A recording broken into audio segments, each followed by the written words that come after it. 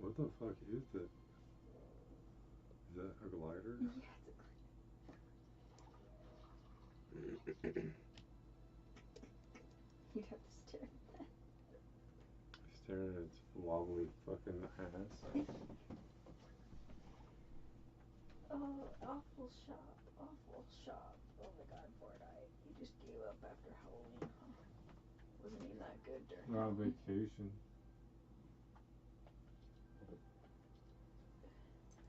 Okay, if reload doesn't work, I am going to report everything on Fortnite. Report every single thing.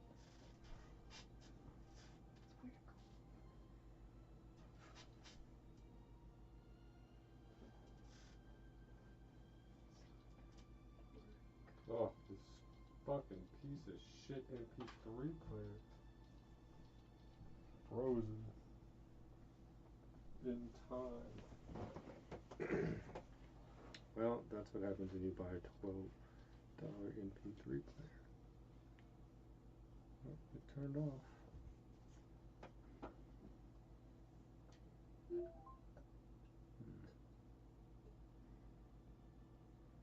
Reload, loot, update.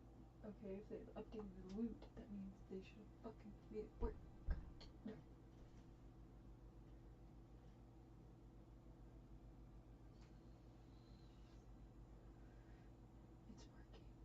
What is it? Reload. It's going to reload. Copies. Make off. New map, new loot, new great stuff. Join Central. Johnson Wax program with Fibber McGee and Molly.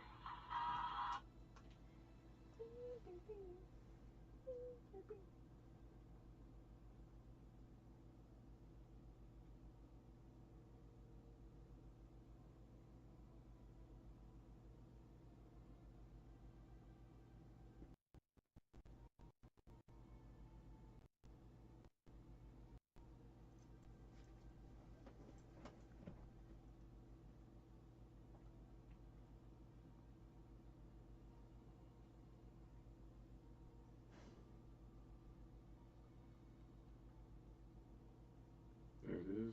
Fuck. The Johnson Wax program with Fibber McGee and Molly. God damn it. Never mind, it's not fucking working. God damn it.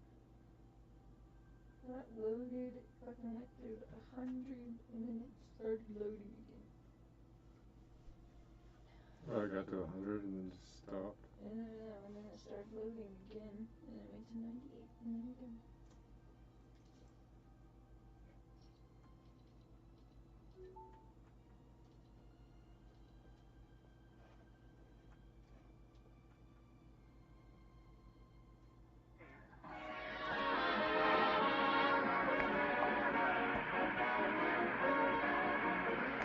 The makers of Johnson's Wax, Johnson's self-polishing glow coat present Marion and Jim Jordan as Fibber McGee and Molly with Bill Thompson, the King's Men, and Billy Mills Orchestra. The show opens with This Cat Below.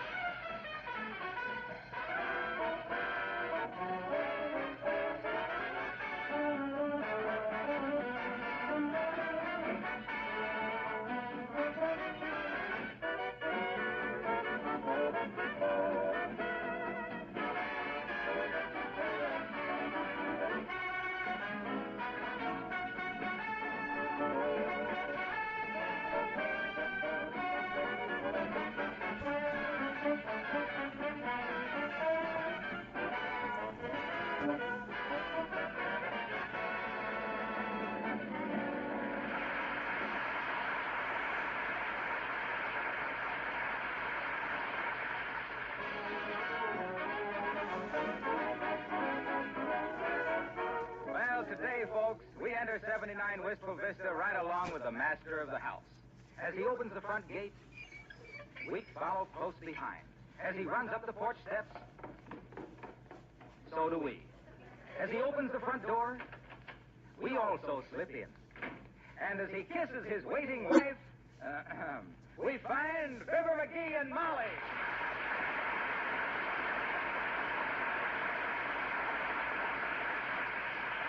Hi, Molly. Hello, dearie. What are you hiding behind your back? Let me see. Oh, nothing much. Just a few flowers. Here. Oh, a bouquet of roses. Yeah. Ah, they're so lovely. Oh, it wasn't anything that any red... McGee, what have you been up to? What you mean, Molly? You know very well what I mean, McGee. Huh? When a man brings his wife flowers for no reason, there's a reason. Look, Mrs. McGee, this is an anniversary. Just 5 years ago today, on the 16th of April, we went on the air for Johnson's Way. Oh, heavenly days. Yeah. For the purposes of the script, imagine me forgetting that. Yes, sir, imagine us talking ourselves red in the network every Tuesday night for 5 years. Do you remember that first broadcast in New York, Oh, McGee? boy, was that terrible. And what we overheard one of the NBC vice presidents saying afterwards? What did he say? He said, well, Bill, they just hatched a turkey in Studio 8. But he says it won't live till Thanksgiving. Ah, well, I knew we could make Check out the new shit. I had faith. Yes, you did. I sure did. It took 3 options to get you to move out of that tourist camp. Come in, by all means. Hello there, Johnny. Hello, daughter. Telegram for you. Sign here. Oh, thanks, old-timer. Who's the wire from, McGee? Oh, boy, the president of one of the big film companies. Oh? Rodney Goldbugle, head of 19th Century Wolf. Really? What does it say? Says, my staff feels that after 5 years on radio, you have tremendous box office possibilities. Oh. Stop. But I don't think so, and that's that. Signed Goldbugle. Wonder he didn't send it back. He did. What? Hey! Well, freeze my lagoon and call me It would Sonia. just be fresh. Like, there ain't no way you could have... That does it, Johnny. That absolutely does it. Freeze my lagoon and call me Sonia. That's going These are too pretty far. realistic Why, tattoos. what do you mean, Mr. Oldtimer? But they Daughter, are for going to be 5 realistic years looking now, for some rain, short shine, amount of fair time. weather and fall, week in, week out. I've been coming here to listen to your husband's bum jokes, just so I could tell him the way I heard it. Hoping and praying that maybe I could improve your sense of humor. But I give up. I'm through. I wash my hands of the whole business. So long, We did, kids. but I See you couldn't... next The week. device froze, so we're just going to be listening to the first 12 minutes. Boy, that old spindle shank, if he thinks for a minute to The way I hear I it, wanted to hear one the end of mother's this. ass and another mother's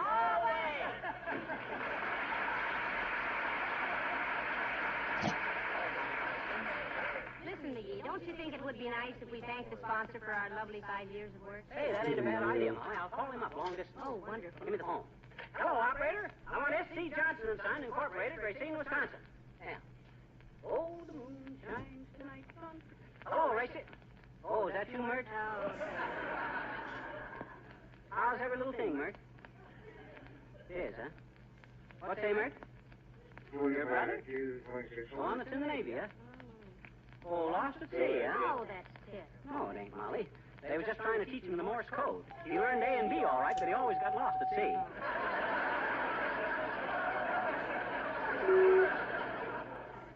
What's that, Mert? Oh, they closed up, huh? Oh, never mind. Racine will probably call us after this show. So long, Mert. Say, why don't you write him a letter, McGee? That's a good idea. Where's my pen? Right there in the desk. Oh, here it is. Oh, Now, what's the matter? this pen, it's empty again. It is no such a thing. You just filled it yesterday. Well, I guess it'll be all right if I just shake it, I guess. Just clogged up on the book. Whoop. Oh. Oh, McGee, look what you did. You got a big gob of ink right in the middle of the carpet. Now, how do you suppose that happened? All I done was shake the pen like this and whoops, that rat it, there she goes again. All right, dearie, give it one more squirt. We might as well make this work. No, I didn't mean that. Gee, that's an awful terrible looking spot, ain't it? Oh, you gotta Better get some salt and milk quick, Molly. Salt and milk, what's that for? Why, that's the best way to take the spot out. You see, the principle is, Molly, that the salt absorbs the ink, and when it dries, you just brush it away. You haven't seen it? Then what's the milk for? to get the salt wet. If it ain't wet, how can it dry? Well, I'll try anything. Now, don't monkey with that spot until I get back. I don't want to have to... Ah, dear, come in. Hi, mister, you want to go fishing, huh? No, I don't want to go fishing. Oh, come on, it's fun. I got the net and everything. Hey, that ain't a fish net you've got there. That's a hair net. I know. Well, what kind of fish you expect to get in a hair net? Herring. My sis, don't... Oh, don't you want to go home, don't you? No, I don't you. Now, run along. I'm busy here trying to get an ink spot out of the carpet. How? Milk and salt. Honest? Yeah. I'm surprised it's still there. Spread the salt on the spot and pour milk all over. Oh, sure. Sure. Well, don't you believe me? Yeah. What, he died on top And the there? way it works, I Oh, can't my stop me God. being spots so thirsty. It drinks too much milk and gets the stomach ache, and when it rolls over, you pull the carpet out from under it. Hush there, says I.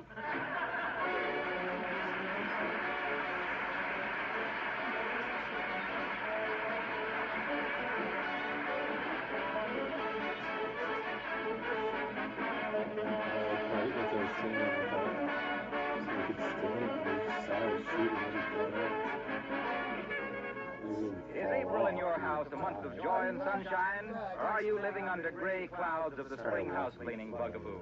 You know, I've been in some homes where you could just feel that spring house cleaning coming on like the villain in an old-time melodrama. And yet in other homes it doesn't seem to cause much stir. Why? Well, I can give you one good answer. Chances are the housekeeper who takes the annual cleaning job in her stride uses the genuine wax method of housekeeping. She uses genuine Johnson's wax regularly throughout the year to protect her floors, furniture, and woodwork. Also her windowsills, lampshades, refrigerator, leather goods. The coat of Johnson's wax protects these surfaces, keeps them glowing with beauty. Makes cleaning infinitely easier because dust, dirt, and smudgy fingerprints can't collect on a smooth waxed surface. The result, the properly waxed home is cleaner all year. Much labor is saved, and spring house cleaning is not a great worry. You can prove this to yourself by using genuine Johnson's wax regularly in your home.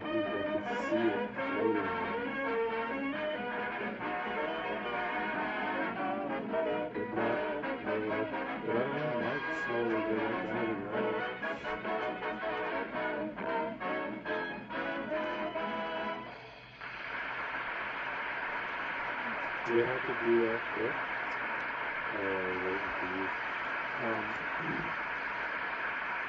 You have to do that again whenever you're More with a milk, team. McGee. But you kill yourself. But don't jump so high. Now some more salt. Bring it around here. Okay. I want to see if it'll fall out of the Heavenly sky. days, the more I do to it, the worse it looks. McGee, I could just thank you for making all this trouble. I don't blame you, Molly. If we weren't going to have spare ribs for supper, I'd put myself to bed without any.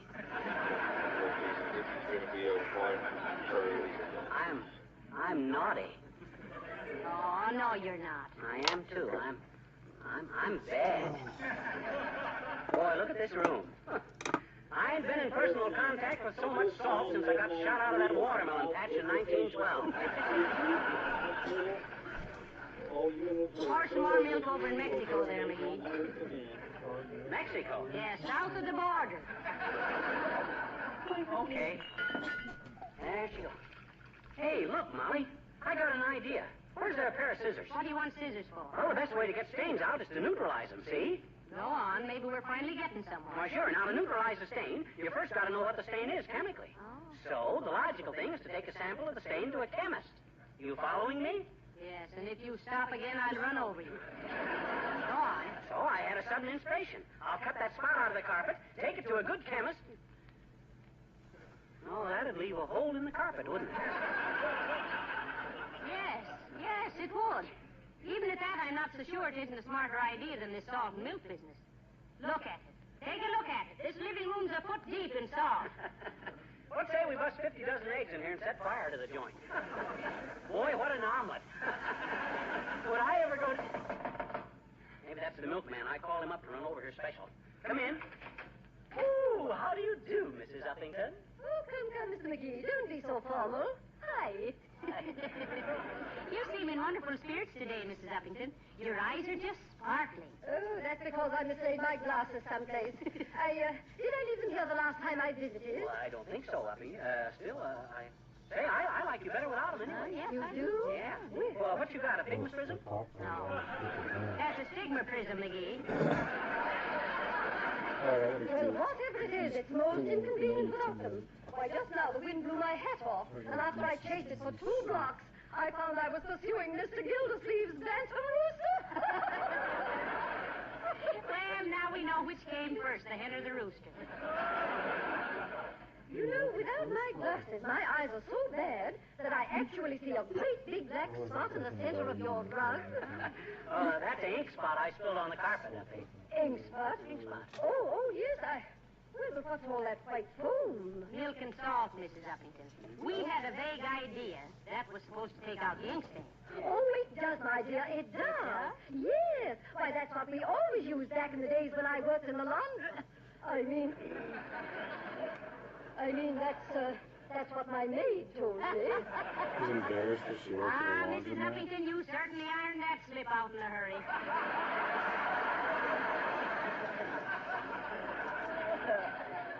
But don't worry, Uppy. Molly and I don't mind if we mingle with a mango minder. And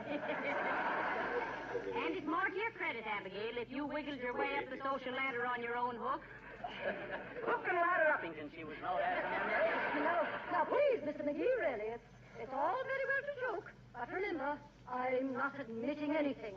After all, I came from one of the oldest families in the state. Is that so? Yes.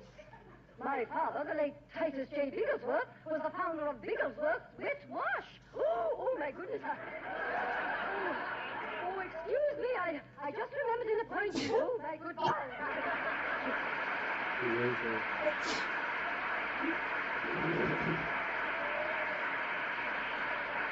What a woman. She sure dresses up fit to kill, doesn't she, Molly? Yes, she does. At least that coat certainly looked like a shooting jacket.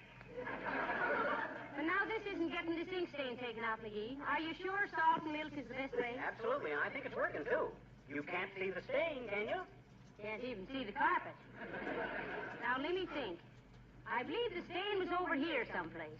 Wait till I scrape the salt away. Oh, there it is. Look at it. I thought the wet salt was supposed to absorb the stain. Maybe we should have used buttermilk. Well, here, let's put on some more salt, anyway.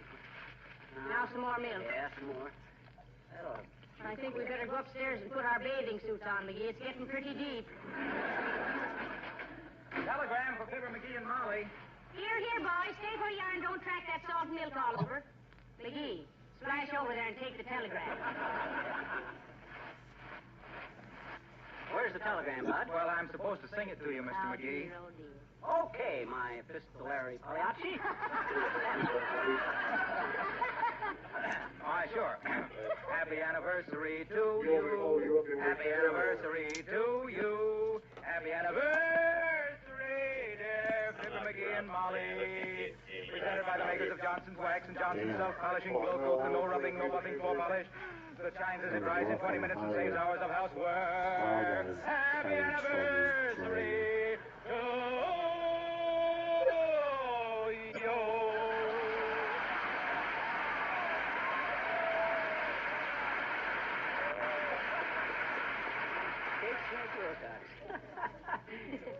He could have left off that Chautauqua finish.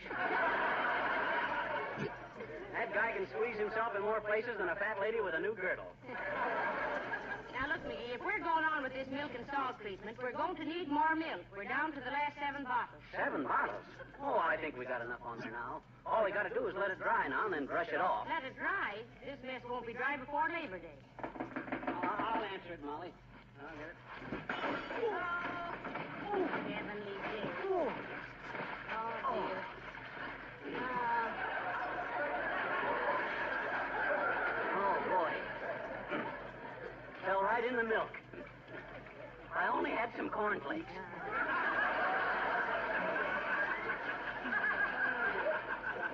Well, don't lay there. Get up out of it and answer the door. Okay. Ah, good day, my dear, and good day, the good humor man, isn't it? No, it ain't the good humor man, Boomer. That isn't a white suit, Mr. Boomer. He fell in the mill. Is that so? Fell in the milk. Must be studying to be a human fly. But what, may I inquire, is the cause of all this lactic lavishness and the surrealistic salinity? What? Huh? Well, if you must know, Boomer, I spilled some ink on the carpet and we're trying to get it out. What a coincidence. I have with me the famous old Boomer recipe for removing stains from carpets. I take it there is a carpet under all this waffle batter. Yes, there is. And let's see your stain-removing recipe, Mr. Boomer. We're desperate enough to try anything. Certainly. Only charge you a small fee for all service. Now, let me see. Where did I put Grandma Boomer's stain-removing recipe? Grandma Boomer's stain remover? Here's a small address book. Call it my lollipop ledger. Sucker list, you know. Here's a letter from an old cellmate of mine, getting paroled next week and wants me to meet him outside the gates with a horse and buggy. Poor old Archibald. Has he been in that long? His advertising circular of the Dodge station wagon. Beautiful car, but not for me. All my life I've had to Dodge station wagon. Passport photo of my brother Burbank. Looks like a criminal, doesn't he? Why not? Rabbit's foot with a fallen arch. Aha, and a sign of spring, a check for a short bark beer. Well, imagine that, no recipe. Oh, for goodness sake. Hobby would have been too technical for young Lima being here to have handled anyway, my dear. Oh, yeah? I have you know, Boomer, that I know as much about handy stuff about the house as anybody. Oh, is that so? Yes, that's so. Why, even as a kid, Boomer, I used to spend all my dough for some little gadget to make my mother's work easier. Oh. Why, buying things for that house used to keep me broke. House broke McGee, I was known as. House broke McGee, the hale and hearty handyman, heaving and hauling hunks of heavy hickory to hurl on the hearth to help Hannah. Hannah was the hired housemaid. Happily humming a hey-de-hey and a hidey-ho about it takes a heck of a heap of hokum to make a house a home. Whooping and hollering as a handily hemmed a handful of hankies or hammered a handle on a hardwood high boy. Haggling clusters about a hatful of honeydews and hitting the hay with these words in my ears. Have I handled this wooey for 5 long years? You just running over that freaking field of stuff.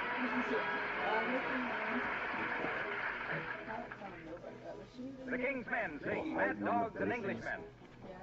In tropical times or certain times of day, when all the citizens retire to tear their clothes off and perspire, it's one of those rules that the greatest fools obey, because the sun is much too sultry, and one must avoid its ultraviolet rays.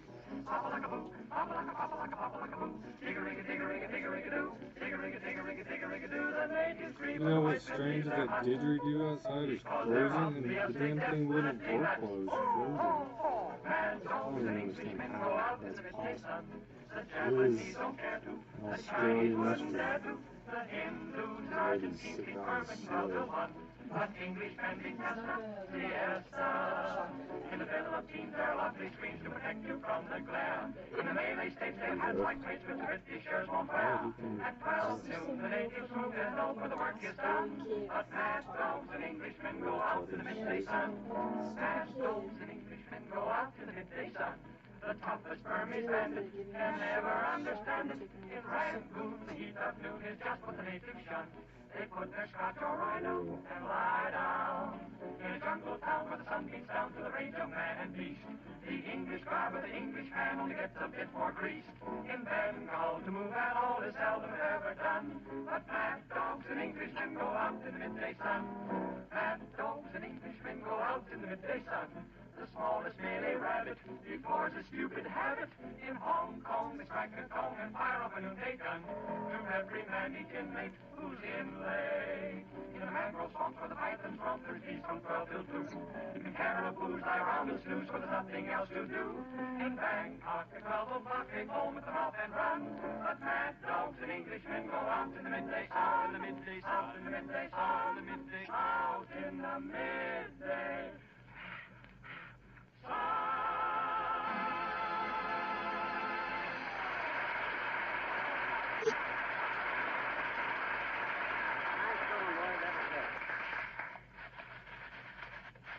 How's it coming, Molly? Started to fade yet? No, it hasn't. That spot is getting bigger and blacker by the minute. Well, don't give up, Molly. Keep scrubbing away and it'll come out all right. Say, I see here by the paper that the Cubs opened in... Put that paper down and get to work, McGee. Heavenly days, you got us into this milk and salt mess, and you'll help get us out. Okay. I've scrubbed that ink spot till I'm worn out. Between that and the smell of all this milk and salt. You mean confidentially the ink stays? Don't you get it, Molly? It ain't funny, McGee. I thought that was pretty apt. No, it was. It's pretty apt to get you down here on your knees with another scrub brush. Okay. Walk over here and take a look at this goo. Okay. Am I wrong, or is the color all coming out of the rug? No. For once, you're not wrong, dearie. We've absolutely ruined a lovely oriental carpet that set us back $27.95. Come in. Ah, good day, Mrs. McGee. Hello, Fibber. Well, what's this? Spill some salt? Yes, Mr. Gildersleeve, and some milk. I got to get the ink on the carpet, Gildersleeve, and we're trying to take it out by the salt and milk method. Oh, it won't work. What? What you mean it won't work, Gildersleeve? I tried it myself, McGee. It's no good. The best thing for ink stains on the carpet is root beer. Root beer? I never heard of that. What do you do, just pour it on? Oh, no. You go out in the backyard and drink it. That takes your mind off the stains. You come back in, throw a small rug over it, and forget it.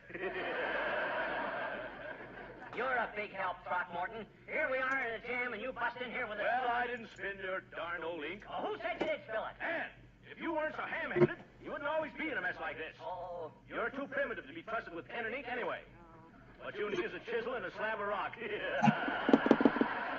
Oh, is that so? One more crack like that, Gildersleeve, and I'll box your ears.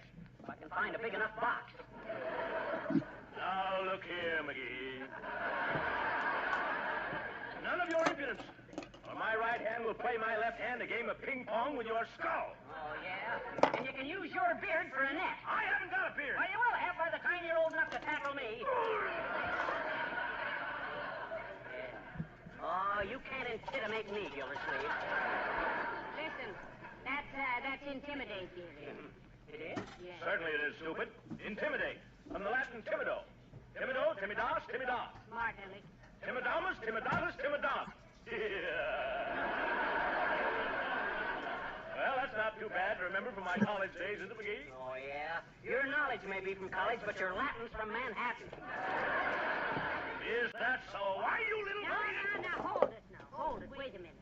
This is all beside the point. Well... Look, Mr. Gildersleeve, in your opinion, should we go on with this milk and salt treatment for that ink stain? No. Why not? Well, why should you? The carpet's ruined now. Look at it. Wouldn't dry out for several months anyway. What do you want in your living room, a swamp? Well, I think he's right, McGee. We might as well throw the carpet away. It's just a freaking rug. Okay. Can't say we didn't try. Grab a hold of the far end there, Gildersleeve. Old pal. We'll roll it up. Well, how about all these milk bottles and all this salt and stuff? Oh, roll them up inside the rug. I'll open the window and you can throw the whole mess out. Go ahead, boys. You ready? Contact. Okay, Gildersleeve, over this way. Here we go. I got it, McGee. Raise it up a little, McGee. That's it. Now heave it out. Man, that's a rug. Well, thank you, Mr. Gildersleeve. And thank you, McGee, for ruining me carpet with your fine ideas. Look at that bare floor. Look at it. I am. Now we can brag about the Boy, have Dodgers we wax. been dumb. Why didn't I think of it before? What's so funny? Won't that floor look beautiful with Johnson's wax on it? Heavenly days after 5 years.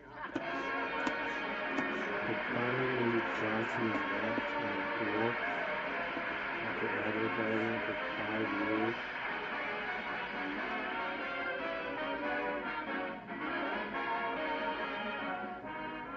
Fibber and Molly will be back in just a moment. Did you know that this week has been set aside by the American Humane Association as Be Kind to Animals Week? Well, now any man, woman, or child who has ever looked down into the trusting eyes of his or her Cocker Spaniel or Scotty doesn't need much persuading on the subject of Be Kind to Animals. Of course, they do get into mischief. They do come tearing across the kitchen floor with muddy feet, but you shouldn't put them in the doghouse for that. there's a much easier, pleasanter remedy. Protect that linoleum with Johnson's self-polishing glow coat. And then you'll really be doing three things at once. Protecting and beautifying the floor, saving yourself hours of work, and being kinder to your pets. If you're not already using glow coat, you've no idea what a labor saver it really is. Glow coat is self-polishing, requires no rubbing or buffing whatsoever. Just apply and let dry. In 20 minutes, your floor is shining with new beauty, its colors fresh and bright. Buy a can of Johnson's self-polishing glow coat from your dealer tomorrow.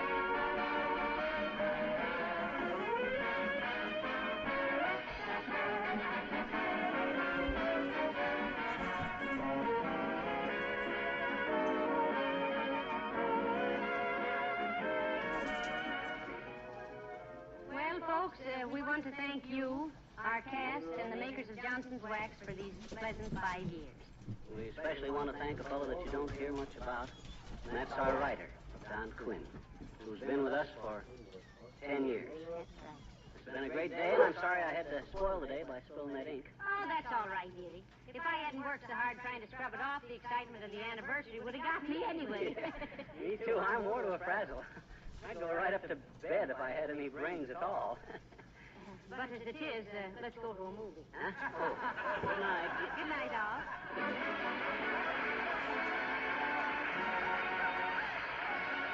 This is Harlow Wilcox, speaking for the makers of Johnson's Wax and Johnson's Self-Polishing Glow Coat, inviting you all to join us again next Tuesday night. Good night. This is the National Broadcasting Company.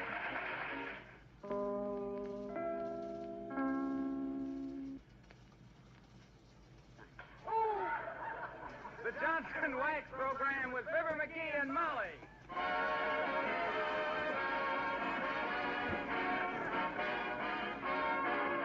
The makers of Johnson's Wax and Johnson's Self-Polishing Glow Coat present Marion and Jim Jordan as Fibber McGee and Molly with Bill Thompson, the King's Men, and Billy Mills Orchestra. The show opens with a V.I. Sing.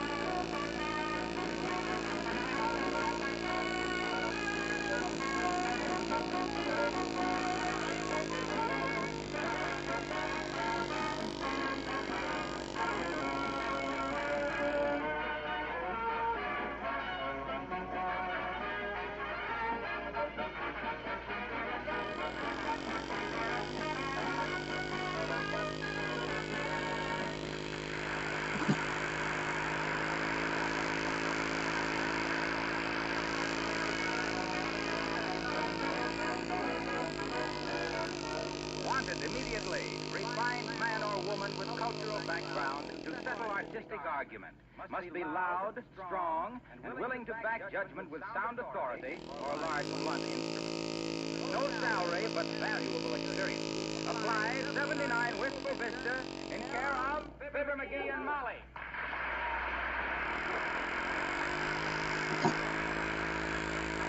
Now, you look here, McGee. I'm tired of arguing about this. You've exhausted my impatience. Let's not hang the picture tall. We gotta put it up, Molly. I spent $2.98 getting the frame for that picture. Besides, that's the prettiest calendar the butcher ever sent out. Now, just the same, you hang it the way it should be, hung or out it goes. The top of the picture should be at eye level. No, the bottom of the picture should also be hung at eye level.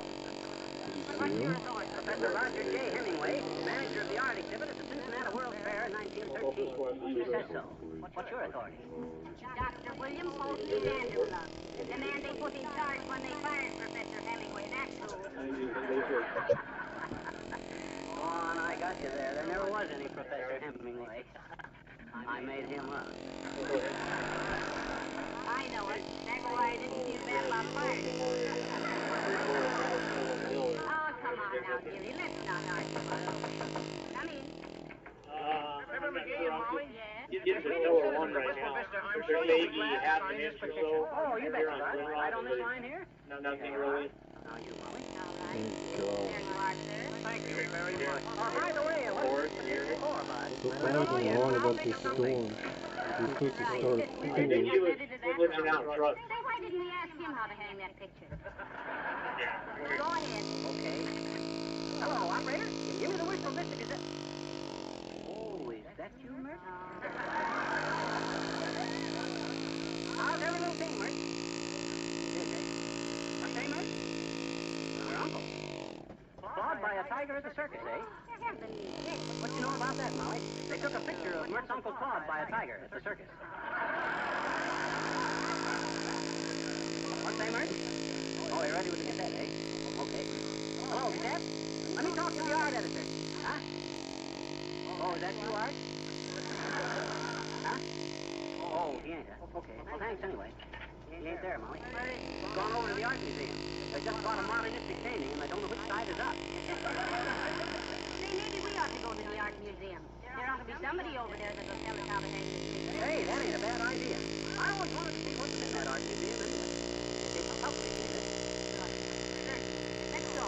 We might pick up a hunk of culture while 38 on, Sure, come on, well, get your hat and let's go. All right. I'm glad to get this thing settled. Oh, there's Johnny. Hello, Gunner. Hi, old-timer. Say, we haven't time to talk now, Mr. Old-Timer. Got to check up on what's doing in art these days. Used to be quite a fancy painter myself. Oh, fancy James McGee. He was no there to them days.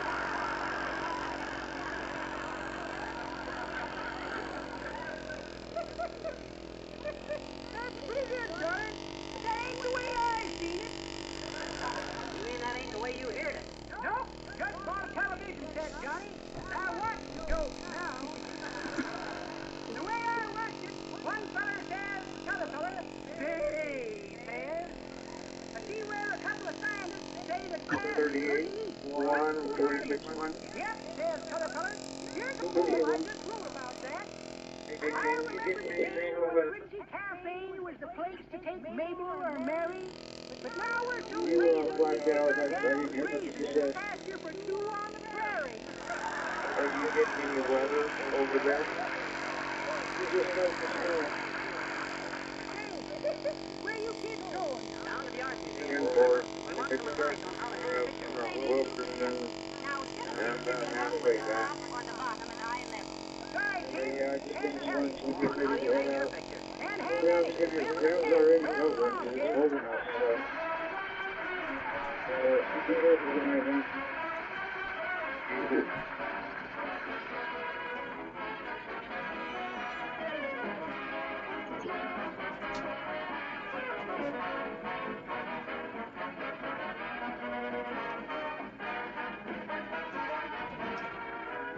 When you buy linoleum, its colors are bright and fresh. Wouldn't it be nice if you could always keep them that way? Well, you can very easily, simply by buying a can of Johnson's self-polishing Glow Coat. Glow Coat will not only keep the colors bright and new-looking, but it will also make the linoleum last years longer than floor covering that is continually scrubbed with soap and water. Too much scrubbing softens and cracks the surface. Glow Coat protects the surface. And besides this protection, Glow Coat is a wonderful labor saver. In the first place, it requires no rubbing or buffing. It's self-polishing. Just apply and let dry. And in 20 minutes, you have a sparkling, beautiful floor. In the second place, it's easy to keep a glow-coated floor spotless. Spots and stains wipe up quickly with a damp cloth. You can use Glow Coat for your painted and varnished wood floors, too. You'll find it everywhere. The attractive red and yellow can of Glow Coat. Spelled GLO-COAT.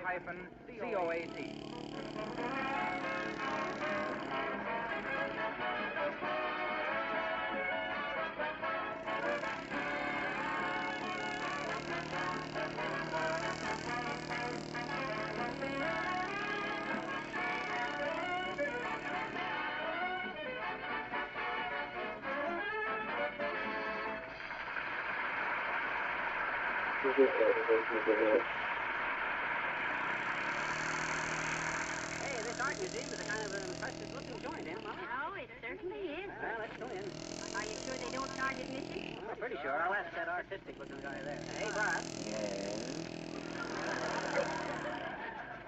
the Pope for a piece of painting? I'm afraid I don't understand. He means what do they charge for admittance here? Oh, 25 cents. Well, thanks, Bud. Are you an artist? Yes, I am. You work on landscape? No, I work on marine. Oil?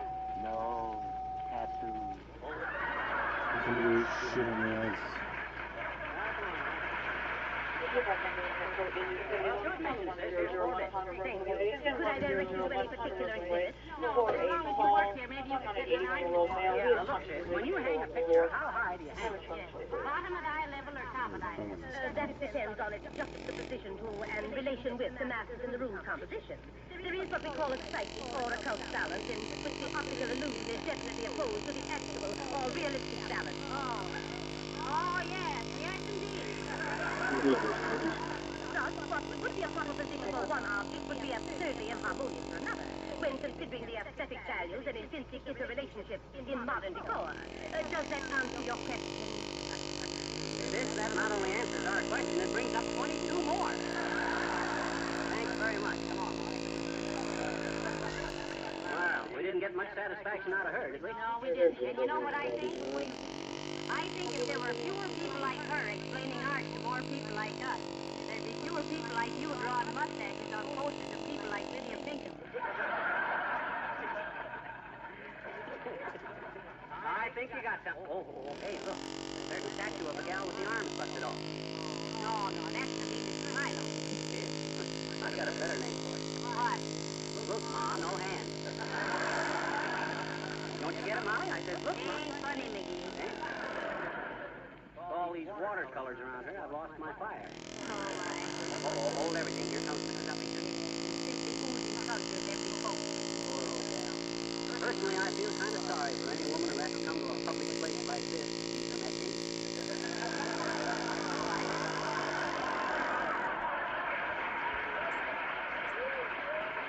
Quiet, McGee. Oh, how do you do, Mrs. Uppington? Well, I hardly expected to find you two people there. That is, I mean, I had no idea you were interested in the more cultural aspects of life and wistful business. Ooh, yes, we thought it might do us good, Uppy. We may have low brows, but we got high hopes. High hopes. What are you doing here, Mrs. Uppington? Oh, I came to attend a class in flower arrangement. Fascinating subject, really. Are you familiar with flower arrangement, Mrs. McGee? Only the kind where you arrange the flower with a little milk and baking soda, Mrs. Uppington. Really?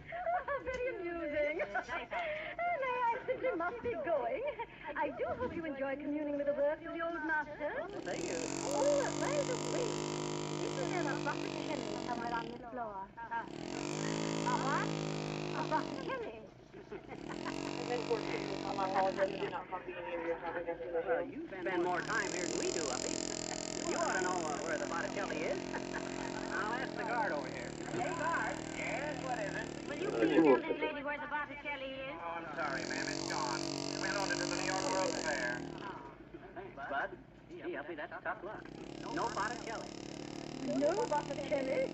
Well, take my number and call me Uppy.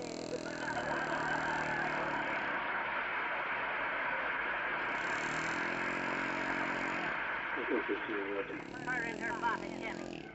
She hasn't bought a picture since she had her silhouette cut at the Columbian Exposition in 1893. She should have waited. She'd get a lot more silhouette for her dough these days. Well, come on, dearie. We've got to find somebody in authority that will tell us how to hang a picture. Hey, maybe there'd be somebody in here. This door's marked private. Sorry, mister. You can't go in there. Why not? That's where the model's dressed for the light class. Models, huh? Come on, McGee. Come on. Oh, wait a minute, Molly. I got a timer. Well, hurry up and get it tied. Oh, the other one coming. Now listen here, McGee. You're just stalling. You think there might be a pretty model in there, and then He's coming out. Well, hello there, kid. What you doing here? Well, I'd like to ask you the same question, old-timer. You ain't supposed to go in that room. I should say not. That's the model's dressing room. Hush, kid, Carter. I'm the model. Yep, they're painting the Spirit of 76 today, and I'm the fellow with the fight. One side, kids, I'm late for class.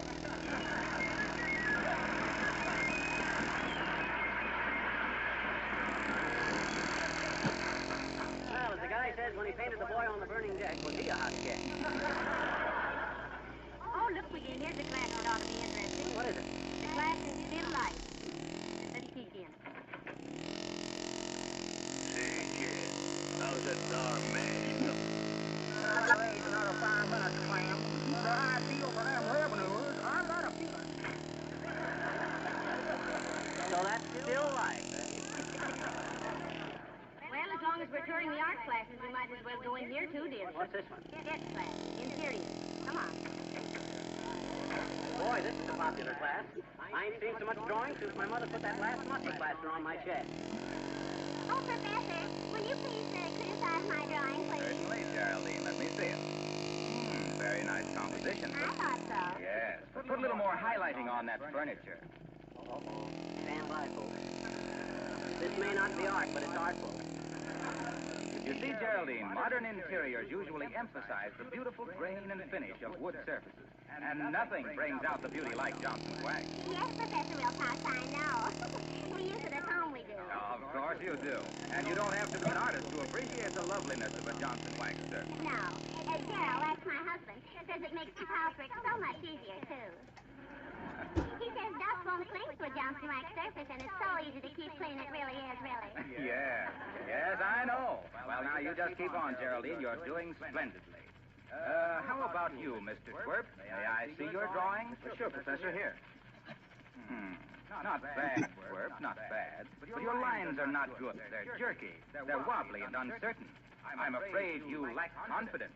Yes, I guess I do, Professor. Yes, I guess I do.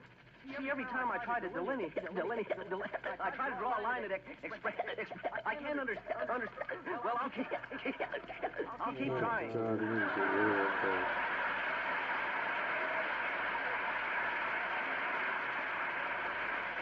I think he must have come in here from that still life class, McGee. Well, come on, we can't get any information around here. Let's go on home.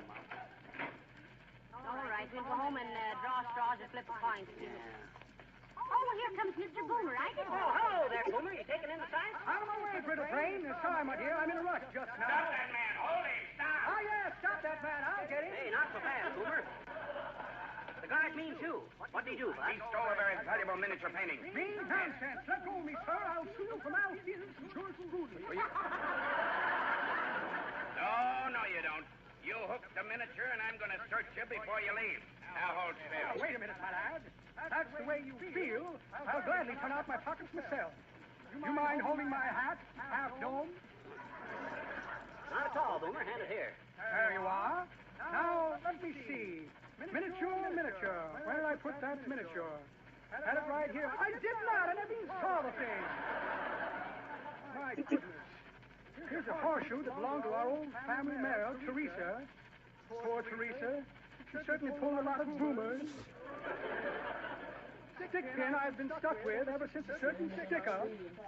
Here's a porcelain doorknob placed in the toe of a sock that makes a better sandbag than a lead pipe does. A collect telegram that I shouldn't have accepted. My dear old mother always told me to beware of charged wires. Here's a small bar of candy I swiped from a drugstore counter. Can't go to sleep without a bit of hot chocolate.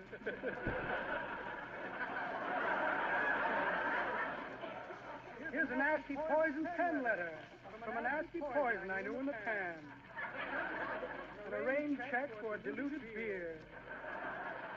Well, no miniature painting. Sorry to disappoint you, officer, but this seems to be an indication of my vindication. Gee, mister, looks like I was wrong. But I could swear that No profanity, please. Level I'm a 0. man and let this be a lesson to you. I don't Now, my hat, please. So useless and shabby. Oh, here you are, Boomer. Hey, what's this pin to the lining of this hat? Heavenly days, that's the miniature painting the guard was looking for. Not at all. This is a little portrait of my childhood sweetheart, bless her. A likely story. Then why hide it in your derby, Boomer? Well, until we're ready to announce our betrothal, I promise to keep it under my hat. Good day, my dear. Good day, Nutmeg.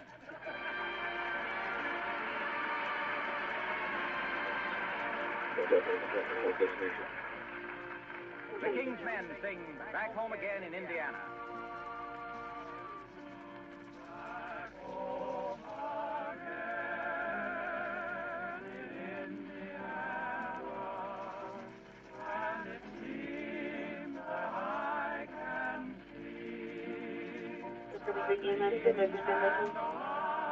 Stand by to stand by.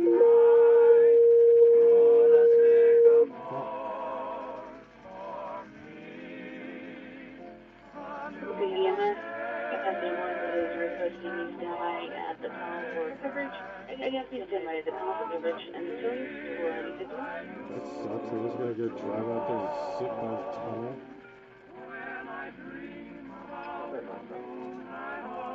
Anything to say, did you? They're on their way.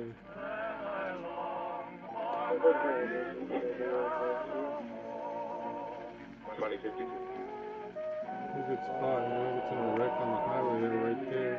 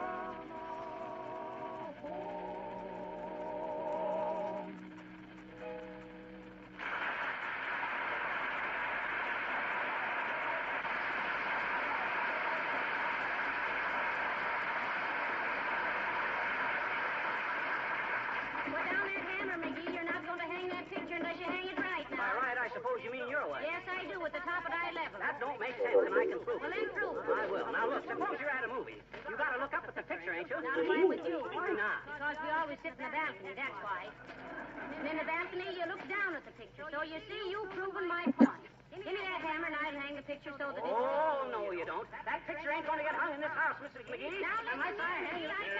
Here, what's going on? My goodness, they can hear you arguing all over the neighborhood. Well, what business is it of yours, Gildersleeve? What's the idea of coming in here without knocking? Well, I didn't want to miss anything. Now, look, Mr. Gildersleeve, now that you've butted in, you might as well make yourself useful. Here's what we wanted to know. When you hang a picture, does the top or the bottom hang at eye level? The top, ain't it, Gildersleeve? No, I'd say the bottom. Which do you say, Mrs. McGee, the bottom? No, I say the top. McGee says the bottom. Then I say the top, too. Oh, yeah, just because you want to be opposite from me, eh? Yes, I do. I want to be as opposite from you as possible in every way. Every day and every way, That reminds me, we go on daylight saving time next week, folks. Don't forget to set your clock ahead. That's right. I'd forgotten all about it. That's okay, but you don't set the clock ahead. You set it to the clock back, Gildersleeve. You don't either. You set it ahead. How can you save daylight by setting it ahead? You lose an hour that way. Look, suppose it's 4 o'clock in the morning. What day? Friday. We'll be busy all day Friday. Make it Thursday. I can't. I'm going to the dentist. Dad, this is just for instance. Get to the point, boy. Well, I forgot what the point was. Oh, yeah, the reason this picture ought to be hung with the bottom of eye level, Gildersleeve, is because... We're talking about daylight saving. Oh, trying to change the subject because you know I'm right, eh? You're a hard man, McGee. And stop pointing your finger at me. I'll point my finger at you all I like, Gildersleeve. The rest of the neighborhood does. Why shouldn't I? Now, look here, McGee. One more remark like that. Stop it. You two boys do nothing but fight every time you meet. And one of these days, I'm going to pop him one right on his button. You couldn't pop popcorn in a blast furnace, you little sawed-off. Oh, now, take it easy, Gildersleeve. Take it easy. I don't want to slap you down right in my own house. Then come out in the backyard. What? In that hot sun? You see what a dirty fighter he is, Mike? Wants to weaken me with a sunstroke and finish me off.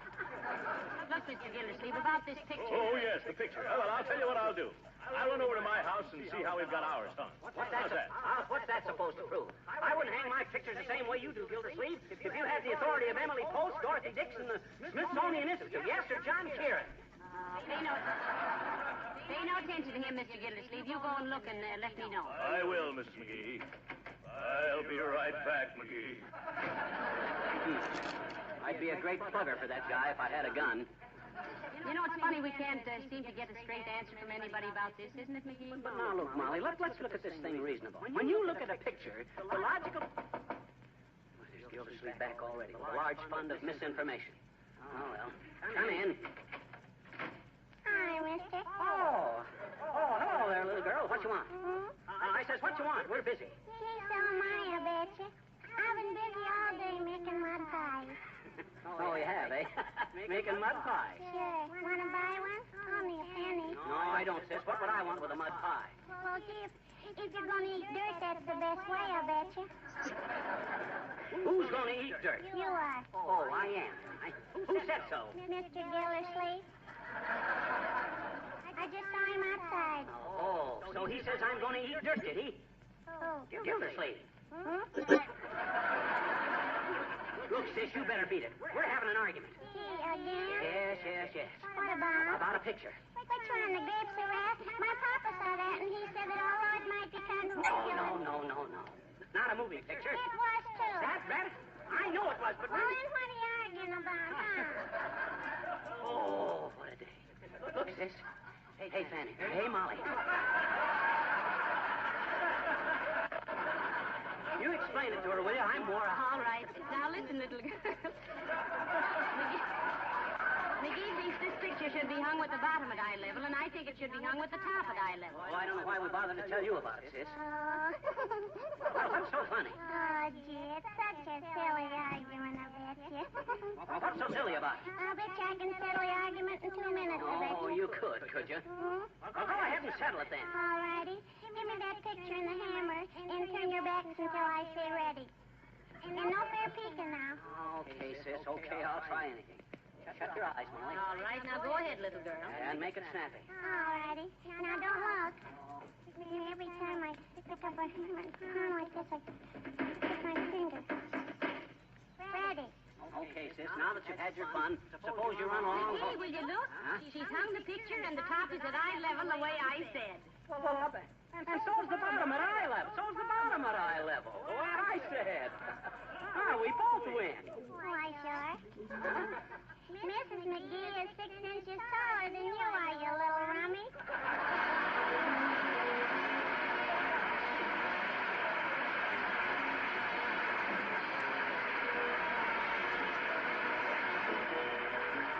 Fibber and Molly will be back in just a moment.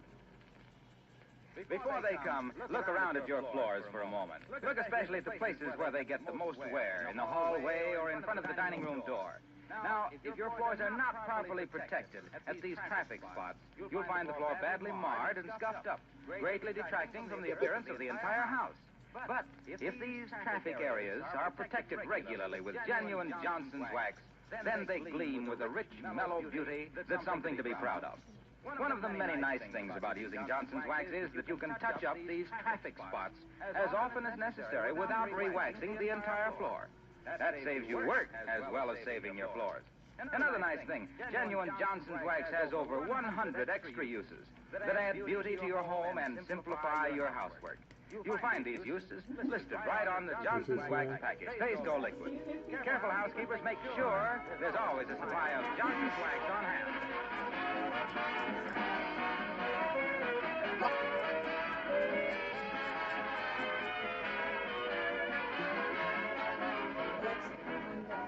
You know, Molly, we ought to spend more time in art galleries and museums and exhibitions and corn carnivals and all stuff like that there. Certainly we should, McGee. You know, my father had a painting, a Van Dyke, that he paid $75,000 for. Honest? What's so funny about that? I was just thinking how Orson Welles got gypped. He sold his Van Dyke to a barber for 75 cents. Good night. Good night, all.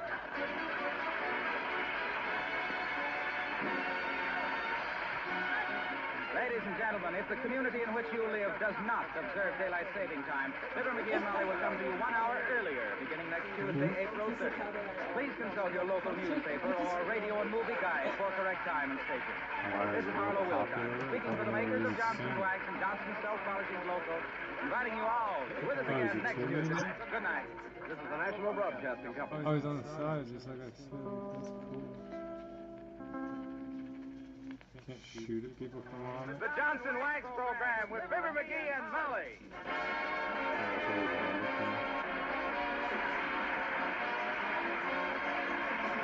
The makers of Johnson Wax and Johnson Self-Polishing Glow Coat present Marion and Jim Jordan as Fibber McGee and Molly with Bill Thompson, the King's Men, and Billy Mills Orchestra. The show opens with Bojangles of Harlem. Shit.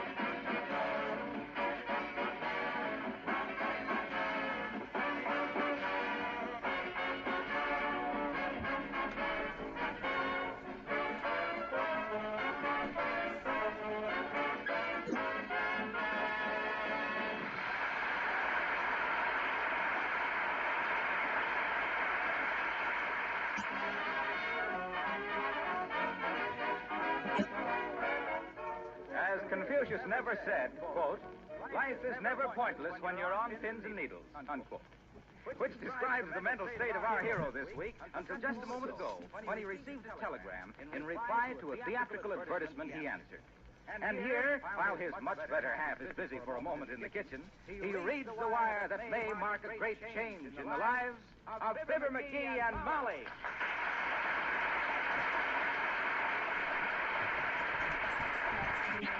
Read this fast before Molly comes in. Now, take it easy, McGee. Calm down. You're as shaky as a right hand at a class reunion. Shucks, I'm so excited I can't even... Oh, got it upside down. Fibber McGee, 79 Wistful Vista. Your answer to our ad received. Application for position as stage director approved and accepted. Congratulations.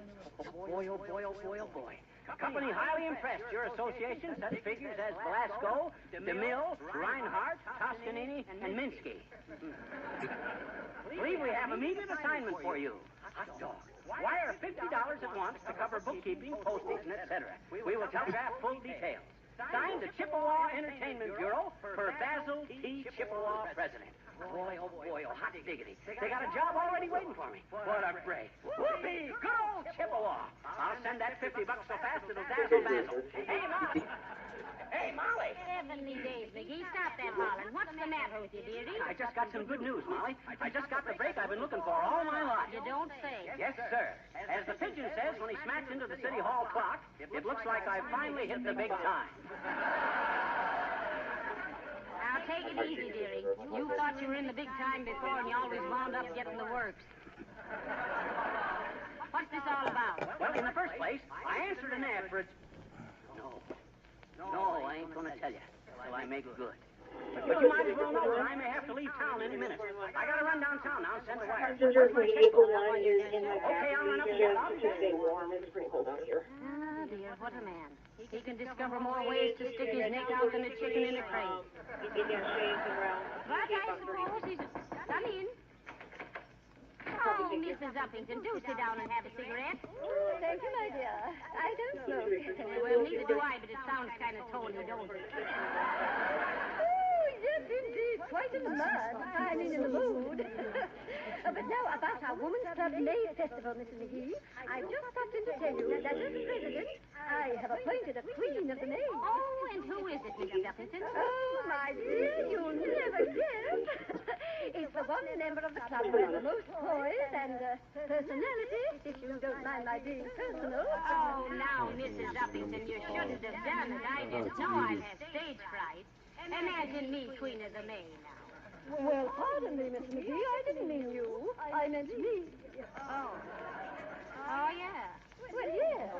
I didn't wish any of the other girls to be put to any expense with costumes, you know, and I happen to be the only other member with a gold crown. Yes, I've often noticed it. On the left side, isn't it? Yes, the second more on the left. Now, please. I didn't mean that. Oh, and by the way, I almost forgot, Miss McGee. We have arranged for a professional director for the festival. Yeah. Well, I hope he's better than the old flower pot we had last year. Where did you get him? Why, from the Chippewa Entertainment Bureau. And, my dear, he's been associated with such people as Velasco, DeMille, Reinhardt, Toscanini, and Minsky. Oh, Minsky. Well, that's different. When's he coming? Well, just as soon as I wire them $50 to cover bookkeeping, postage, etc. Oh, my, it's going to be a wonderful feeling to know there's to be an expert at hand with you every step of the way. Someone whose very voice gives you confidence. Oh, I had a little cat, and her name was Nellie. She had hair on her back, but none on her kittens.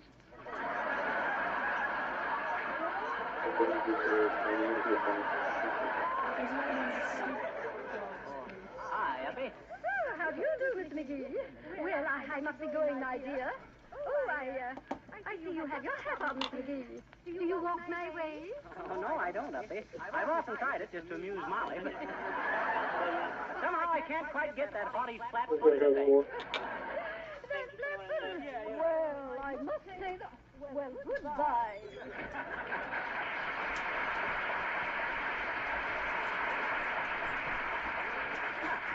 What's old Uppy the Guppy swimming around in our fishbowl for?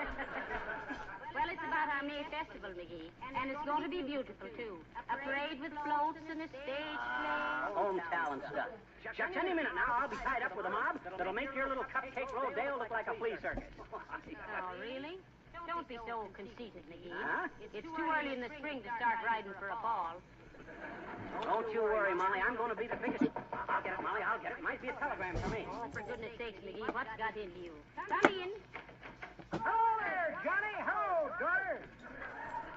Sorry, I ain't got time to talk to you now, old-timer. I got to run downtown and send a telegram. Going that way myself, Johnny. Wait a minute and I'll give you a lift. Oh, fine. Say, how you kids fix for Christmas cards? Christmas. Christmas cards, did you say? Why, this is only April 30th, Mr. Oldtimer. It's, let's see now, 238 days till Christmas. Sure it is, brother. But you won't want to shop on Saturdays and Sundays. That takes all 68 days, so that only leaves 170 days. Then there's 6 holidays and 25 broadcast days. That leaves 139. There's 2 Friday the 13th between now and Christmas. You don't want to shop on them days.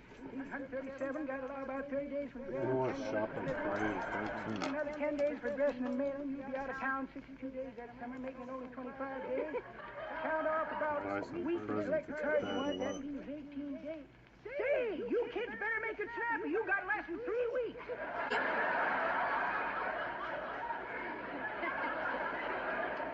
Why, you shouldn't be selling Christmas cards, Mr. Oldtimer. The way you stuff dates, you ought to be working in a confectionery. That's pretty good, daughter. But that ain't the way I heard it.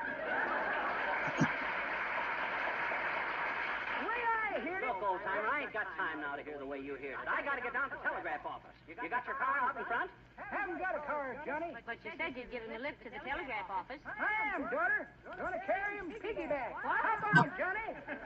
Well, okay, old-timer. Here I come. Now, be right back, Molly. Hey, get your feet out of my hip pockets, Johnny. Hey, so long, daughter. Here we go.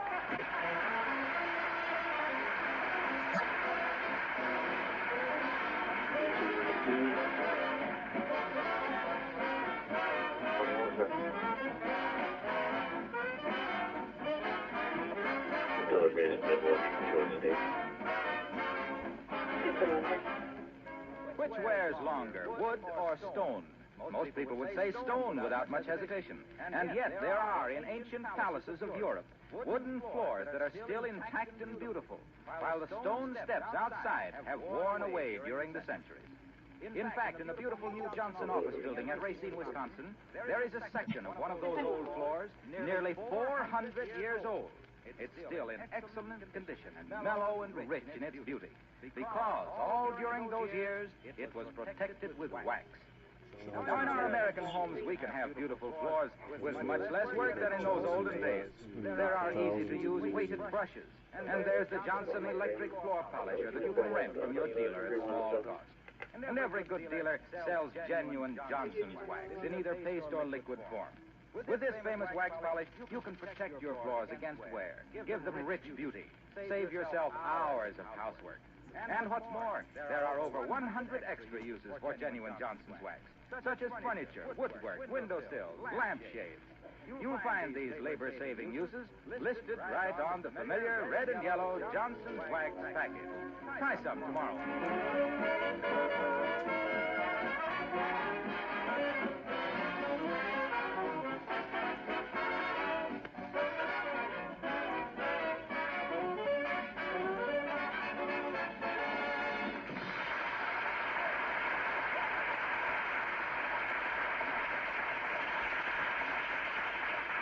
Any messages come from me while I was gone, Molly? No, there weren't.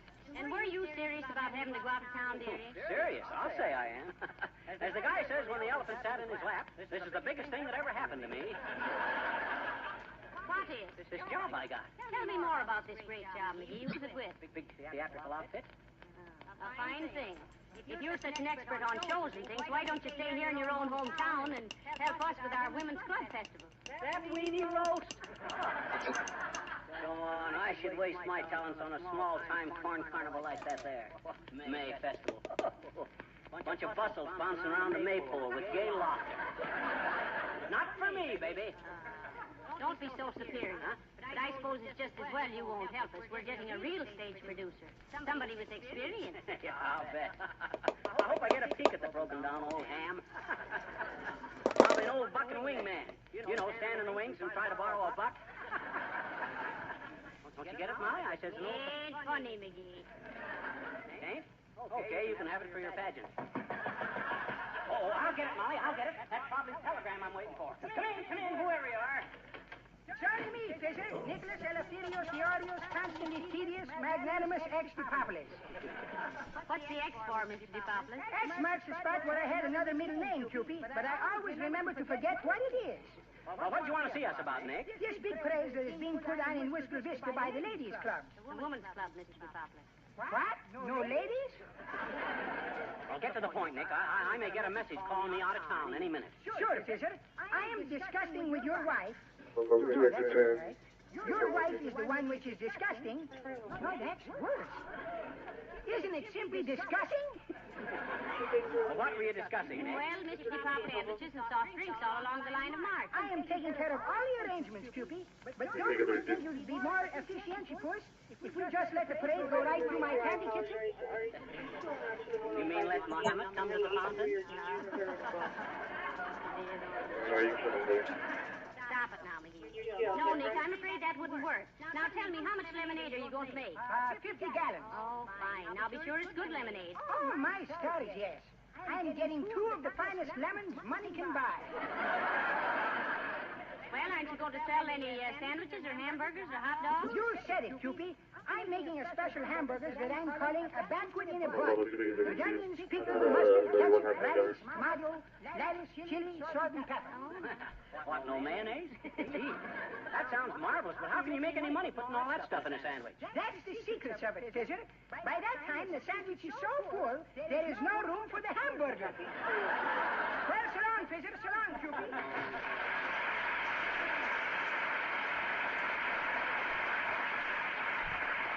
Well, now, doesn't Mr. Depopolis make you feel a little ashamed of yourself, McGee? How so come? Well, look what he's doing to support our May festival, while you run out of town on some wild goose chase. Look, Molly, this time the goose is chasing me. And any time a goose wants to put a feather in my cap, I'll take a gander at it, see? Come in. Hello, Fibber. Say, Molly, about this pageant the Women's Club is putting on, is there any limit to the size of the floats in the parade? Why, no, there isn't, Miss Wilcox. Why, are you entering a float? I'll say I am. I'm building one for Johnson's self-polishing glue. Don't you just love the way we sneak these things in, folks? With all the delicate restraint of a puppy in a shoe closet. Quiet, Miss. Go on, Miss Wilcox. Well, look, I'm building our float on a 40-foot truck, you see. The driver will be sitting in a big facsimile of a can of Loco. That's a reasonable facsimile. Oh, lay off, Fibber, gee. Now, along the sides of the truck, worked out in flowers, are the words Johnson self-polishing Loco. And then on one end of the truck, I'm having two beautiful girls in engravings with ribbons over their shoulders. One is lettered no rubbing, and the other no buffing. And then a big banner with the words just apply and let dry. Oh, they got wet bathing suits. And over the whole thing, a tremendous alarm clock with 20 minutes marked off in different colored flowers, indicating that Johnson's self-polishing glow coat on your linoleum dries to a mirror-like finish in 20 minutes or less. Gee, I think it should be very effective. Oh, it sounds marvelous, Miss Wilcox. But why have those 2 girls in bathing suits? Symbolical. What do you mean, symbolical? What have 2 gals in bathing suits got to do with glow coat? Popular product and figures to prove it. I'll show you the sketches. Go on, Molly. Go on, Fibber. Figures to prove it. The way that guy's got linoleum on his mind, you think he'd spend his life standing on his head. But just the same, I like Mr. Wilcox. He's a gentleman. And what's more, he can be counted on to support any local project. Oh, I suppose you're trying to imitate that I ought to... Intimate, dearie. That's what I said. I suppose you're trying to imitate that I ought to pass up the opportunity of a lifetime just so I can stay here and watch a puny little panty-waist pageant. Well, if you think... Oh, boy, at last. Get ready to pack my bag, Molly. This is it. Hello? Hello? For you, Molly. Climb back into your cartridge belt, big shot. Hello? Oh, yes, Mrs. Uppington. Oh, you heard from them again, huh? What? Oh, I'm supposed supposed to provide room and board for the director during the pageant. Why, certainly, I'll see that he gets plenty to eat and he can sleep with McGee. Hey! Well, you know, I'll find I can sleep with McGee. McGee. Now, look, McGee, forget about going out of town. You can't do it. I've got to put the director of our pageant up here at the house. Oh, but Molly, please, you don't know what this means to me. Let that scenery chew and Cluck go sleep in the park. I don't want it. Can sleep in the I'll park. get my telegram. I don't have a hotel in this town. Hi, mister. You want to buy some flowers from Julia Home? Only got a half a dozen left, mister. What are they, sis? The 6 best smellers of 1940. Oh, they are, huh? Look, sis. Last year, about the 1st of May, you come around and hung a basket of flowers on our doorknob. How come you're selling them this year? Oh, I'm no longer on the sustaining basis of it. Oh, they are, they? Okay, I'll buy them. How much? Nickel, please? Well, here's 35 cents. You got a nickel change? No, but I'll go pick you another flower. Oh. How far you gotta go for it? Right in your backyard. What? You mean to stand there with the roses in your cheeks and my geraniums in your hands and tell me you deliberately took those...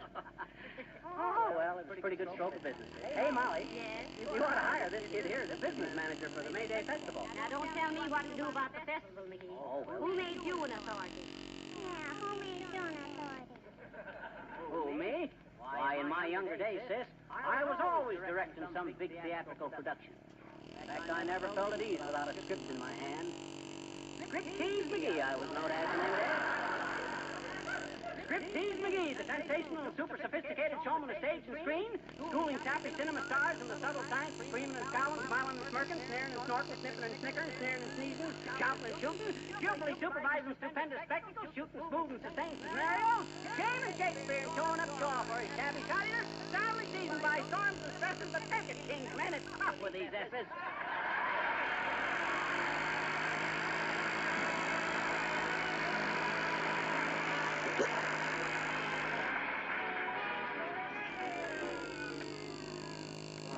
The King's men sing with the wind and the rain in your hair.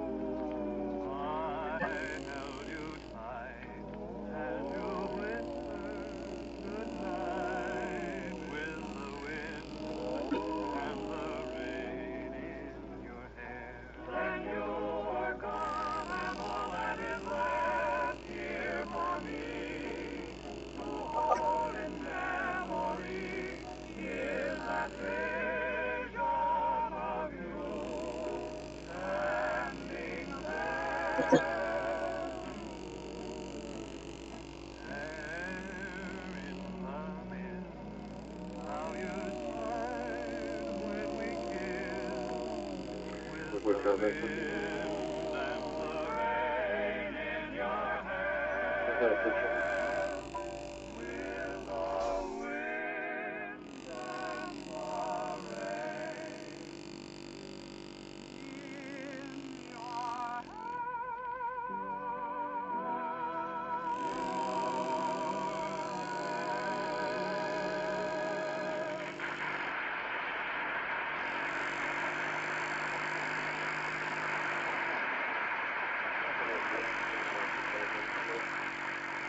Now, look, Molly, I don't care if you got 18 imitation impresarios boarding here during this pageant. I gotta get out of town. Any minute now, I might get a telegram ordering me to Walla Walla or Kalamazoo or Fostoria or somewhere. Oh, now, listen, you might as well understand right now, McGee, you're not going. Think how people would talk. A stranger living in the house with you out of town. Well, Dad, it ain't fair. Here I go on my own initiative and get me a wonderful job, and you won't let me take it. You're wrecking my career. That's what you're doing. Let me get it. That's my telegram. Come in. Oh, hello, Mr. Gildersleeve. Hello, Mrs. McGee. What's the matter with you, McGee? If it's any of your business, Gildersleeve, I got a chance to leave town on a big new job, and something has come up. I just don't want him to leave during the May Day Festival, Mr. Gildersleeve. We're getting a big director to handle it for us, and he's staying at our house. You're quite right about it, Mrs. McGee. He doesn't... You stay out of this, Gildersleeve. Anytime I want your advice, I'll ask for it. No, look here, McGee. Don't you take that tone of voice with me. I'll take any tone of voice I want with you. What have I got to do? Take vocal exercises just to bandy words with a Weissenheimer like you? No, McGee, don't be so rude. Was there something you wanted, Mr. Gildersleeve? Why, yes, Mrs. McGee. Remember you asked me if I wanted to play the male lead in your speech production? Yes. Well, I'll do it, by George. That's wonderful. What you mean, wonderful? What's that guy know about acting? I bet he's never been on a stage in his life. I have, too. My theatrical experience goes back nearly 40 years. I played the part of the middle-sized bear in Goldilocks and Three Bears when I was only 5 years old. I was cute, too. I'll bet you were. You probably stopped right in the middle of the play and held up your little paws for station identification. I did no such thing. And I'm getting a little tired of your scurrilous comments, McGee. Oh, yeah? Well, I'll make all the What was that word again? Scurrilous, dearie. Is it bad? Oh, it's terrible. It is, eh? So, I'm scurrilous, am I, Gildersleeve? I'm afraid I'll have to ask you to step outside. All right, McGee, if that's the way you want it. Oh, boys, come I'm here. sorry, Molly. I've taken enough from that bird. Outside, Gildersleeve. Certainly. I'll kill this guy. Now, what were we talking about, Molly? Thought you were going outside with Mr. Gildersleeve. Oh, no, I just asked him to step outside. I was afraid I'd lose my temper if he stayed in here. But look, Molly, you ain't really going to keep me from accepting that big job, are you? Well, temporarily I am, dearie. If you hadn't been so high-hat about everything, you might have got the job directing our pageant yourself. But now you'll just have to stay and watch an imported expert. Oh, expert my eye. If this guy that's coming is any good, what's he doing messing around with little amateur tank town theatricals like this? I'll fix that guy. Now, look here, Gildersleeve. Oh, hi, bud. What you want? Telegram for Fibber McGee.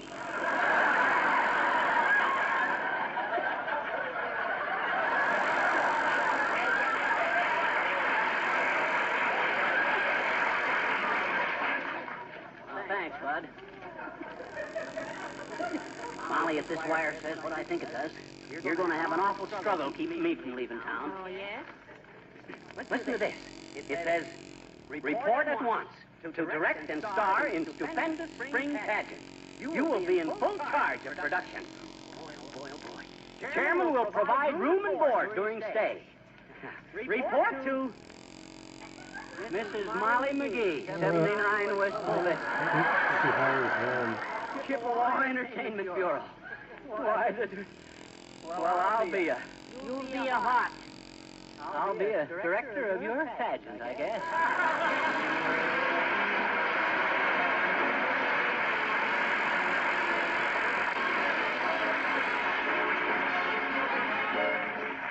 Fibber and Molly will be back in just a moment.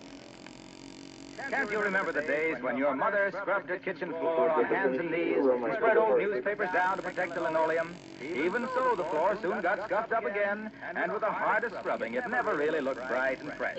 In these days of Johnson's self-polishing glow coat, all that scrubbing seems terribly old-fashioned.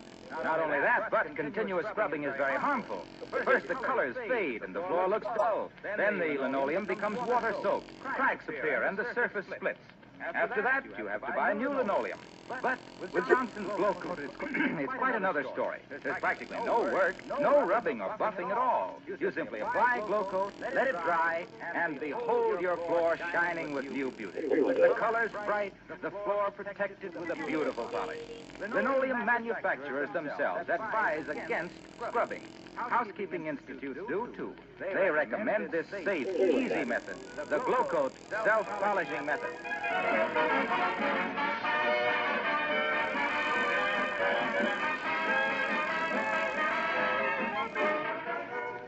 Folks, tune in again next week for Wistful Vista's May Festival. Arranged, produced, and directed by Fibber McGee. Floats built under the supervision of Fibber McGee. Dances arranged and routine by Fibber McGee. Theatrical production coached and the scenery designed by Fibber McGee. Leading role portrayed by Fibber McGee. Who else? Good night. Good night, all.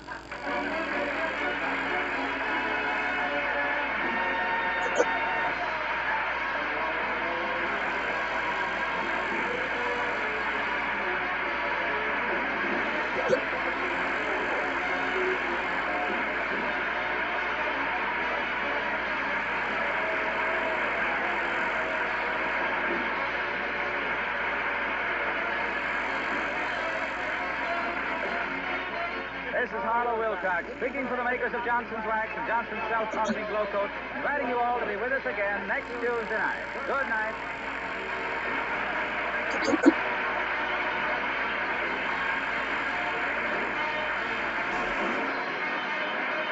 the National Broadcasting Company.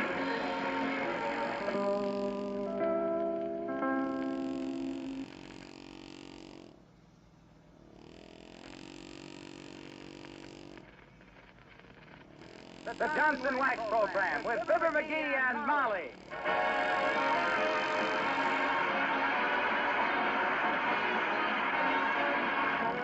The makers of Johnson's Wax and Johnson's Self-Polishing Glow Coat present Marion and Jim Jordan as Fibber McGee and Molly with Bill Thompson, the King's Men, and Billy Mills Orchestra. The show opens with Crazy Rhythm.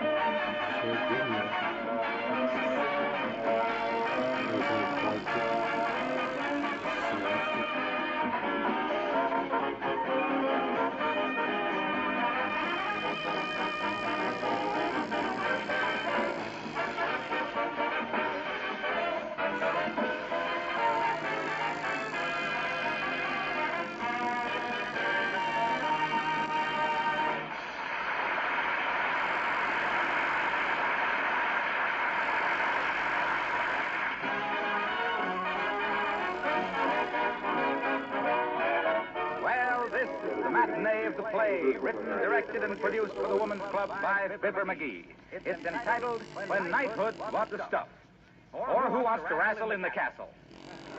And the curtain has just risen on the third gripping act, where in a gleaming suit of armor, Sir Lancelot is seen talking to the fair Elaine. These two parts, we see by the program, are taken by Fibber McGee and Molly.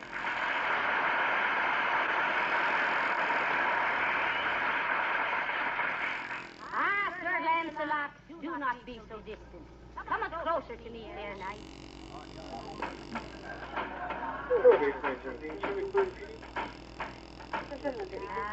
Wouldst that thou didst not have to fight the Black Knight in yon tournament today? I fear me that some harm will perchance come to thou. Say not so, fair maid. Methinks I can best this Black Knight with one eye tied behind me. Verily, Elaine, he is a palooka. A pushover, forsooth. There speaketh me old true Lancelot. Yea. Remember, I am banking on you, my fair knight. Ah, yes. Bank night. Dost thou not get it, Elaine? Thou said thee are banking on me, and I cometh back with a goodly quip. Ain't funny, Nick Lancelot. Gad Zeus, I would fain have done better, did not these iron pants tramp at my style somewhat.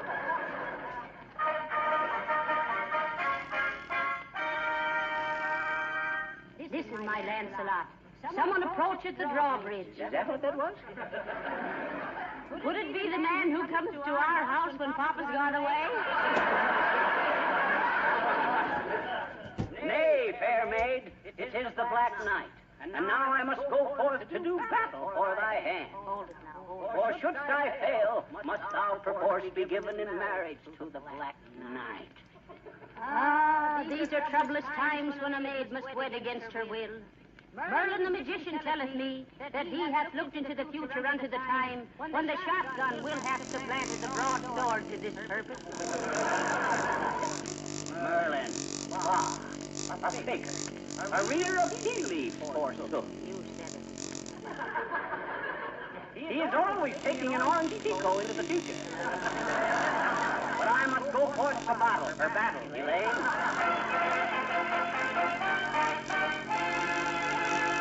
Aha! He cometh!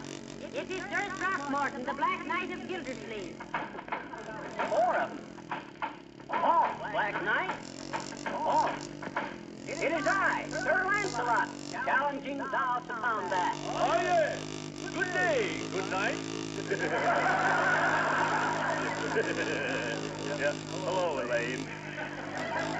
Speak it not to the maid of Astolat, Black Knight, until thou hast bested thy opponent, Sir Lancelot, in mortal combat. Yea. Draw and defend thyself, Violet. Where does Violet be? Oh, yes. Draw and defend thyself, Violet. And may the best man win. To arms, today. To arms. Go to it, Lancelot, me bully boy. Try a left jab with thy broadsword. Ah, verily it sounded like a boiler factory. I fear me this quake like it's louder than yon armor. None of your tricks now, Gildersleeve. Remember, I'm supposed to win. All right, McGee. We gotta make this look good, otherwise we'll... Cut that out, McGee. You stuck me. I couldn't help it. You're so darn clumsy. That's all. Well, let me tell you... You stop that stuff, McGee, or I'll bang your iron pajamas into a wad of tinfoil. All right, you bangy, but don't give me any more of your lip. Heavenly night, her day. Look at him go, will you? Now, look here, Lancelot. I've had about enough of this.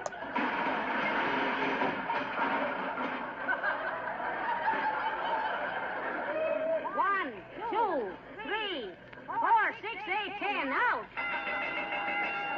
Ladies and gentlemen, the winner and still champion, Sir Lancelot. Now that I have won thy hand in fair combat, Elaine, wilt marry me? I wilt indeed, brave Lancelot. Ah, do I wilt. What, fair maid? Thou seemest sad. Thy eyes are drooping. What botherest thou? Tell me, Lancelot, hath America yet been discovered? Nay, not until 8 centuries hence. Well, then how canst thou take thy bride to Niagara Falls?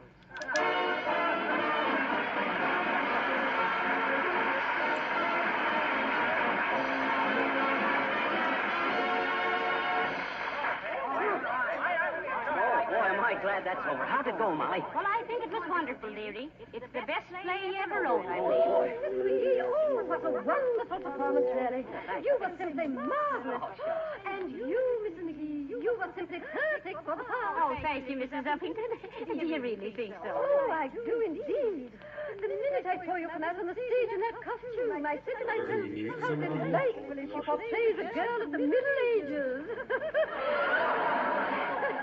So Middle-aged,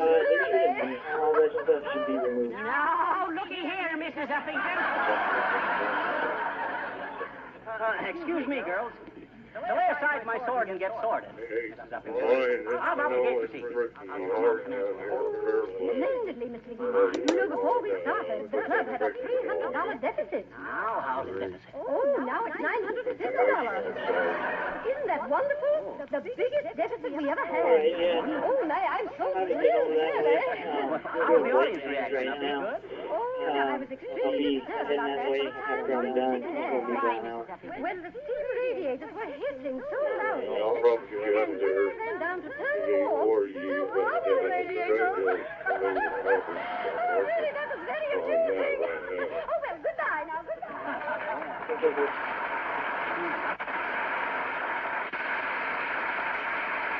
Very amusing, huh? It's easy to make some people laugh. Can you imagine that, Sam and Rick? Don't feel too badly, dearie. You did your best. I'm hurt. I really do think you overplayed your part a little when you slapped Mr. Gildersleeve down with your sword. That was quite a wallop I gave the old boy, wasn't it? I bet he thought he was playing with Olson and Johnson and helmets a-popping. Oh, here he comes. No, look here, McGee. Oh, hello, Mr. Gildersleeve. My, you were wonderful as the Black Knight. So realistic, really. I'll say you were, Gildersleeve. I think you've got definite talent. In fact, I think you'd make a great character actor if you only had a little more character. And could act. Is that so? Well, what was the idea of knocking me cold in the last act? That baseball bat wasn't in the script, McGee. Well, that was just a sudden inspiration, Gildy.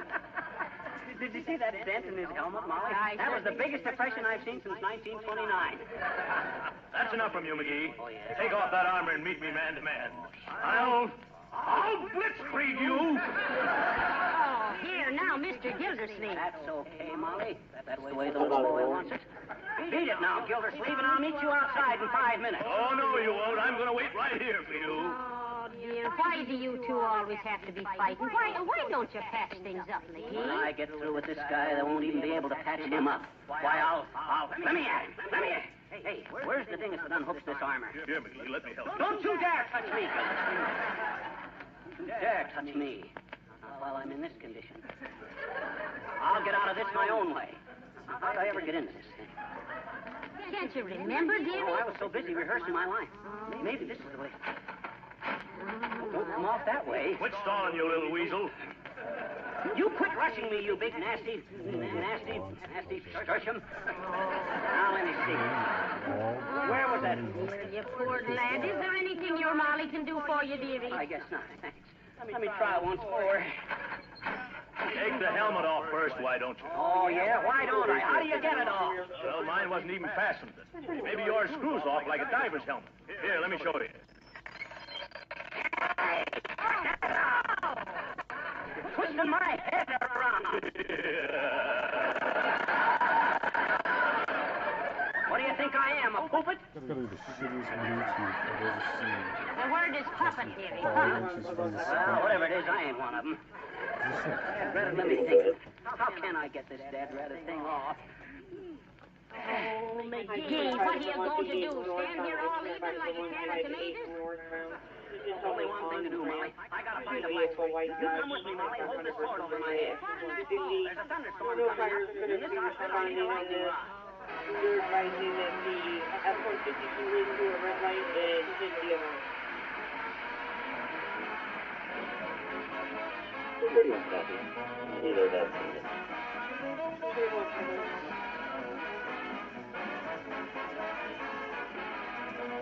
How about Warren? Do you have a copy?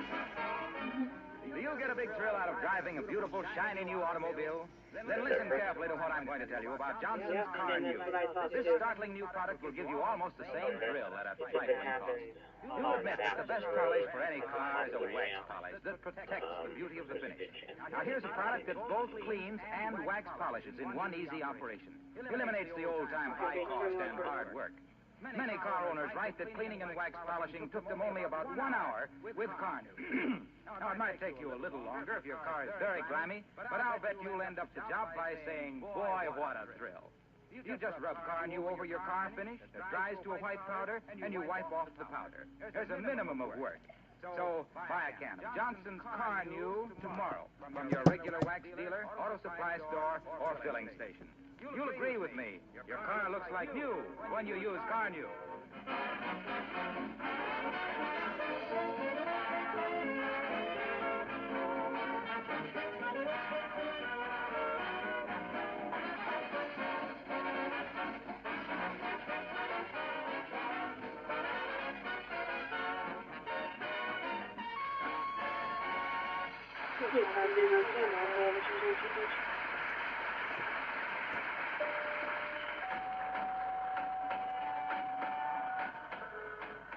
Heavenly days, aren't you getting tired, dearie?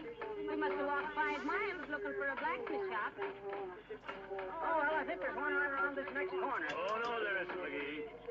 Now, look here, Mr. Gildersleeve. How many times must we tell you to stop following us? Go on home, Gildersleeve. Beat it. Strand. I won't do it. I want to be there when you get that armor off. I wish I could get it off right now, Gildersleeve. I'd show you. Now run along and quit tagging us. I'll follow you as long as I want to. This is the free country.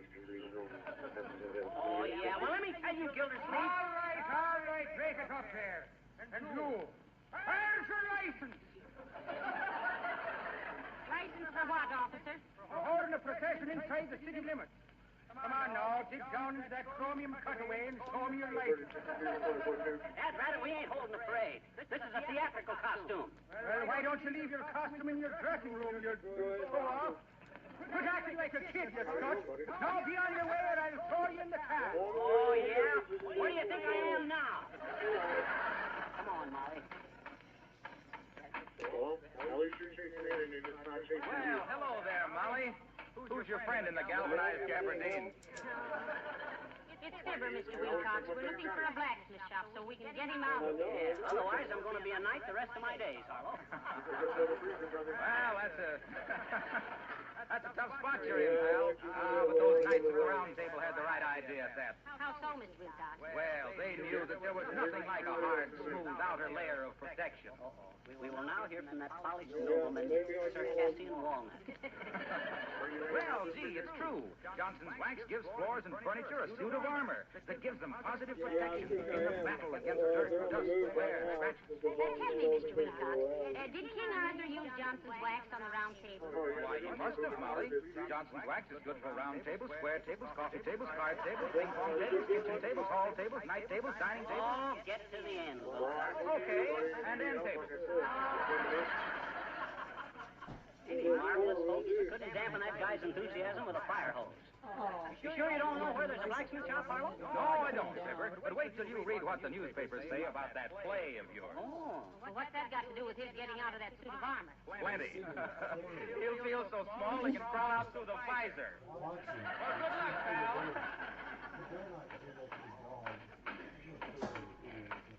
McGee, Huh? Mr. Gildersleeve is still following us. He is? Chuck, if he's got a grudge, why don't he come up to me and fight it out like a man? Oh, now be careful, McGee. Remember, it's his great big bare fist against you and that poor little suit of iron armor. Don't take any chances. Oh, there, my dear. Who's your friend in the noisy knickers? It's me husband, Mr. Boomer. We're looking for a blacksmith to get him out of the army. Maybe you're the guy we're looking for, Boomer. As Mr. Roosevelt says to Mrs. Farley, how about the loan of your Jimmy for a while?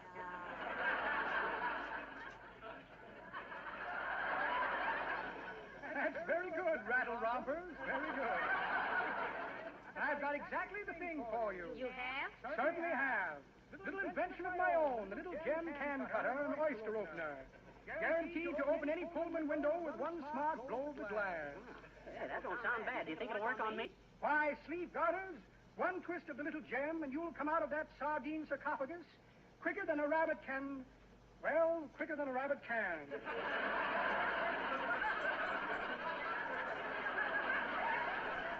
Well, come on, trot it out, Mr. Boomer. Trot it out. This time you've made a sale, I believe. All right, my dear. I have a little gem can opener right here someplace. Now, what did I do with that little gem? Let me see. Here's a sprig of mint leaves, in case I should encounter a leg of lamb. Little pop gun I used to pop off my pop. Here's a small object no larger than a man's hand. In fact, that's just what it is. Looks mighty familiar, too. Well, it's mine. But what was it doing in my pocket? Yeah, I'm good up here. Here's a letter that Louis the Lifer asked me to deliver to the governor.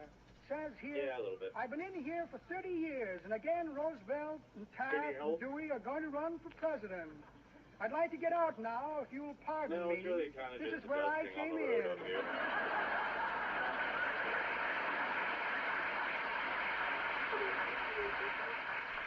And a check for a small portion of Pilsner. Well, imagine that. No little gem can opener. Come to think of it, you've done me a good turn, Paul Fly. What you mean? I'm going right home and invent a little gem right now. Good day, my dear, and so long to you, demountable drawers.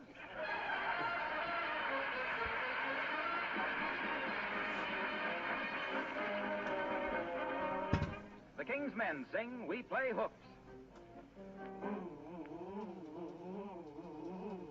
We play hoops. Oh, all the day we run and play. We race and run and roll our hoops along. My name they call Louis. I am the sweetheart of Marie. We live in gay Paris. We're very bourgeoisie. She, Marie, and me, Louis. We nice folks, but both screwy. Every day we run and run to bring the teacher present. Ooh la la, we very smart and also very pleasant. After school is over, whiz, we do not give a big gee whiz. We play hoops. We run as fast we can. We bump into the big fat man. We play hoops in the park all day. Mama, she scold. She say, no, no, no. You mustn't knock over the gentleman with the whisker. We play hoops. We run like that. We run like this. Right into Nurse and Magic Kiss. All day long we play hoops.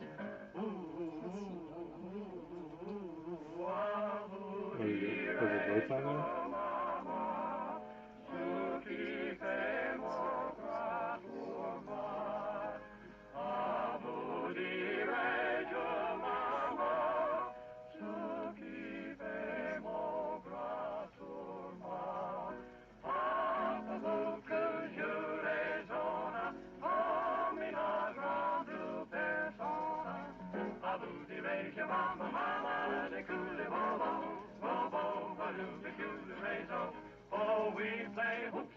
La la la la la la la. We laugh like this. Ha ha ha ha. We play hoops in the park all day. Papa, he work at the store. Make love to sweet lady. See, lady is not my mama. We play hoops. We chase the cat up in the tree. Marie hits me, I slap Marie. All day long we play hoops. One nut.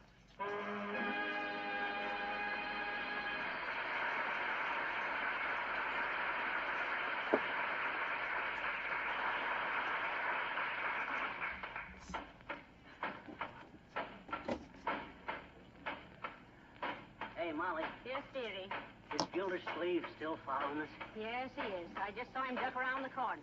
Lucky for him, I can't get this dead dreaded armor off. I'd pound him flatter than yesterday's beer. That guy don't know what he's up against, tackling me, Molly. Oh, well, that's human nature, McGee, going up against hopeless odds. Just think of the man who ate the first lobster, dearie. I still don't see any blacksmith shops, Molly. What are horses wearing nowadays, anyway? Bedroom slippers? Ah, you poor lad, you must be simply worn out dragging around in that pile of scrap iron. We're right near our house. Why don't you go home and lie down a while? Hey, that's not a bad idea, Molly. After I get a rest, maybe I can remember how... Hello there, daughter. Who's the rolling in the rivet? Well, this is Mr. McGee, Mr. Oldtimer. Tis, eh? How'd you ever get in there, Johnny? Just overdid my diet, old-timer. Didn't have enough iron in my system, and now I got too much system in my heart.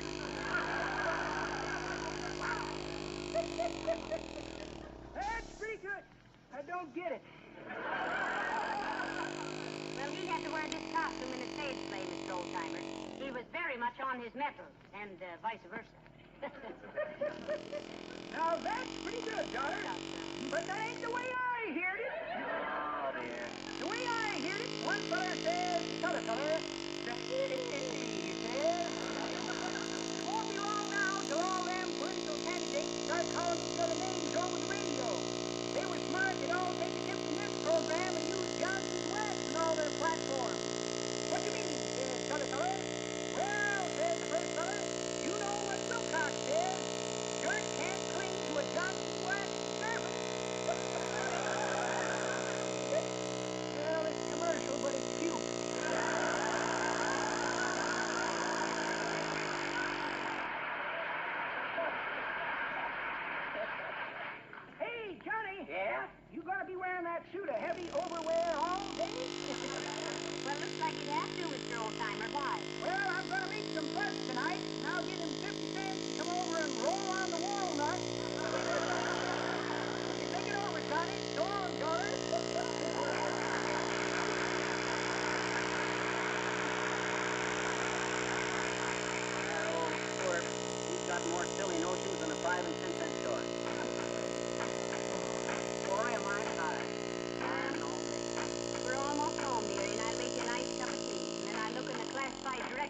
somebody to get you out of that thing. Might be a good idea to start looking under filing systems. Otherwise, I don't know how... Hi, mister. Oh, hello there, little girl. Say, I seen you at our play tonight. How'd you like it? Well, I attended the play in my professional capacity of it. What do you mean? Well, I'm the dramatic editor of our kindergarten paper, and I have to see all the plays, good, bad, and no different. Well, professionally then, sis, what'd you think of the underlying premise of our production? The underlying What'd you think of the show? Oh, well, I have always thought that the days of knighthood was a very romantic period. Oh, yeah, well, what'd you think of my performance? Well, I thought you were very unromantic, period. Don't you think I was pretty impressive in this suit of armor? Gee, that's funny. That's just what Willie Toops asked me. Oh, he did, eh? Mhm. He asked you what you thought of me in my armor. Sure. And what did you say? Oh, come on, say it. I can take it. Flattery don't turn my head. What'd you tell Willie Toops about me and my armor? Do I have to? Sure. Well, I said confidentially, Willie. Yeah. He clinks.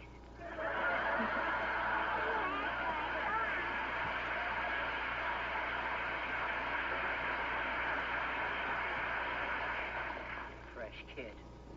You know, Molly, I still think she's a midget. Well, thank goodness we're about home. Ah, there, McGee. Oh, dear. I've been waiting for you. Oh, my. Oh, so you haven't got that armor off yet, eh? That's a pretty acute observation, Gildersleeve. Now, out of my way before I flatten your arches with these iron Oxfords. You're a hard man, McGee. But wait till you climb out of that chafing dish, you'll be sorry. Is that so? Yes, that's so. Oh, yeah? Yeah. Say, who writes that snappy dialogue for you boys? Is it Noel Coward? Why should I waste any brilliant epigrams on this lowbrow? Come on, Molly, let's... Hey, wait a minute. Wait. Quick, lock the door. It's locked. Now, let me see. I jiggle this little gadget on the shoulder here. Unhook the front. Slide the helmet back. What? Oh! It's all off. Slicks a whistle. Ha! Boy, is that a relief. Ha. Give me the evening paper, Molly. Here. And here's your specs, dearie. But say, look here, McGee. If you could take that armor off so easily, why didn't you do it at the theater? What? And get my block knocked off? McGee! Have you got that armor off yet? Huh? Oh, yes. I got the armor off, but I got my glasses on now. Good night, Black Knight.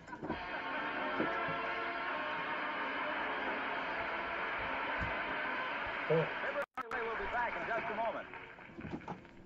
Which room in your house is used most? Well, it's probably your kitchen. That's where you have to spend a great many hours. It's a room that's mighty important to the whole family. Then shouldn't the kitchen be as bright and cheerful as you can make it? Now, there are many things you can do to accomplish this, but nothing will help more than to keep your linoleum floors glistening and spotless with Johnson's self-polishing glow coat. And nothing will save you as much work as glow coat. This easy-to-use polish needs no rubbing or buffing at all. You simply pour it onto your floor, spread it around, and it polishes itself in 20 minutes while it's drying. Glow coat gives a beautiful polish that's long-lasting and easy to keep clean. Still things wipe up easily with a damp cloth. Many users write us that glow coat makes their linoleum last 6 times longer than unprotected surfaces. And, of course, glow coat does away with old-fashioned floor scrubbing. Buy a can of glow coat tomorrow. It's spelled GLO-COAT. Folks, next Sunday is not only dedicated to mothers, it is also National Hospital Day, in honor of the birthday of Florence Nightingale, the founder of modern nursing. Yes. So may we suggest you pay a visit to your hospital and get acquainted with your most helpful neighbor? Don't forget, it's the men and women in white we turn to when everything looks black. Good night, all. This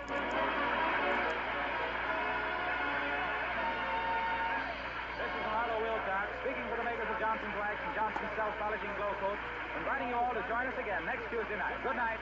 This is the National Broadcasting Company.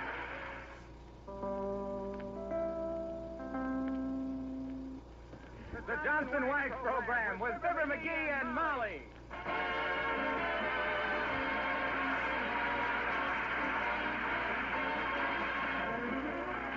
makers of Johnson's Wax and Johnson's Self-Polishing Glow Coat present Marion and Jim Jordan as Fibber McGee and Molly with Bill Thompson, the King's Men, and Billy Mills Orchestra. The show opens with I'm Just Wild About Harry.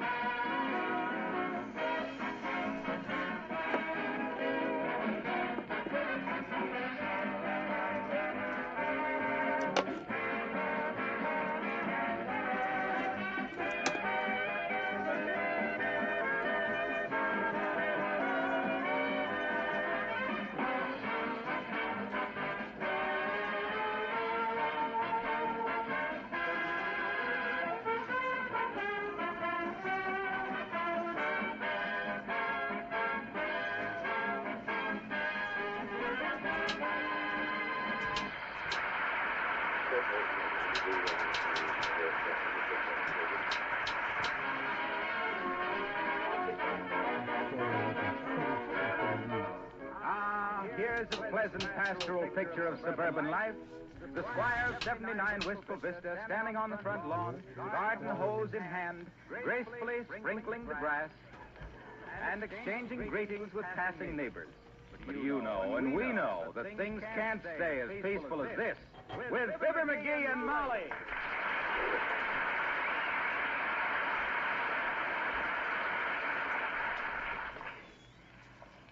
Kind of decent of me to give you a little crocuses and dandelions to drink on the house, ain't it? Why don't some of you run around and see what the boys in the backyard will have? Oh, I had a cow pony, and his name was Danny, with the F-bar branded right on his hip bone. Oh, hi, Nick. Oh, hello there, Fisher. I'm glad to see you watering your horticulture because you know why? No, why? On account of what the old poetry is saying. You know, thirsty days has October, and the grass is also thirsty in May. Because if you don't keep the grass looking green, then what have you got in your yard? Hey. Well, I'll see you later, Fisher, if I don't look out. So long, Nick. What have you got in your yard? Hey. As a poet, Poplus reminds me of Tennyson. Except that Tennyson's dead all over. Now, take it easy there now, you little geraniums. I'll take care of you in a minute. There's plenty more water. Hi, Mr. McGee. What you doing, Oh, hello there, little girl. What does it look like I'm doing? Sprinkling the grass. Well, then why Jack? Well, because you're such a faker, when I see you doing something, I always wonder what you're really up to, I bet you. You do, eh? Well, this is really only up and up, sis. If I don't do this, the grass will get scorched, and if the grass gets scorched, my wife will be burned up, too. You catch on to it, sis? Sure. But, Mr. McGee, why does sprinkling the grass make it stay green? Why does it? The water isn't green. Well, I'll explain it to you. Okay. Well, sir? I just love to know, I bet you. Good. Now, here's what I bet this is going to be awful interesting. It is. You see, sis, the grass is... I can hardly wait to hear it. And, Rabbit, how can I tell you if you keep interrupting me? You can't. All right, then. See that you... I won't interrupt anymore, I bet you. Well, that's fine. As I was going to say... Because I really want to know all about it. Well, I'm glad to hear it. Well, sir... Is this the beginning? Yes, this is the beginning. The seventh beginning, to be exact. Now, look, sis. The reason grass stays nice and green when you sprinkle it is on account of because for the following reasons. A, grass is a very smart vegetable. B, it is also an ambitious vegetable. C... Yes. Huh? Sure, I see.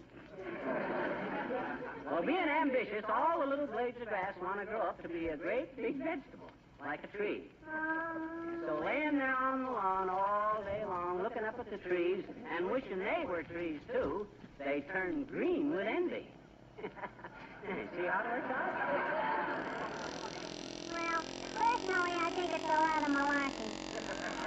What do you mean? Well, gee, actually, grass contains a chemical substance known to science as chlorophyll. Huh? Then the actinic rays of the sun by the process known as photosynthesis develop the chlorophyll to the point where it becomes visually evident as a distinct green coloration. Hot dog. So you can take that green with envy stuff and spread it on the grass.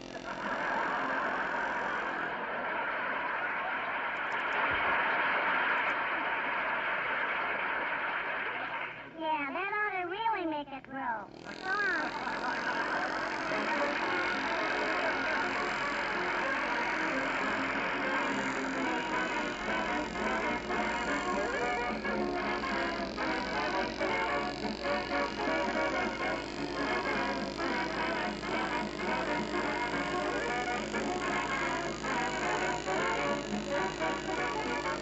With summer just around the corner, you're going to be using your car more than usual. Now, every time you put your foot on that old accelerator and start down the street, how'd you like to hear everybody saying, well, the Smiths certainly keep their car looking like $1 million? Now, is that difficult? No, it isn't. Not as long as you have a can of that sensational new wax polish, Johnson's Car New. Let me tell you briefly the story of Car New. First, it does two jobs at once. Cleans and wax polishes at the same time in one easy operation. And second, it actually takes less than half the time cleaning and wax polishing used to take. Many car owners have told us enthusiastically that they did the job in 1 hour. If your car is very dirty, it may take you a little more, but you'll still say Car New is a miracle worker. And third, it's very inexpensive. So you see, the old bugaboo's hard work and high cost are gone. Thousands of the country's leading service stations use Car New for polishing customers' cars. Then why wait? Get your can of Johnson's Car New tomorrow from your regular wax dealer or your auto supply store or filling station.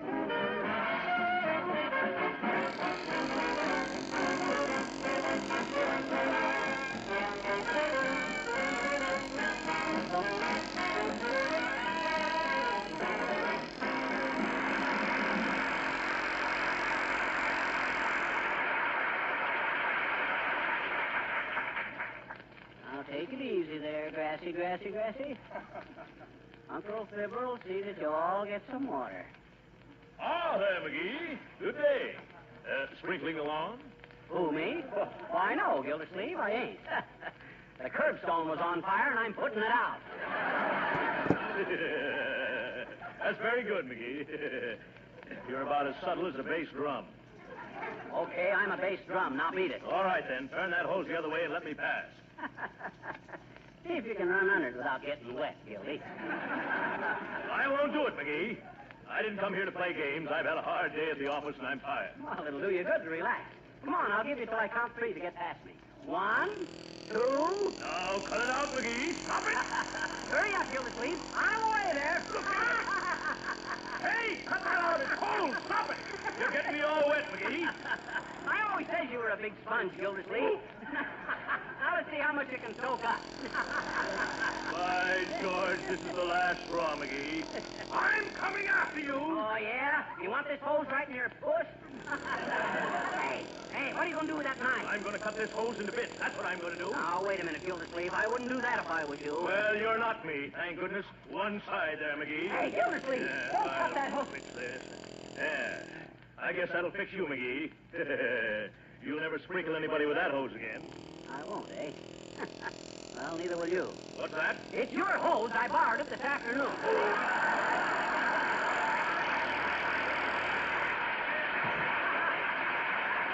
Hey, McGee! me now. Cut it out, Gildersleeve. Stop!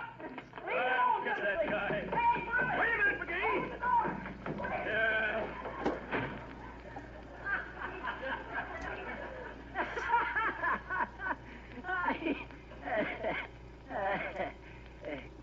Hey, Molly. Don't say a word, McGee. I saw the whole thing through the window. Aren't you ashamed, turning the hose on Mr. Gildersleeve? Boy, was that fun. Old Gildy was wetter than a mad hen. Well, now, you have no business drenching him, McGee. What if he should catch cold? Oh, don't worry, he won't. Even a germ wouldn't associate with that guy. Well, now, just the same, don't antagonize him too much. Why, he could tear you apart like an artichoke. Who, that guy? Go on, I could slap that mug down with a wet noodle. I say, if I ever saw... Say, Fibber, what do you want, Wilcox? Oh, as the guy says when he sat on the bee, I have a deep-seated suspicion. Well, you seem a little perturbed, Mr. Wilcox. Well, look, I just talked to Gildersleeve, and he said he was going to pin Fibber's ears back. Oh, he said that, did he? Why, that big dirigible. A few more cracks like that, and I'll knock him flat on a policeman's feet. Now, take it easy, dearie. Remember now, McGee, you're not the man you used to be, if you ever were. Yes, and don't forget, Gildersleeve was once an intercollegiate boxing champion. Oh, pooey on him. If he thinks... What'd you say? I said he used to be intercollegiate boxing champion. But don't worry about it. Why, if anything happens, I can have an ambulance over here in 6 minutes. Oh, heavenly days, an ambulance. Ambulance? You mean one of them cars that runs along in front of a cheap lawyer? Sure. The driver is a great friend of mine. I sold him some of that sensational new wax-polished Johnson's car new for his ambulance, and he thinks it's marvelous. Says it's as wonderful for cars as Glow Coat is for floors and linoleum. And it is. Well, now, isn't it nice, dearie, that you'll be hauled away to the accident ward by a good Johnson customer? Oh. Boy, is he a good Johnson customer. Why, when he found out, Fibber, that Johnson's car new was a double-action product that cleans and polishes in one operation, he was amazed and delighted. You simply apply it, let it dry, and wipe it off. And there's your ambulance, looking like new. My ambulance? Now, look, Wilcox, I don't want it. No, he said to me, pal, he said. Yo, it calls me pal now. Pal, he said, just for introducing me to Johnson's car new, my ambulance is at the service of you and your friends, anytime. So just call me if anything happens, Fibber. So long, Molly.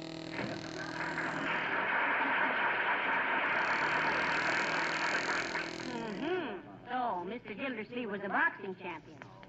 Well, as one of Dietrich's stockings said to the other, you certainly got yourself out on a beautiful limb this time, dearie. Yeah, but as the fly says, when he fell into the preserves, I've been in much worse jams than this. Oh, you have you? Yeah. Well, come and look out this window. Okay. Huh? Where? Look out there. There's Gildersleeve with a punching bag. Oh, well, nothing wrong with the guy getting a little exercise, I guess, is there? I'm afraid you can't laugh this off, dearie. He's getting ready for you, and you know it. Oh, dear. Just look at the muscles on him. Oh, don't. Oh, did you see that, McGee? He knocked the bag clear over the fence. I saw it. Just a lucky punch, though. You know, Molly, I've been thinking we ought to get out of town for a few days. Take a little drive somewhere. And do us both good. No, we don't, McGee. You're not going anywhere till you see this thing through. Oh. You've made your bed, now don't crawl under it. Who's crawling? I ain't afraid of that Well, now, there's only one way we might avoid any trouble. Huh? How? Oh, what is it? What is it? What is it? Oh, here, calm yourself. You're like a boy with a soda grasping at straws. Now, look, go over to Mr. Gildersleeve and apologize. No. Tell him you're sorry you turned the hose on him. I won't. Well, all right. I'll do it. Fine. Now, you run along, dearie. Here. What are you doing taking that baseball bat along? Well, if he wants to be friendly, you'll see us out in the backyard playing ball. Otherwise, I'll see you later, Molly. Me. If I know Mr. Gildersleeve, McGee'll never get to first base, even with that bat. Come in. Oh, how do you do, Mrs. McGee? And Mr. Oh, no, Mr. McGee. No, Mrs. Uppington. He's gone next door to see Mr. Gildersleeve. Oh, really? Well, I'd better go over there and see them both at once. What about, Mrs. Uppington? Well, the Parent Teachers Association is devoting its next meeting to physical culture and the benefits it will give to younger children. Oh, I see. Yes, and we wanted Mr. Gildersleeve and Mr. McGee to appear on the platform. Oh, well, I'm afraid McGee isn't exactly the... You see, Mr. Gildersleeve is such a splendid example of a man who keeps fit. Bulging muscles, good color, intensely active. And Mr. McGee is, well, he would exemplify the other side of the picture. I see. You know, Mr. Gildersleeve is the strongest man in Wistful Vista. Why, he can actually tie a knot in an iron horseshoe. Oh, well, what of it? McGee isn't so bad either. Why, I've seen him tear a telephone number in two with his bare hands. Well, I'll tell him what you wanted, Mrs. Duffy. Oh, thank you. Tell him that he and Mr. Gildersleeve will stand side by side on the stage with signs on their chests. Mr. Gildersleeve will read, "Do you want to look like this?" And what will McGee's sign say? Or this. Oh, well, now, don't forget to tell him I are. Goodbye.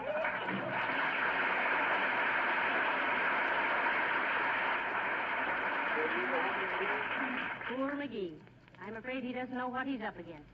Still, the bigger they are, the harder they fall. On the other hand, the smaller they are, the quicker they fall. Oh, the moonshine.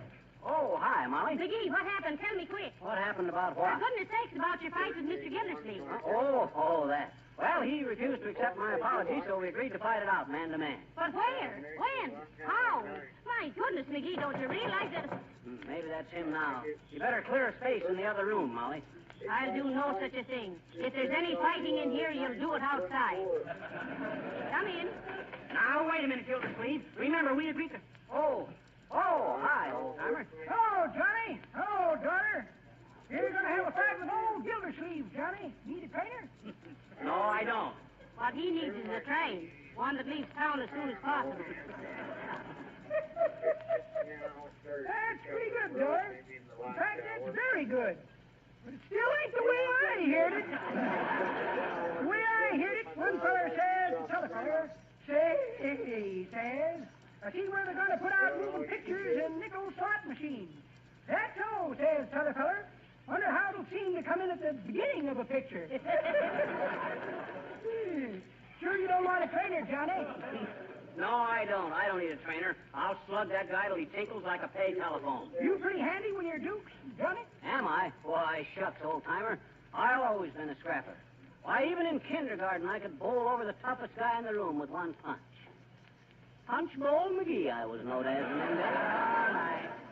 Punch Bowl McGee, pronounced by press in public, the pugilistic pixie of the pedigreed paperweight pugs, pummeling pudgy palookas, pulverizing proboscises and paralyzing plug uglies, pounding poor preliminary pork and beaners to a pulp with a peppy tip of a pop, positively a peach of a punk that plunks the punks on their piazzas, the ping-pong pop of the pineapple punch, a peculiar poke that petrifies the pit of the paunch of the pillow pushers who pop to the platform too pop-eyed to protest, dancing and posing and full of ambition, but sing something, boys, I'm out of condition.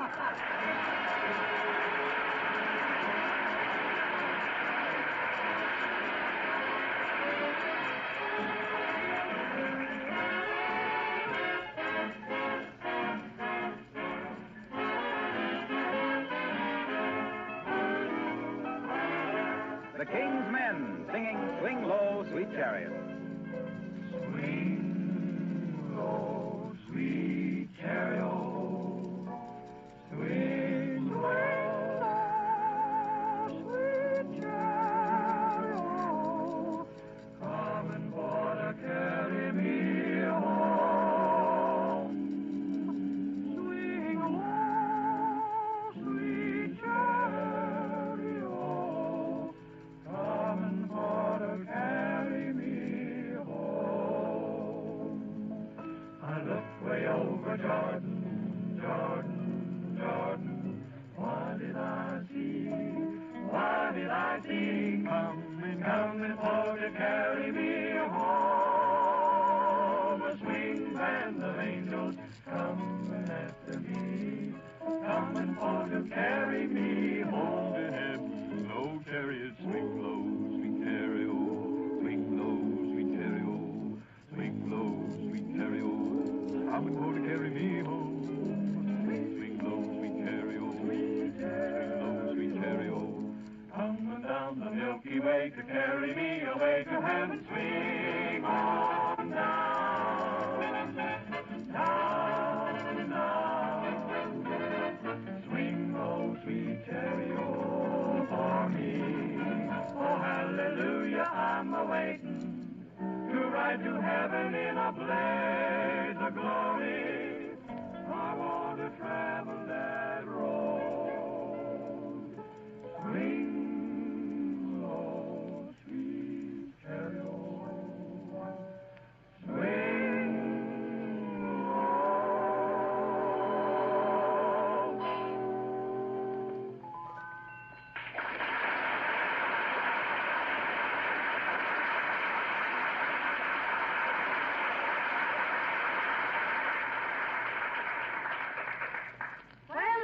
here, dearie. If you're going to fight Mr. Gildersleeve, you better get busy. Hadn't you better be doing something about it? What do you mean, such as what? Well, do a little road work. Shadow box. Soak your feet in salt water. Harden yourself up a bit. Maybe I'd better run out and cut you a short length of clothesline. Clothesline? What do I do with that? Skip it. I don't know why I should worry about it if you're going to stand there. Come in. Good afternoon, my dear. And hello to you, Moose Jaw. Oh, hi, Boomer. What are you up to? Besides no good. Well, I hear that you're about to engage in a fracas with Humpty Dumpty next door, Shortcake. What's that got to do with you, Horatio? Such belligerency. What makes you so bellicose, bellicose? None of your business. Speak your little piece and get out. Gladly. I didn't come here to bandy words, bandy legs. Thought you'd be interested in the helping of accident insurance. I wouldn't be interested, Boomer. Any company that would have you as a salesman would have a crook for its president.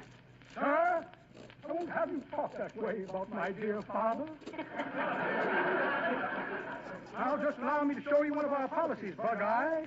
Make it snappy, Boomer. I haven't got all day. In a hurry to get your ears sticking, are you? Well, let me see.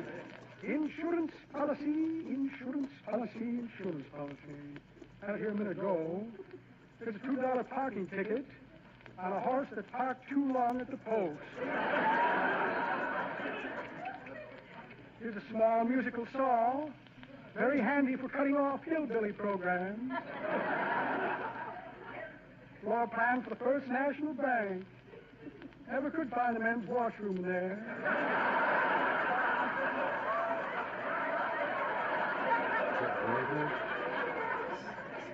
Ticket for a 16-tube radio, which I discovered was portable, thank goodness. Oh, here's a joke about the Grand Canyon. There's a beautiful crack. And a guest towel marked, please return to Sing Sing. Ooh, me or the towel? Here's an old cigar butt. My goodness, have I stooped that low? What's this? Why, it's so worn out I can hardly read. Oh, yes, a check for short beer. Well, fancy that. No insurance policy. Well, it's just as well for you, Mr. Boomer. I don't think Mr. McGee is a very good insurance risk right now. I had that in mind, blonde, buxom, and beautiful. Oh, my. When Brother Gildersleeve gets through knocking the frosting off your little cupcake here, I was going to split the payoff with you 50-50. For one swift premium we'd have collected on that ham, advertisement.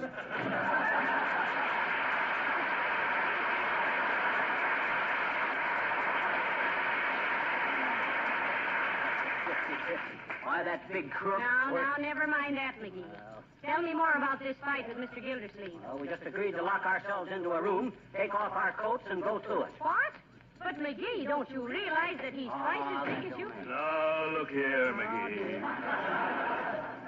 Now, wait a minute, Gildersleeve, wait a minute. We agreed to let it go. I'm not talking about that, McGee. I just happen to remember that you ruined my new garden hose. I never done no such a thing, Gildersleeve. You cut it to pieces yourself. Well, how did I know it was mine? How did you know it was yours? Gildersleeve, if you ain't the dumbest, egg-headedest... Who's cutting us? Who's cutting us? Mrs. McGee, I'll thank you not to give him any suggestions. Now, you quit picking on my wife, Gildersleeve. I'm not picking on your wife, you little biological, believe it or not. If you had the IQ of a Japanese clam digger... Now, here. What does IQ mean? Intelligence quotient. Oh, so I'm a quotient, am I?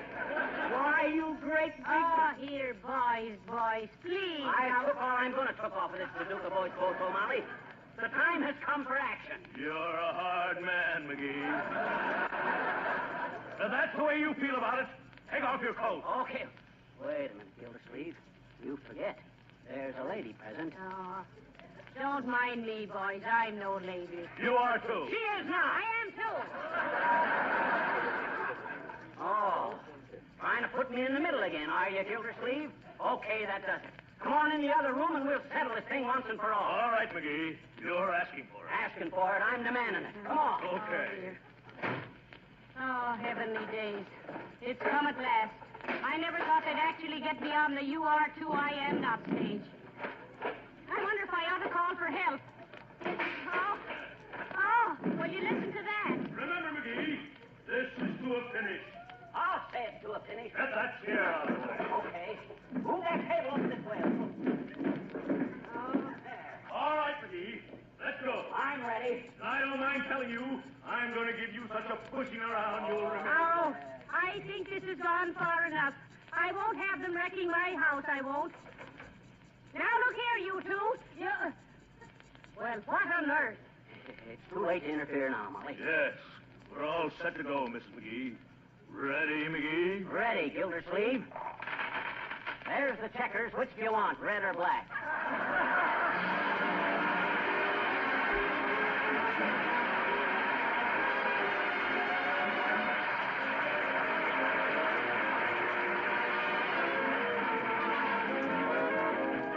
Fibber and Molly will be back in just a moment. When your friends come in your front door, what's the first thing they see? What gives them their first impression of your home and of you as a housekeeper? It's usually your floors. Now, if those floors have a mellow, gleaming waxed beauty, then you have something to be proud of. And if they're dull and shabby, then you needn't expect many compliments. And you'd better call your dealer and put in an emergency order for genuine Johnson's wax. One application of Johnson's wax will make a tremendous difference, both in the appearance of the floors and in protection against wear. Johnson's wax seals up the pores, guarding the finish against scuffing feet and dirt. A Johnson wax floor is more beautiful with every application of wax. It's easy to clean and never needs scrubbing again. For over 50 years, Johnson's wax has been giving protection and beauty to floors, furniture, and woodwork everywhere. It's sold in practically every country in the world. Order some yourself tomorrow. You'll find more than 100 uses for this labor-saving product listed on the package.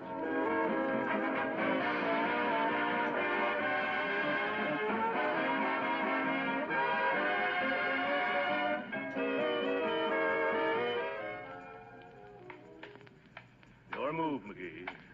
It is not. I just moved. You did not. I just moved this man over to here. What? Why, you great big bull fiddle, you never did... Look here, McGee.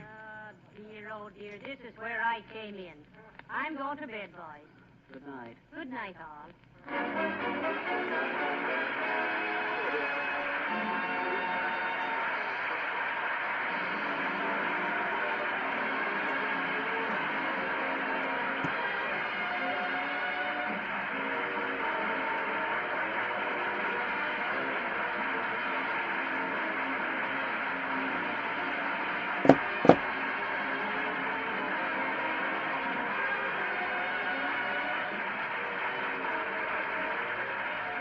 This is Harlow Wilcox, speaking for the makers of Johnson's Wax and Johnson's Self-Polishing Glow Coat, inviting you all to be with us again next Tuesday night. Good night. This is the National Broadcasting Company.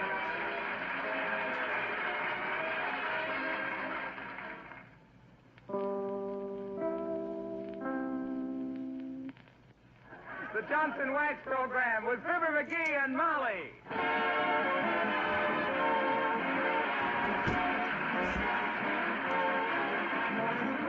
The makers of Johnson's Wax and Johnson's Self-Polishing Glow Coat present Marion and Jim Jordan as Fibber McGee and Molly with Bill Thompson, the King's Men, and Billy Mills Orchestra. The show opens with Liza.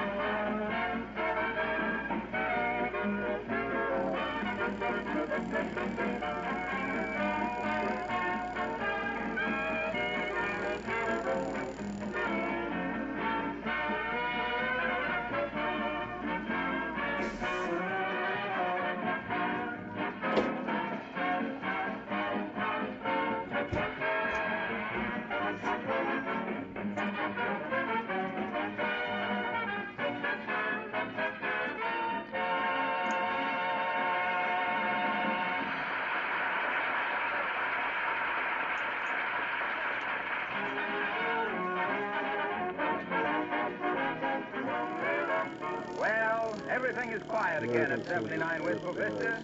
Last week, Fibber and Mr. Gildersleeve sat down to play off their long-standing grudge with a game of checkers.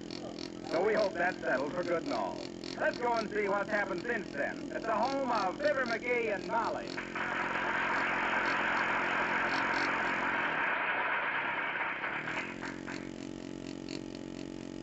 It's your move.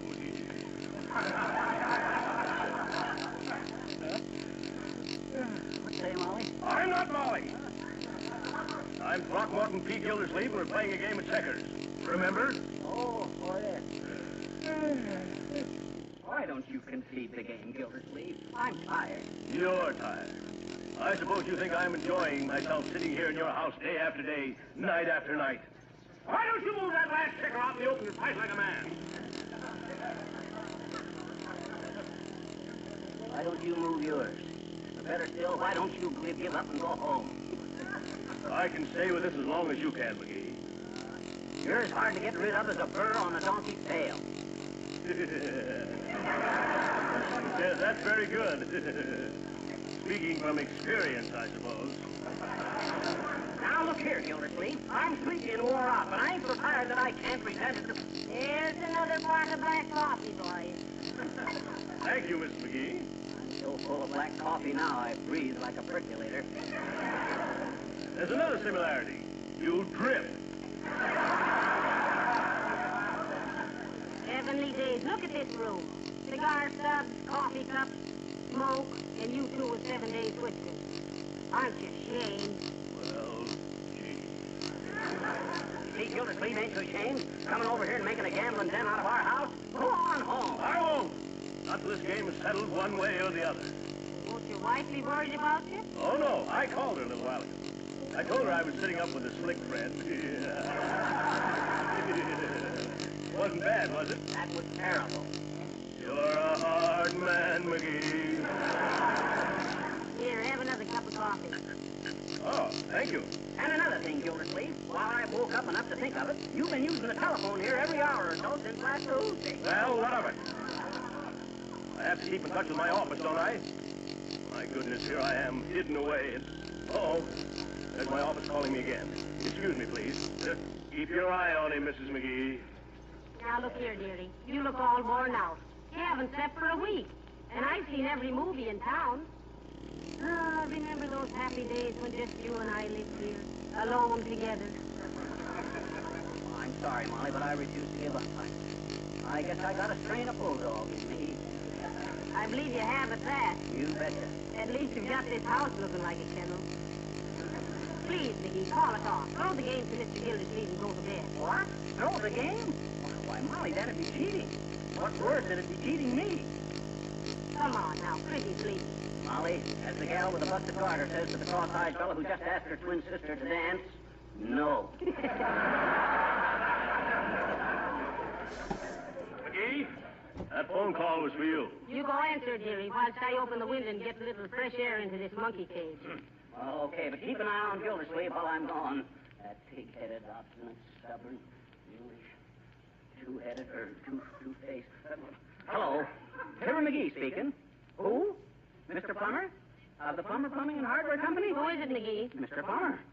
Hello? What do you want, Mr. Plummer? Oh, yes, I've had quite a bit of that kind of experience like that there. Yes, indeed. You betcha. What Mr. Plummer is that? Plummer's a plumber. Oh. What say, Mr. Plummer? A job? Well, huh? How much? Just one day for $10? Oh, but Mr. Plummer, Give me that phone, McGee. Hello, Mr. Plummer. He'll take it. Goodbye. Molly, he wants me to take full charge of his hardware and plumbing business today while he's out of town. And I got... Now stop arguing. It's all settled. Well, okay. After all, I guess it's worth giving up this silly checker game. Let's go tell Gildersleeve. All right. Come on, dearie. Hey, Gildy, I'm afraid we can't go on. Uh-oh. Sound asleep. I always said he couldn't take it. Hey, Gildersleeve, wake up. Ah, the poor man. Let him sleep whilst you get dressed, McGee. Here, lift his head whilst I slip a pill under him. That's it.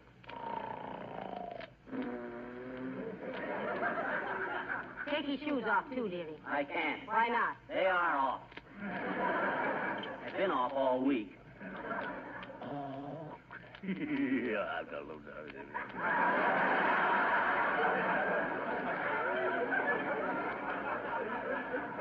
Poor fella.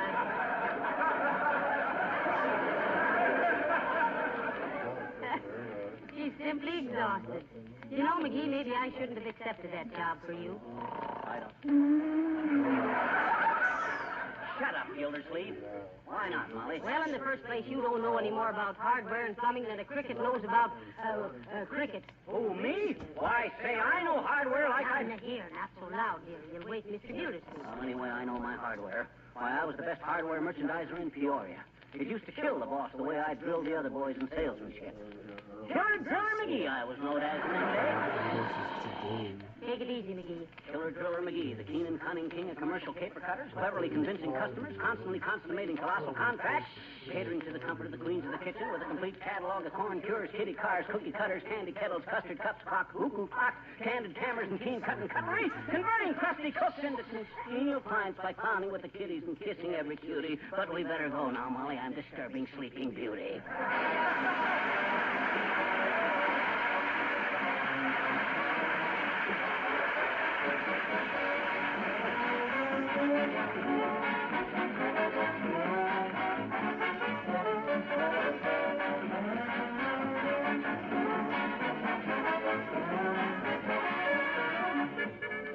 Have you driven your automobile around town today? Were you proud of its appearance? Did your friends turn to look at its beautiful polish? Or were you just a little bit ashamed because it looked dull and dingy? If you were, then Johnson's Car New was made just for you. Because with Car New, you can give your car a beautiful wax polish quickly, easily, inexpensively. Yesterday, it cost real money or several hours of hard work to clean and wax polish your car. Today, you can do both those jobs, both cleaning and wax polishing at one and the same time. One easy operation with this sensational new Johnson's Car New. Many car owners have told us they did both jobs in 1 hour. If your car is extra dirty, it may take you a little longer, but in any case, Car New takes less than half the time formerly required. Find out how easy Car New is by trying it out on your own car. Buy a can from your regular wax dealer, auto supply store, or service station. You'll soon be saying, your car looks like new when you use Car New.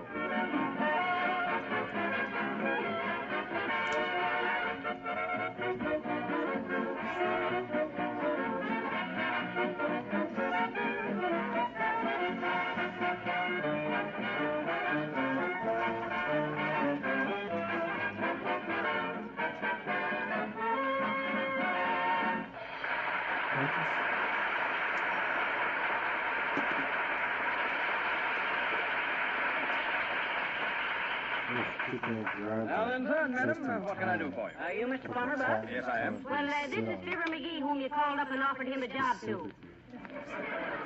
Oh, yes, indeed. Glad you came in, McGee. Oh, that's okay, Plum, old man. Glad to help you out. This is my wife, Molly. How do you do, I'm sure? Delighted, Mrs. McGee, Bud. The same name as mine. That's a coincidence, isn't it? Any relation? Only by marriage. Well, what do you say I take off the coat and pitch in? I'm as anxious to get started as a polecat at a 1-cent sale. Don't you get it, Molly? I says I'm as anxious... Ain't funny, McGee. I was saving it for a guy like Plummer here. Because that gag has had hardware, too. Oh. Now, how about it, Plummer, old kid? Stop jabbing me in the ribs, McGee. Okay, I'll quit. You go to work immediately. You'll find everything marked as to price. I'm going to stay and help out, Mr. Plummer, if you don't mind. 2 heads are better than 1, you know. In this case, I think 2 is a slight exaggeration. Well, good luck, McGee. Everything is in your hands. I'll see you tomorrow. Well, if I was the owner of a nice business like this, I certainly wouldn't go away and trust it to a couple of people like us. Forget it, Molly. With my salesmanship and your feminine intuition, we can have... Oh, hello there, Grandma. What can I do for you? Where's the ammunition counter, Shorty? All right, over there. What kind of ammunition you want? Smokeless powder, Skippy. Give me about an ounce of it. Okay. Here you are. That's 2 bits. All righty. Never mind wrapping it up, Shorty. I'll carry it right in here. Hey, what's the idea of putting that in your compact, Grandma? That's smokeless powder, not face powder. I know it, Junior. But I'm a red-hot mama, and I got a date with a fireman. Woohoo!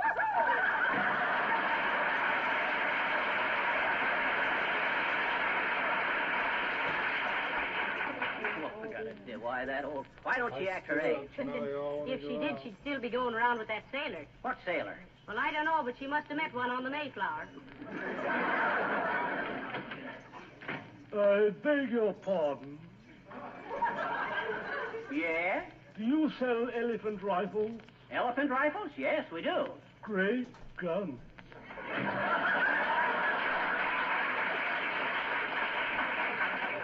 Well, we're doing a big business in door slams anyway. I wish the cash register would open and close as fast as that. Hey, I wonder if I hadn't better call home and see if Gildersleeve has woke up yet. Good idea, McGee. Where's the telephone? Oh, here it is. Hello, operator? Give me the residence of Fibber McGee. Huh? Oh, is that you, Mert? Oh. How's every little thing, Mert? It is, eh? What's that, Mert? Your little sister? Whoa, that's bad. I'm sorry to hear that. Slipped and fell down, eh? Vertebrae, eh? Oh, heavenly days. How did it happen, McGee? Mert's kid sister was in a spelling bee. She slipped on bananas and fell down on vertebrae. What say, Mert? Fibber McGee doesn't answer. Oh, well, maybe he ain't home. Well, thanks anyway, Mert. You're Fibber McGee, dearie. Remember? Huh? Oh, well, then why don't I answer the telephone? Oh. I'm dear, ain't I? And who was I calling on my house? Oh, yeah, Gildersleeve. Yeah, but Gildersleeve's asleep. No wonder he didn't answer. Dearie, you're as baffled as a beachcomber in Death Valley. Why don't you concentrate on what you're doing? Well, shucks, if that's another firearm expert wanting to know if we carry horse pistols, tell him his horse has to have a permit. It's a lady. It's a lady, McGee. That's a good thing. Hi, sis, what can we do for you? We got a special today on magnetic fly paper. Just sprinkle a little sugar on some spinach, and the fly eats the spinach and gets full of iron and flies over the magnetized fly paper, and there's your fly. Excuse me, but I just wanted to inquire if you handle a good automobile polish. Oh, yes, we do, madam. We carry the very best. Johnson's Car News. Oh, yes, Johnson's Car News. That's the double-action polish that cleans and shines in one easy operation. That's right, sis, and not only that. Oh, I know. I've heard all about how it's as quick and easy to use on cars as Johnson's Glow Coat is on floors and linoleum. Oh, well, you seem to know all about it, miss. But did you know I know everything about Car News. And how all you do is apply it and let it dry and wipe it off, and it leaves your car looking simply gorgeous. Oh, here's my husband. Hello, dear. Hello, sweetie pie. How you coming? Oh, my. You don't have to sell these people any Car News, darling. They have it in stock. Oh, they have? Well, come on, honey, let's go. Look here, Wilcox, what's the idea? I'm sorry, Fibber. We're in a hurry. Now, look, you take the filling station, Angel Puss, and I'll try the garage across the street. All right, Pat. See you later, folks.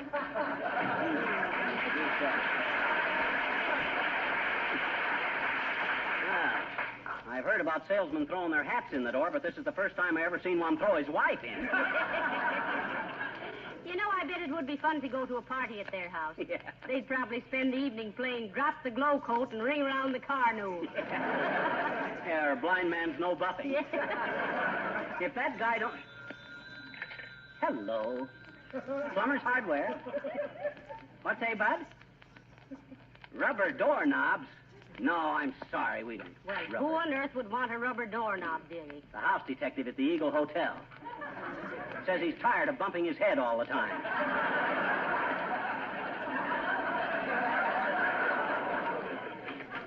Oh, there's Mrs. Uppington, Molly. Boy, get a load of the new fur coat. Well, she isn't the first old hen to wind up inside of a fox.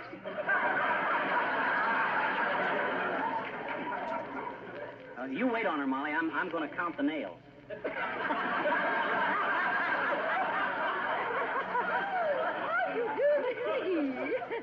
I heard you and your husband were in charge here temporarily, and I thought perhaps I could favor you with a little business. Well, now, isn't that nice of you, dearie? What was it you wanted? Well, I'm remodeling the upstairs rooms in my house, and I wish to install one more bathtub. Oh, a bathtub. Well, we certainly will be glad to make a sale, Mrs. Uppington. But McGee had better handle this. Yoo-hoo! Come here, McGee. Oh, hi, Uppy. Something I can do for you? Yes, as I was telling Mrs. McGee, I need a bath. Well, that's interesting, but I don't quite see where And I thought that as long as I was in the market for one, I should let you do the work. You mean you want to take it here? Now, don't be ridiculous, McGee. She wants you to come over to her house with all the equipment and do the work there, see? Oh, gee willikers, Uppy. I don't think I... Well, shucks. Oh, come, Mr. McGee. Your wife tells me you're exactly the man for the job. Oh, sure. Why, of course, you'd be perfectly silly to pass up an opportunity like this, dearie. Now, won't Mr. Plummer be jealous when he hears about that? Yeah, I suppose he will, but I still... What kind of a bath do you want, Uppy? Oh, I should leave that entirely up to you, Mr. McGee. I like him with the shower at the end. Oh, yes, I think a shower is very stimulating. And remember, Mr. McGee, I want one that will last me a long, long time. Well, I can't exactly guarantee how long it'll... You see, since I bought that great big house of mine, most people have thought that I had 4 or 5 baths. My, it would never do to let them know I just had one all this time. Honest, Uppy? Shucks, I never said Oh, that. not at all, my dear boy, not at all. And if you do a good job, I shall recommend you to all of my friends. Oh. Say, why don't you go home with Mrs. Uppington now, McGee, and sort of make a rough estimate? Oh, yes, do, Mr. McGee. Well, no, Dad Rabbit, I won't do it. I hate that prudish, but Dad Rabbit, I got my ideals. If you want a bath so bad, Uppy, you can take it yourself. Go to the Y or something. Now, listen, McGee, she wants a bathtub. A bath? Oh, I thought... Well, I must say that I never expected to hear such... Well, I mean, how could you have possibly misinterpreted Well, my... he didn't... How insulting. Goodbye. Oh, dear.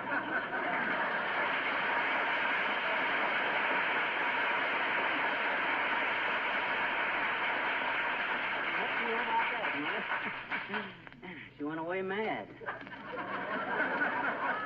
Heavenly days, McGee, is your face red? Oh, that's just from bending over.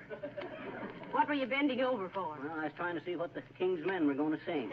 It's coming through the rye. Come through, fellas.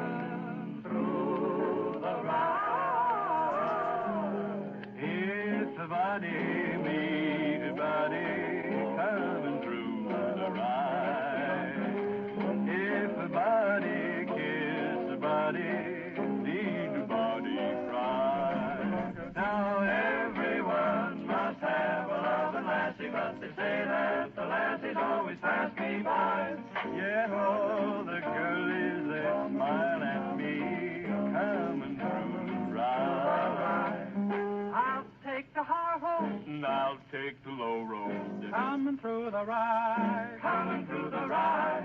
All the lads and lasses get together in the heather when we're coming through the rye. We a lassie a side by side, a lassie careful to make your pride. The pipers are piping around the line, whilst we're a combing through the rye.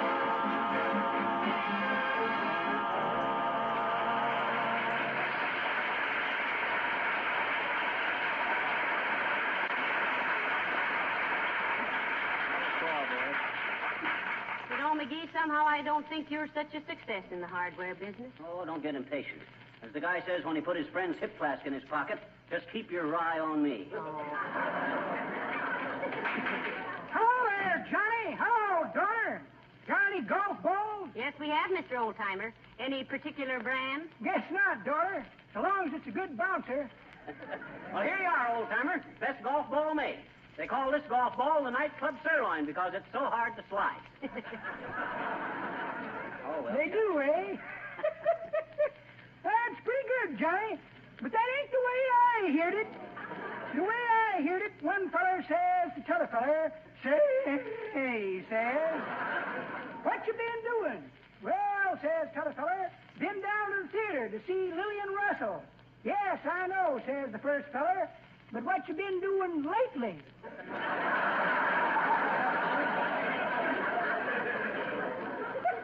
Of course, what he really meant was that he'd been down to see the movie Lillian Russell, but the other fellow thought he meant he'd seen the real Lillian Russell, but it was the misunderstanding, Johnny, that gives the joke that kind of whimsical quality.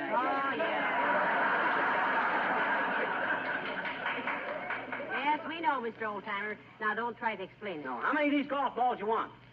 One. One? You can't play golf very long with one golf ball, old-timer. Not gonna play golf. Gonna play jacks. Take you on any day, daughter. You ought to see me do my 7Z's and 8Z's. How much, Johnny? 75 cents. What? 75 cents for one golf ball? Yeah. Say, looks like I kind of took up an expensive sport, don't it? Guess I better go back to flying my kite. So long, kid. That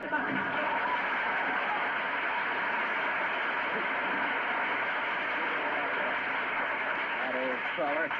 The trouble with being in your second childhood is that you can't get that same pretty teacher you had in kindergarten. That old guy... Hey, buddy, have you got 22 rifles? Why, yes, Bud. Gee, that's a lot of rifles, ain't it?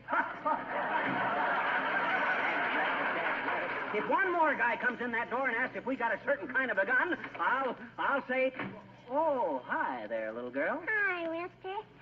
Do you sell roller skates here? You bet we do, sis. We got the slickest line of sidewalk Studebakers and pavement Pontiacs and Whistle Vista. Hmm? I said yes, we sell roller skates.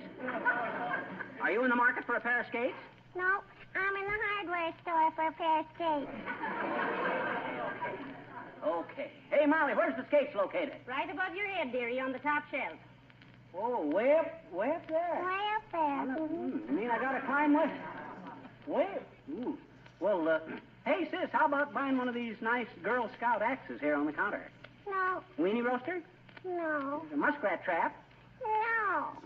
Oh, come on, sis. It's endorsed by Superman. No. I just want skates. Okay. Okay, I guess I'll have to get them down then.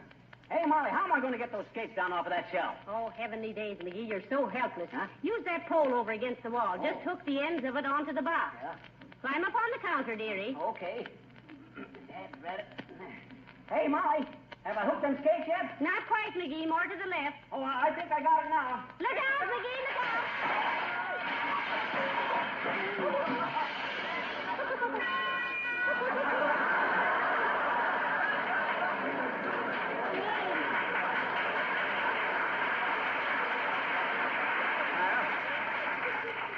Here's your roller skates, little girl. See, they're just like Willie Toops's, ain't they? Well, isn't that nice? That's fine. Yeah, but gee, mister, I'm thinking to myself, why should I buy these when I can borrow Willie's anytime I want to? What? Yeah, so you know what I'm gonna do, Huh? Instead of buying skates with my nickel, I'm gonna get an ice cream cone.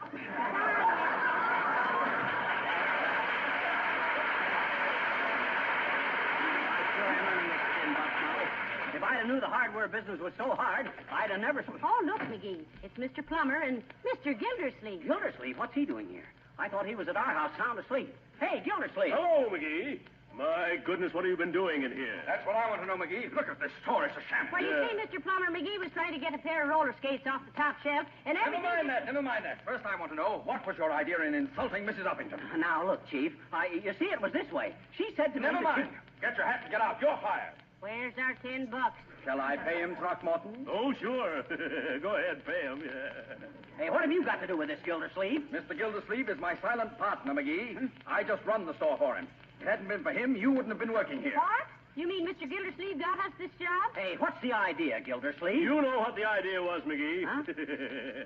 I had to break up that checker game some way.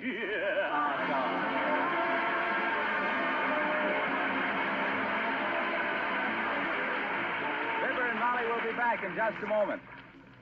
Has it ever occurred to you that when you're in the kitchen, most of the time you're on your feet?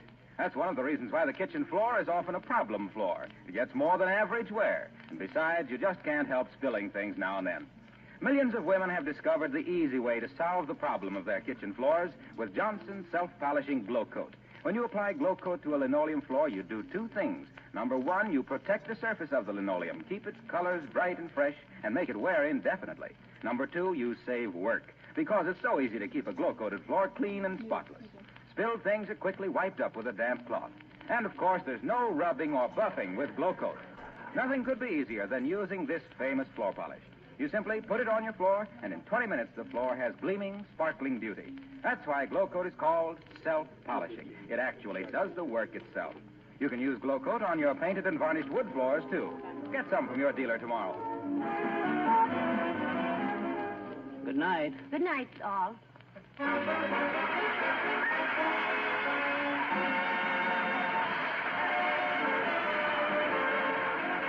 This is Harlow Wilcox, speaking for the makers of Johnson's Wax and Johnson's Self-Polishing Glow Coat, inviting you all to join us again next Tuesday night. Good night. This is the National Broadcasting Company.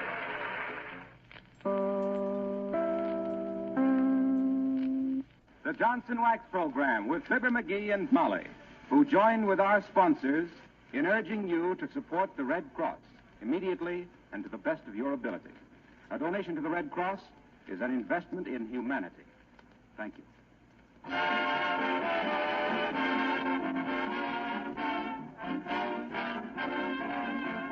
The makers of Johnson's Wax and Johnson's Self-Polishing Glow Coat present Marion and Jim Jordan as Fibber McGee and Molly with Bill Thompson and the King's Men and Billy Mills Orchestra. The show opens with Why?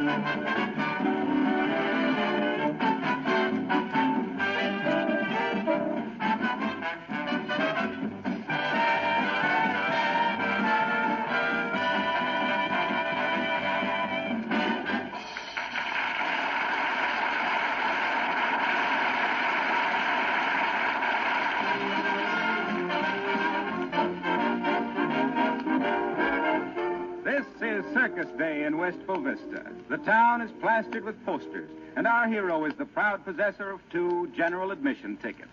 He is all of a twitter to get going. And here, urging his better half to more speed, we find Fibber McGee and Molly.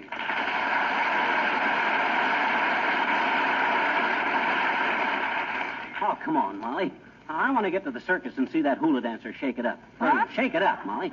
Now, listen here. All right, dearie, all right. We've plenty of time. No, we haven't. We're so late now, I better call a cab. What, call a cab to go to a circus? Why, certainly. Why not? Well, it just doesn't seem the right spirit somehow. It's like wearing evening clothes to a fish fry. Just the same, I ain't going to miss any of this circus by being late. Give me the phone. Hello, operator. Give me the whistle, Mr. Taxi. Oh, is that you, Mert? How's every little thing, Mert? Says, eh? What's that, Mert? Your aunt. Got beat up by your uncle, eh? Oh, heavenly days, how brutal. What do you mean, brutal? Her uncle got up first this morning and had the coffee all made by the time she was out of bed. What's that, Mert? Oh, no answer at the cab company, eh? Oh, he must be out. Okay, Mert. Thanks. Well, I tell you, it'll do us good to walk, dear. Boy, will I be glad to get a smell of a real circus again. It'll bring back the old days when I was a bull boss with the old Wagenback and Hollis outfit. Bull boss? Yeah, in charge of the elephants. Oh. What'd you think I meant? Well, not that. Oh. Well, sir, I'll never forget one time we was playing punk. Hello, daughter. Hello, Johnny. Say, where are you kids going to spend your summer vacation? Well, we haven't decided yet, Mr. Oldtimer. Why? Well, I just wanted to suggest the Canadian Rockies. Why the Canadian Rockies? Well, I got a nephew up there I'd kind of like to see again. Thought you might have room for me in the back seat, kids. I wouldn't be any trouble, honest. I'm loads of fun. Well, if we go that way, we'll let you know, old-timer. But I must say you're the first living room hitchhiker I ever met. That's very good, Mr. Seeing that I'm in a liberal mood today, Johnny, I'd say that was pretty good. But it ain't the way I heard it. The way I heard it, one feller says to t'other feller, "Hey,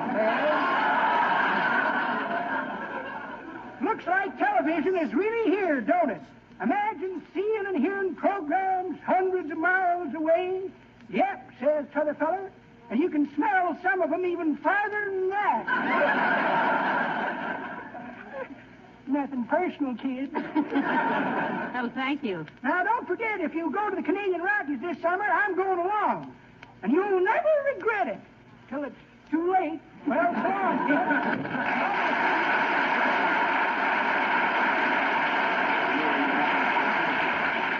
Oh, come on, hurry up, will you, Molly? I got Well, I am hurrying, Well, we McGee. gotta get- My goodness, anybody think you never saw a circus Well. before? Say, incidentally, how much did the ticket set you back? Not a dime, not a thin, shiny, well-worn dime, baby. I got these tickets the easy way. Professional curtsy. Meaning what? Well, you see, it was this way. I agreed. Oh, shucks, we'll never get to the circus this way. No. Come in. I'm going to the circus. I'm going to the circus. Oh, wait a minute. What you so excited about, Gildersleeve? So are we going to the circus? Well, I wish I could be as enthusiastic as you two. To me, a circus is just a number 2 road company of the Brooklyn Dodgers. Is that so? Well, I don't care so much about the animals. But, oh, boy, do I like those trapeze performers. Yeah, and the trick riding. And the tightrope walkers. Yeah. Gee, I love tightrope walkers. When they jump up on a rope like this and balance. Get down off of the back of that Davenport, Mr. Gildersleeve. You're a hard woman, Mrs. McGee. Hey, Gildy. What? You got tickets, or are you going to crawl under the tent? Well, I got tickets, but I got a good notion to crawl under the tent anyway. Just for old time's sake, McGee. Yeah, me too. How about it, Molly? You game tonight? No, I'm not. If you two want to act like you're still wearing short pants, don't expect me to act the same. Oh, dear. That's all right, Mrs. McGee. I didn't get it. Well, you coming along with us, Gildy? No, thanks. I like to prowl around alone. Oh. You know, last year I walked right up and talked to one of the lady acrobats. No, did you, honest? I sure did, McGee. She was pretty. I still got a spangle she dropped off her dress. Look. Oh, boy, what do you want for it? What did you give me? Oh, dear. Heavenly days. Come on, McGee, I'm ready. Okay, let's go. This way, Gildersleeve. Where are you going, McGee? Out the back door. What's the matter with the front door? Won't open. Why not, McGee? Got circus posters plastered all over it. What? Fibber McGee, what on earth? Now, wait a minute, Molly. It was just a professional curtsy. You don't think they give me these 2 tickets for nothing, do you?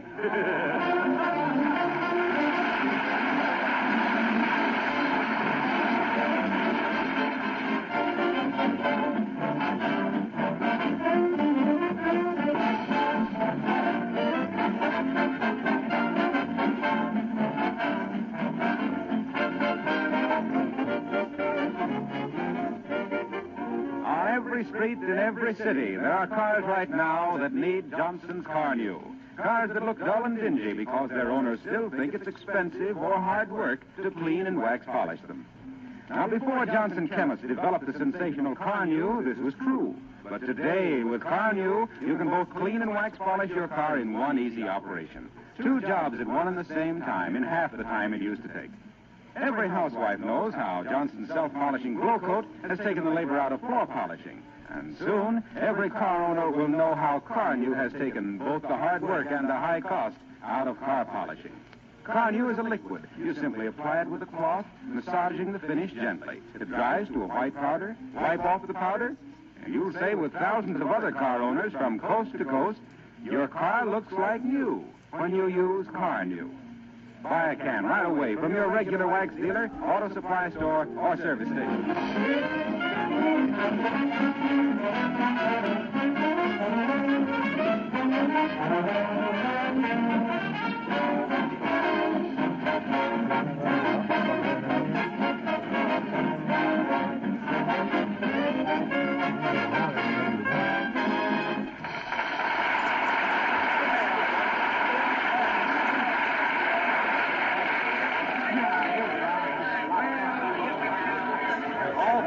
This fun. Hey, Molly, I'm going to buy a toy whip. What for? I don't know. I always buy a toy whip. All I right, guess... folks, step right up and quench your thirst with nice fresh glass of punk lemonade. It's sweet, refreshing, exhilarating, stimulating. Get your punk lemonade here. Punk lemonade, get it? Hey, Bud, you mean pink lemonade, don't you? You tried it, folks? No, we haven't. Get your punk lemonade here.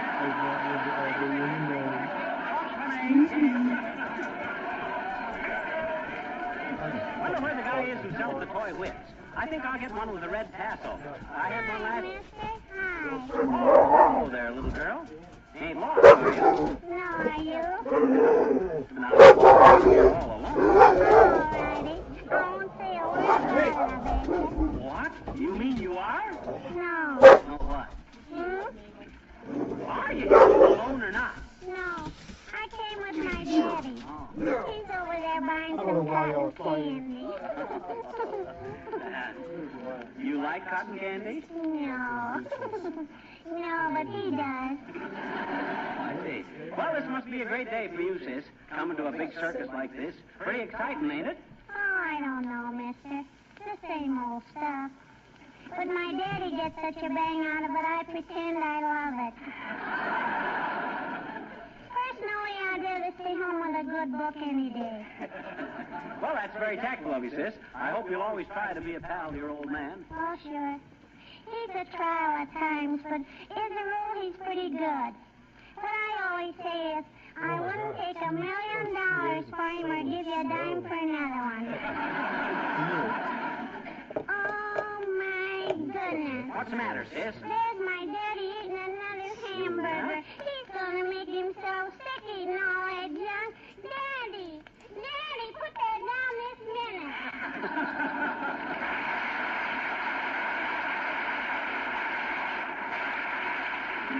Parents must be a great responsibility to a little squirt like that, eh, Molly? Yes, they must be. From what I can judge, a father may bring his little boy out to the circus, but it takes a circus to bring out the little boy in the father.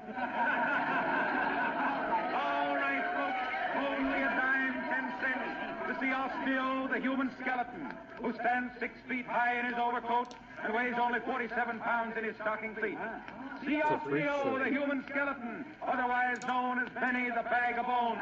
Step right up, folks. Yeah, step right up there. Hey, Molly, let's go in and see the human skeleton. Well, all right if you want to, but to me, no thin man is any good without murder law. Hey, Bud, 2 tickets, please. Thank you, brother, thank you. And if you'll step right in, the lecture is about to begin. Look at the crowd, will you? What's that automobile got to do with the human skeleton? I don't know, but he's skinny enough to double as a windshield wiper. All right, folks, if you'll give me your kind attention, take a good look at Osteo, the human skeleton. But don't crowd him, please. Osteo is easily rattled. Ha, ha! Rattle for the folks, Osteo. Thank you. And now we will show you how the human skeleton got himself into this deplorable condition. Proceed, Osteo. Well, Look, McGee, he's polishing the automobile. Exactly. And polishing it the old-fashioned way.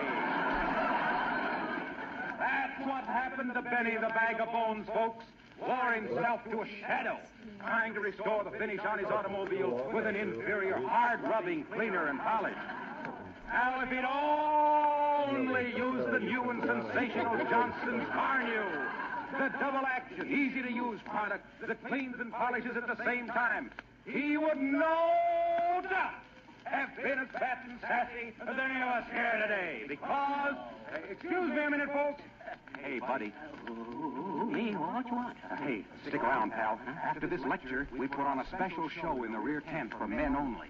25 cents extra. Oh, boy. For men only, huh? What kind of a show is it, Bud? You can see the human skeleton polish a trailer. Oh.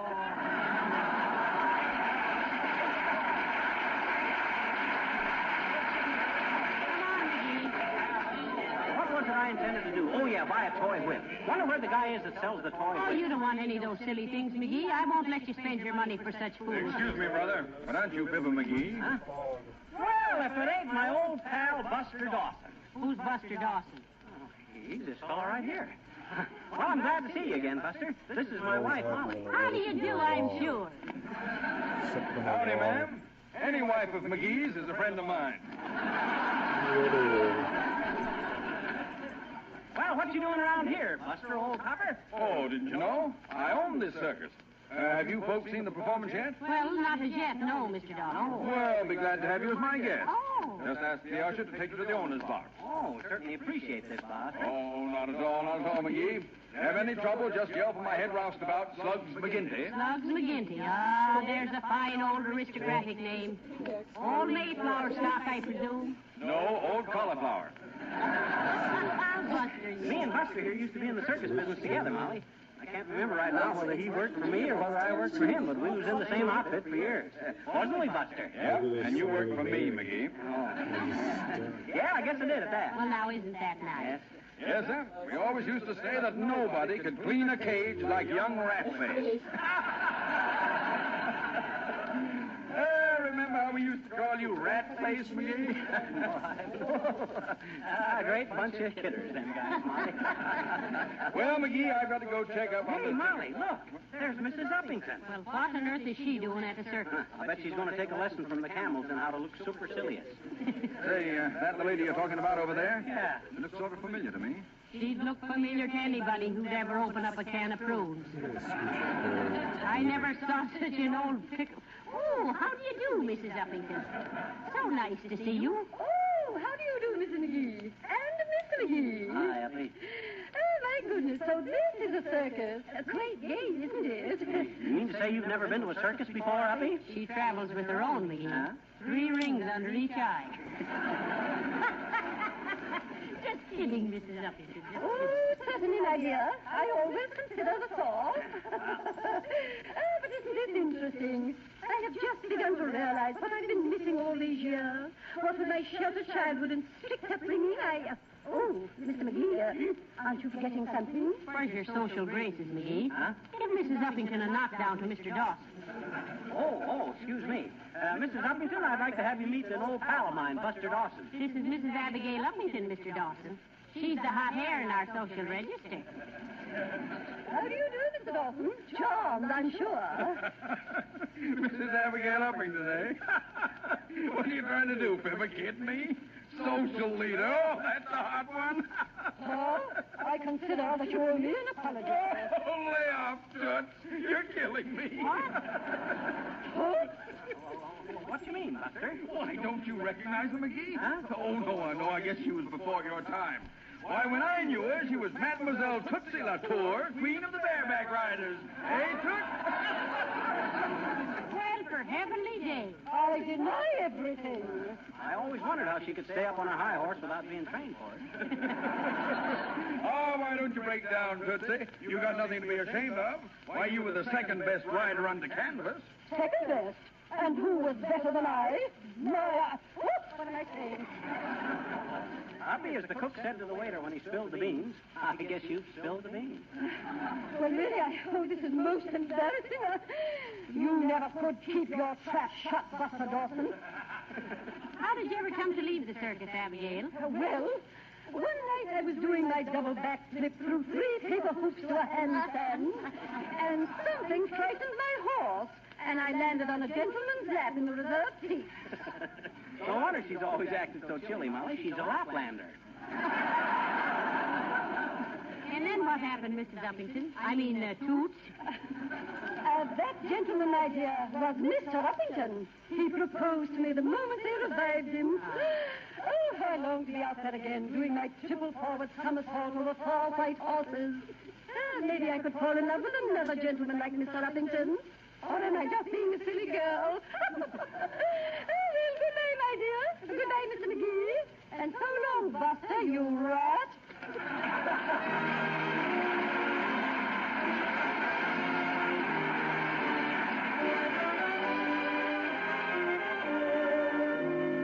The King's Men present The Singing Hills. Are singing hills, are singing tonight, and echoing a song of long ago. The singing hills were singing that night, that lovely night you said I love you so. The wind in the valley joined in our sweet refrain. But now the wind and I each night we cry, come back again, come back again, come back again. Though you are gone, the song lingers on, still echoing among the singing hills. That magic night of thrill still echoes through a hill. From far away, I hear you say, I love you so, I love you so. When you left me alone, I cried, come back to me. You know I can't live without love. The singing hills replied, live without love. Now I seem to hear your last heartbroken farewell, farewell, still echoing among the singing hills. Singing hills, goodbye, goodbye.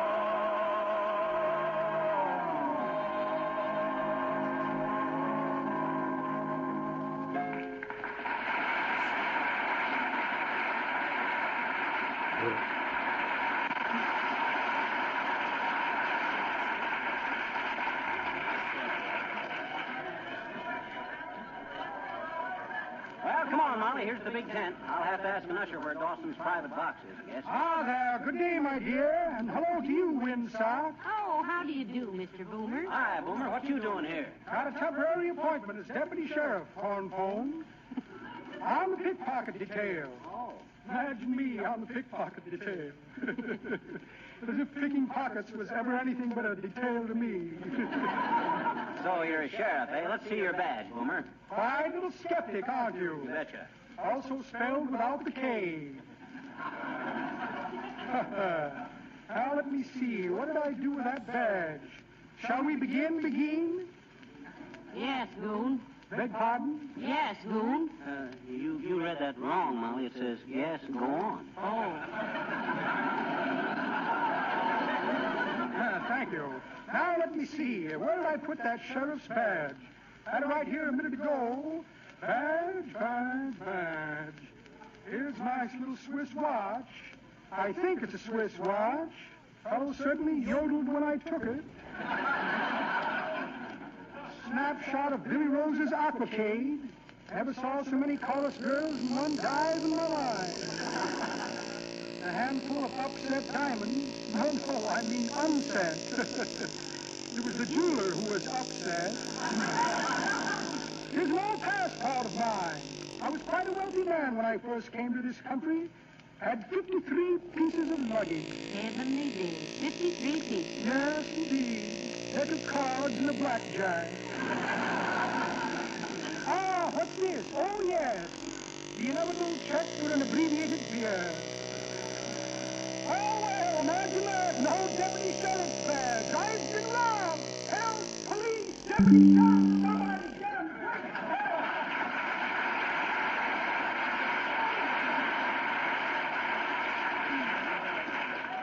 That guy's as crooked as a snake's hind leg. Dog's hind leg, dearie. I know, but I like dogs. Oh, well, let's go on in, Molly. Imagine us sitting right in the owner's private box. General admission tickets, please. Oh, here you are, Bud.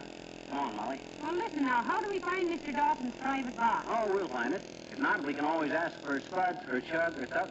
What did you say that guy's name was? Well, I don't remember. Ask the usher. Oh, hey, Usher, where's Mr. Dawson's private box? Right here, Mr. First Box on the left. Oh, thank you. Oh, aren't these lovely seats, dearie? Sure, some stuff, huh? Best in the house.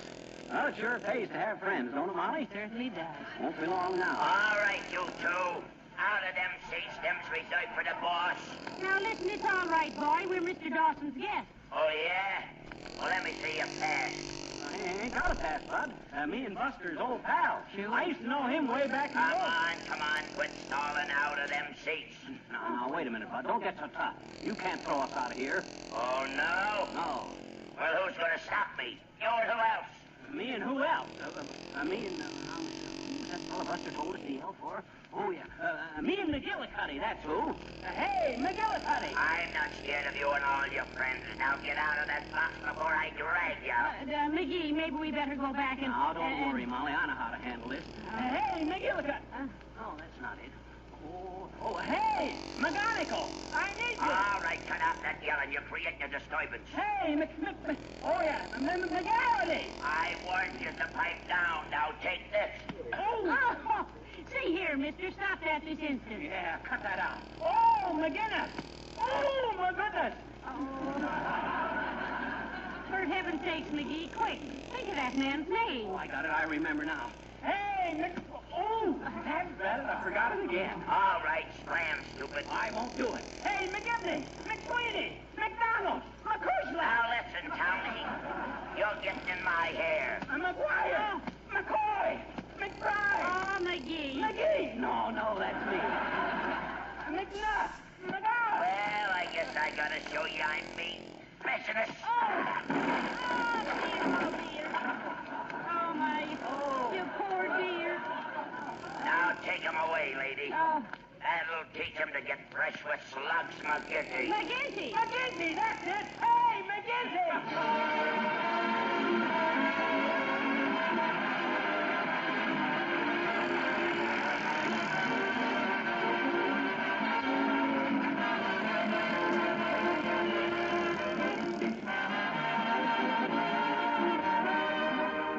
Fibber and Molly will be back in just a moment. For more than 50 years, the makers of Johnson's Wax have done their best to provide their customers with the finest polishes that can be made. Scientists are constantly at work in the Johnson Wax laboratories, developing new products, perfecting old ones. When you buy any one of the famous Johnson Wax polishes, you know that you'll be getting complete satisfaction. Before any new product is offered for sale, it's thoroughly tested, both in the laboratory and by hundreds of users. From one end of this country to the other, we can almost say from one end of the world to the other, you'll find the most particular housewives depending on Johnson's Wax and the other fine Johnson Wax polishes to keep their homes beautifully clean and shining with the least possible effort and expense. It most certainly pays you to insist on the genuine Johnson's Wax products in their attractive packages. These products include genuine Johnson's Wax, paste or liquid, Johnson's self-polishing glow coats for floors and linoleum, Johnson's Car New for automobiles, Johnson's Cream Wax furniture polish.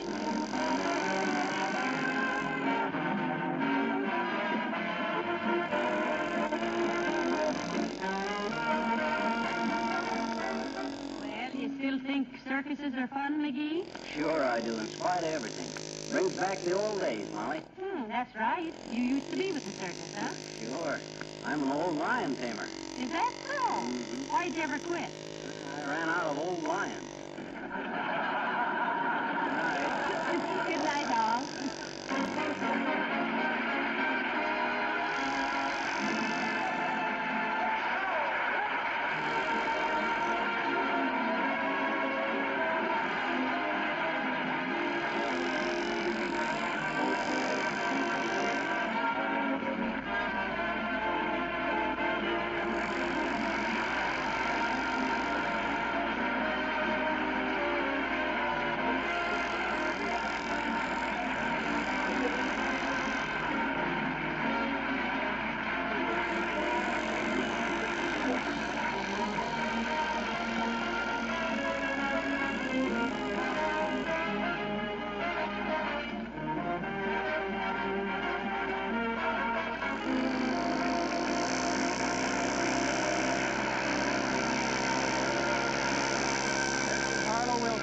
Speaking for the makers of Johnson's Wax and Johnson's Self-Polishing Glow Coat, inviting you all to join us again next Tuesday night.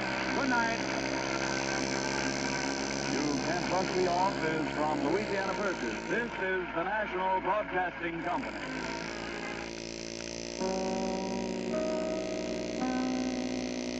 The Johnson Wax Program with Fibber McGee and Molly.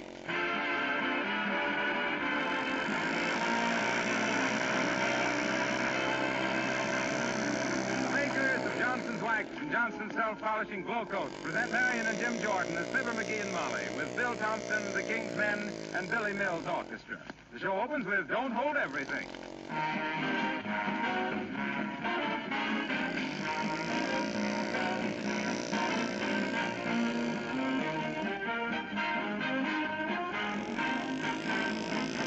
Yeah, I wonder if David gets the board. What they have to split up.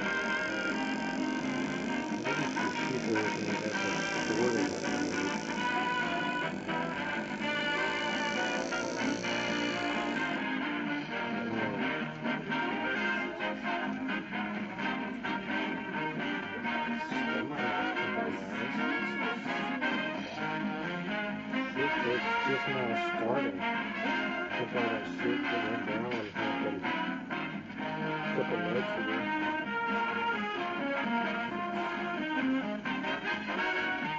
What did you guys see?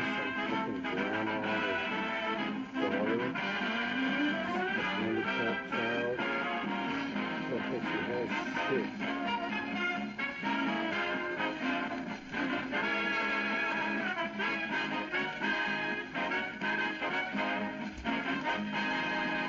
He looked pretty serious about it. He's in place for that.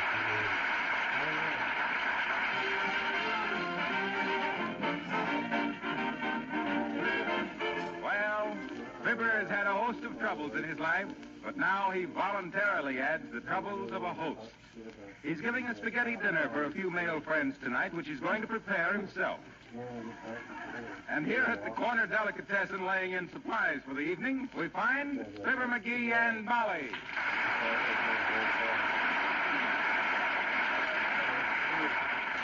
Have you got everything, dearie? Well, now, let me see. I got tomatoes, sugar, chocolate bars, vinegar, ginger snaps, celery and olives, cheese, 2 pounds of garlic. Can you think of anything I ain't got, Molly? I can't even think of what you have got without shuddering. How about you, sis? You give me everything on that list? No, certainly, but you're giving us spaghetti dinner, ain't it? Yes, it ain't. I mean, yes, I am. Well, in that case, and excuse the presumption, please, but maybe you need some spaghetti. Oh, spaghetti! I knew there was something else I needed. Give me about $5 worth of spaghetti, sis. Certainly. It's 10 cents a pound. That's 50 pounds spaghetti. Oh, why don't you make it 100 pounds, McGee? It's always good warmed up. I hate leftovers. Now, let me see. If I put... Excuse me, folks. Say, Mrs. Goldfarb. Yes? I'm from the wholesale house. Here's a bill for that last order of cheese. Oh, yes. I'll take care of it as soon as I hear from the FHA. Okay, thanks. Well, what's the FHA got to do with paying for your cheese, Mrs. Goldfarb? It's cottage cheese. Is that all, Mr. McGee, please? Yeah, I guess that's all, sis. Incidentally, how's business? This delicatessen make much money? Well, it all depends. For income tax business, we manage to scrape along. But if you're thinking of buying the store, it's our gold mine. Well, hello there, daughter. Hello, Johnny. What you doing? He's doing his shopping, Mr. Old-Timer. Want to give a spaghetti dinner for a few friends, old-timer? You're invited. My house at 7:30. Thanks, Johnny. I'll be there. They say the daughter here is a wonderful cook. Oh, but McGee's cooking this dinner himself, Mr. Old-Timer. Hey? Oh, well, say, come to think of it, daughter, I got a previous engagement. I'm sorry, Johnny. That's okay, old-timer. If you change your mind later on and want to come, just hang a lantern in the Old North Church. Sure. One if by land and two if bicarbonate. That's pretty good, daughter. But that ain't the way I heard it.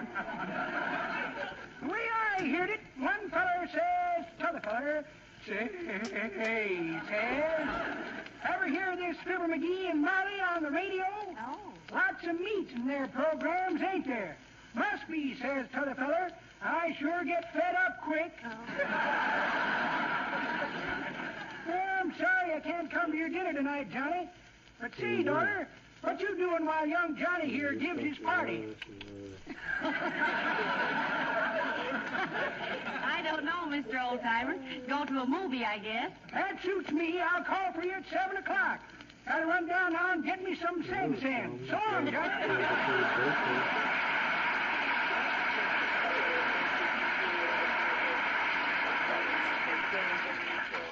And all I'm glad he ain't coming anyway.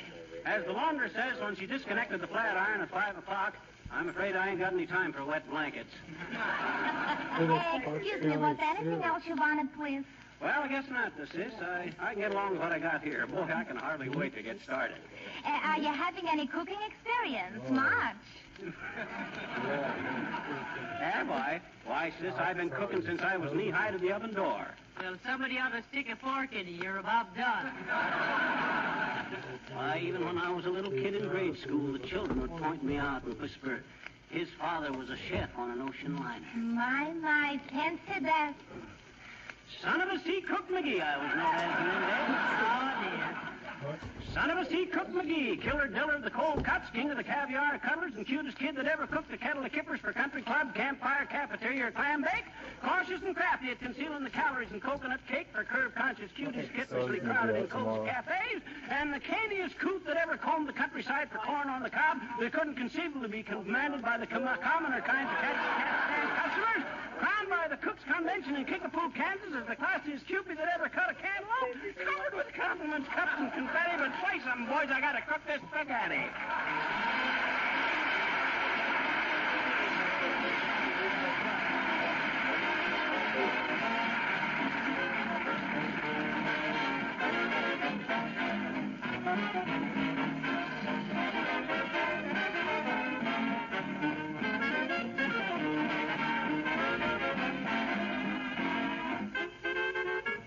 Will those of you who are sitting in your living rooms listening to Fibber and Molly, just imagine yourselves for a moment driving down the street in your automobile.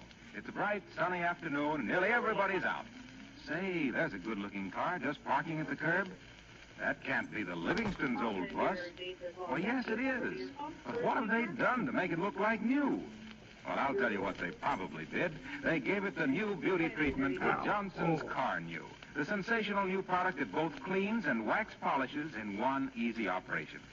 What's more, as soon as their neighbors hear how easy and how inexpensive wax polishing is with Car New, lots of other cars in that neighborhood are going to blossom forth with that showroom shine.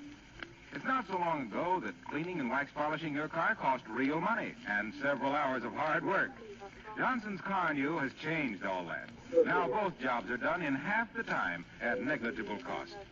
Get a can of Johnson's Car New right away from your regular wax dealer, auto supply store, or service station.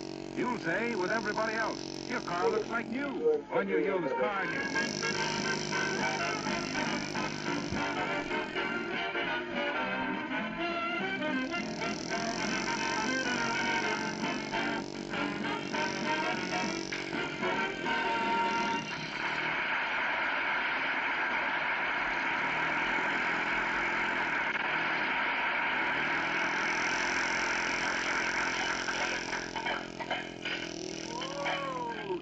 she bake a cherry pie, Billy boy, Billy boy? Can she bake a cherry pie, charming Billy? McGee. Huh? What's the wash boiler doing in the kitchen? Well, that's what I'm going to make the spaghetti in, Molly. What? Want to have plenty for everybody. You know how Wilcox eats. But I happen to know that Mr. Wilcox is on a diet, dear. Stomach gone back on him? No, it's gone front on him. What are these golf balls doing here? I'm using them as models for the meatball. Only thing that puzzles me is how to get the dimples in them. Give each one a move. Hello? Oh, hello, Nick. Huh? No, I ain't. I'm giving this dinner, and it's going to be strictly stag. No women allowed. Did he want to bring somebody with him? Yeah. Wanted to know if I was going to have Charlotte Roos. And I told him... No.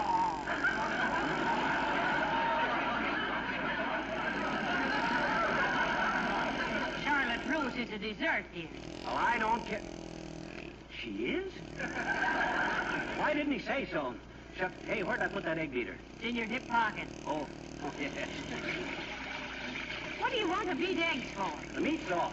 You don't put eggs in meat sauce. You do the way I... Now, look, Molly, I don't mind your hanging around the kitchen while I cook, but I do object to your telling me how to do things. Well, now, would it wound your delicate culinary sensibilities if I told you just dropped a cup button in the meat sauce? That's okay. I'll tell the fellas that's a prize for the guy that eats the most. I hope that isn't George Rector. Come in. Oh, Mrs. Uppington. Hi, Uppy. Oh, how do you do, Mrs. McGee? Hey, I'm Mr. McGee, Uppy. Don't let the apron fool you. That's Mrs. McGee over there in the slacks. Hello, Mrs. Uppington. Oh, how do you do, my dear? I just stopped in the... Well, my goodness, what is going on here? Well, McGee's giving a spaghetti dinner for a few friends. A stag party. A stag party? Oh, nice. How very intriguing. I didn't realize that you were a gourmet, Mr. McGee. Who, me? Why, shucks, Uppy. I'm the greatest What was that again? Gourmet, dearie. Huh? That means somebody somebody... Well, for goodness sakes, don't you know what a gourmet is? No, I don't, and until we find out, we better not mention it over the radio. You know how people are. Have you a special recipe for cooking spaghetti, Miss McGee? Oh, sure. This recipe's been in the McGee family for generations. All us McGees are partial to Italian food. Why, I had an aunt once, Auntie Pasco, we called her. She was... Hey, Molly, toss me another egg, will you? Here, McGee.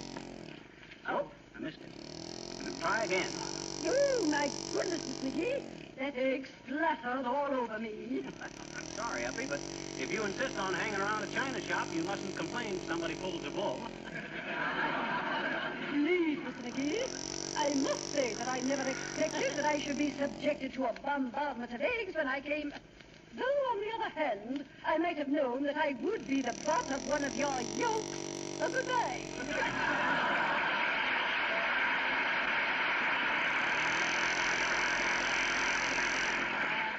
The butt of one of your yolks. Now she is being a silly girl. Just the same, McGee, why must you always be hurting her feelings? Oh, I can't help it, Molly. As the puppy said when the lady hung a wire brush on the Christmas tree, she's got a gift for rubbing me the wrong way. Oh, well. Can she bake a cherry pie? Listen, McGee. Huh? You hear that? Who's that, Shep Fields? I didn't invite him. I wonder why No, that's the water in the wash boiler, dearie. It's boiling. Oh. Here, I'll turn it down. Okay. One side there now, Molly, while I toss in the spaghetti.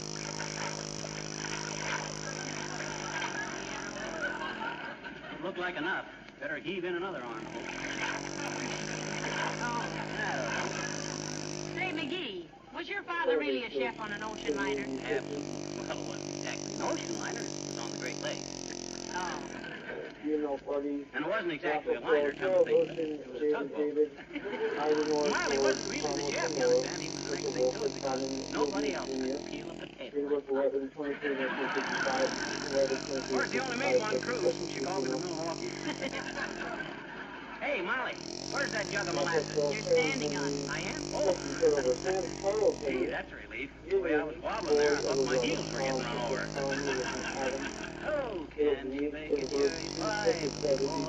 Boy, can she bake a cherry pie? Charming Billy. She can bake a cherry pie as quick as a cat can wink its eye. But she's the young thing and cannot leave her mother.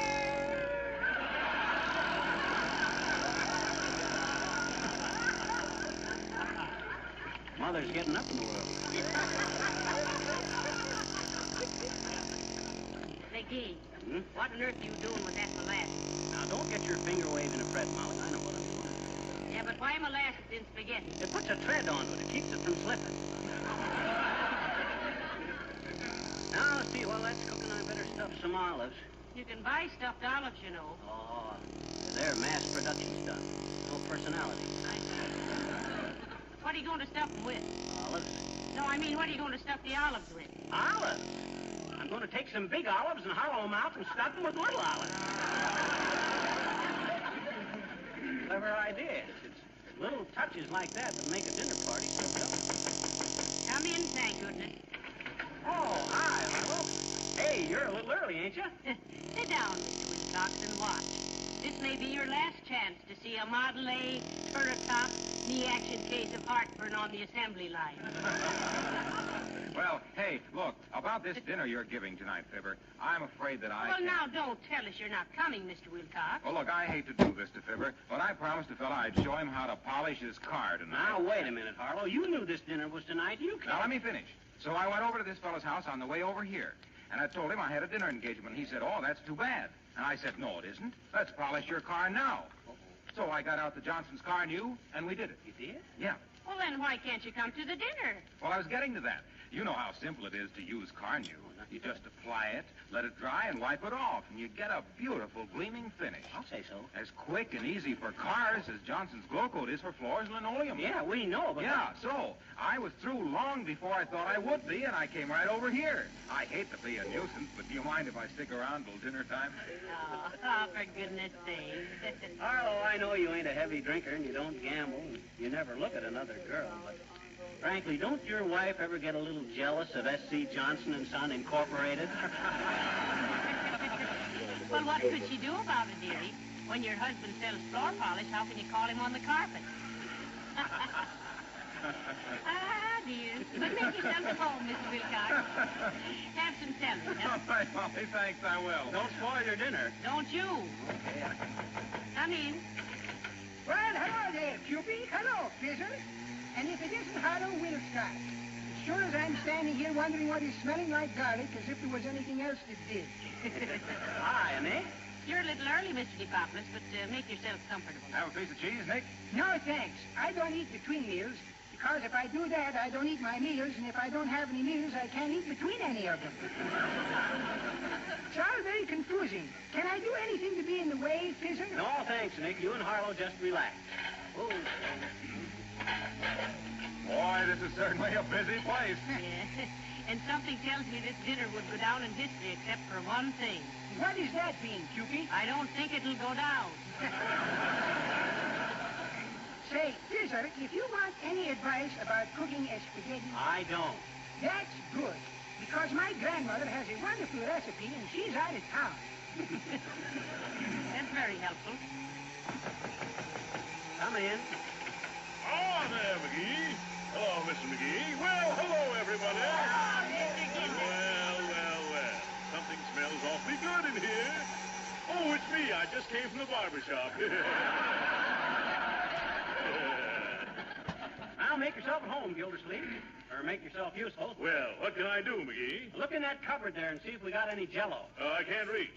Hey, Harlow, have we got any Jell-O? I don't know. Hey, Nick, we got any Jell-O? That's me. Hey, Cupid, we got any Jell-O? I don't know. Hey, McGee! Ah, for goodness sakes, never mind.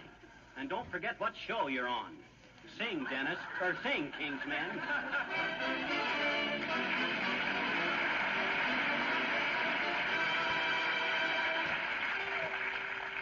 Our leader is, to say the least, a most peculiar fellow. He seems to know his instruments from piccolo to cello. He plays all compositions and he plays in every key. But he has one peculiarity. Oh, the leader doesn't like music.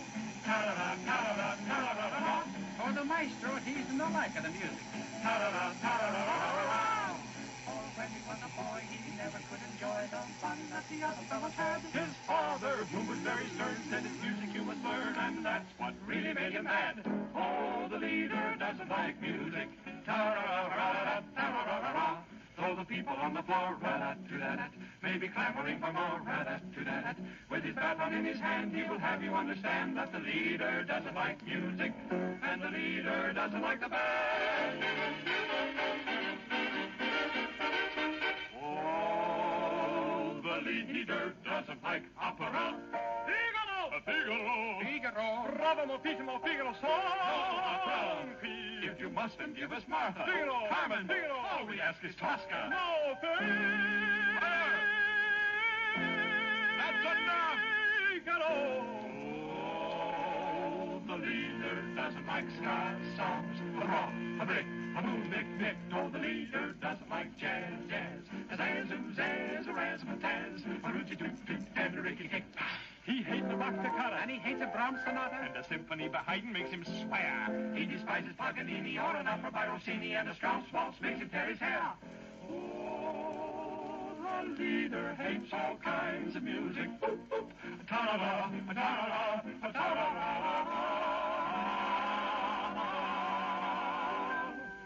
He doesn't like it sweet. Oh, he doesn't like it hot. With a stick in his hand. He'll have you understand that the leader doesn't like music, and the maestro doesn't like the band boys, and the band boys don't like the leader either, and the leader man doesn't like the band.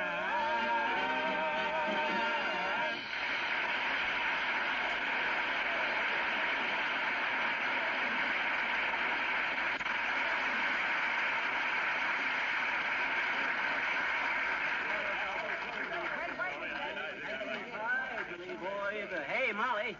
What is it, McGee? Get that big platter of yours in here, will you? Now, look here, McGee. You can't talk to me like that. What did I say? I just asked you to bring in that big platter so I could dish up the spaghetti. Huh? Oh. Well, you'll find the platter on the kitchen cabinet. Thanks. Hey, fellas, go sit down at the table. You're about to eat the best spaghetti you ever flung a fang into. Oh, that's fine. Hey, and you, Gildersleeve, lay off of them olives. You're a hard man, McGee. Or am I just being a silly girl? Here's a chair for you, Molly. No. Sit by me, Cupid. If I'm sitting with all these men, I'm liable to forget my mannerisms and start reaching across the table. But with the ladies present, I'm always a gentleman and spear things with my fork. Now, thank you, boys. This is a stag party. Besides, the old-timer's going to take me to the movies. Oh, my wife was going tonight, but she read that My Son was at the Bijou, and she thought it was a double feature. That's probably the old-timer now, Molly. You dish up the spaghetti for the boys while I... Oh, boy, am I... Hi, mister. Oh, hello there, little girl. I'm sorry I ain't got any time to talk to you tonight. Why? Well, I'm giving a spaghetti dinner to a bunch of friends, so you run along now. Oh, I'm your friend, too, I betcha. Can I come home, can I, please? No, this is a stag party. Oh, do stags eat spaghetti, huh? These do. Now, you run along, sis. Well, can I bring my daddy? He's a stag. Huh? He's an elk, anyway, and that's the same thing, I betcha. Now, look, sis, I got a lot of guests here, so please. Listen. Huh? I saw your picture on a magazine cover today, I betcha. I don't care if you saw my picture on 10 times. What'd you say? Sure. Sure I did. You and Mrs. McGee. Oh, well, tell me about it. Where'd you see it? What magazine was it? Can I come to your party if I tell you, huh? Well, gee, sis, I can't. That'd hardly. I mean, well, oh, come on, tell me. No. Give you a nickel. No. A dime. Mm-mm. Quarter? No. 50 cents. No. Well, I can't stand here and haggle with you all night. $1 now, and that's my last offer. It's a deal, mister. Okay. Lay the dough on the line and I'll tip my mitt. Okay, here's $1. Now, where'd you see our picture on that magazine? I may have time to run downtown and get a copy. Oh, you won't have to, mister. It's movie and radio guide, and I just found it sticking in your mailbox. Here. So long, mister.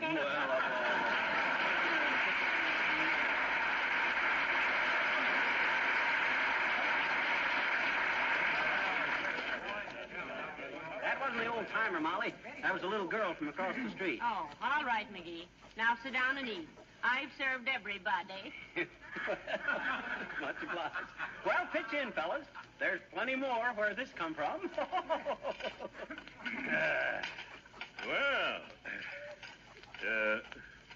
Is this your own recipe, McGee? You betcha. Handed down from generation to generation. Starting with me. Hey, you didn't take hardly any, Harlow. Here, let me give you some more. No, thanks, Fibber. I guess I ate too many olives. I seem to have lost my appetite. That's what a diet does to you, you know. Well, if you find out where your appetite is gone, we'll start to see if mine is there with it.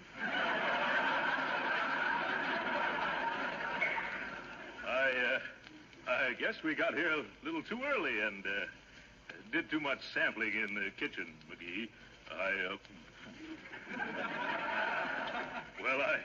I don't seem to be able to eat a thing. Oh, come on, fellas. Shucks.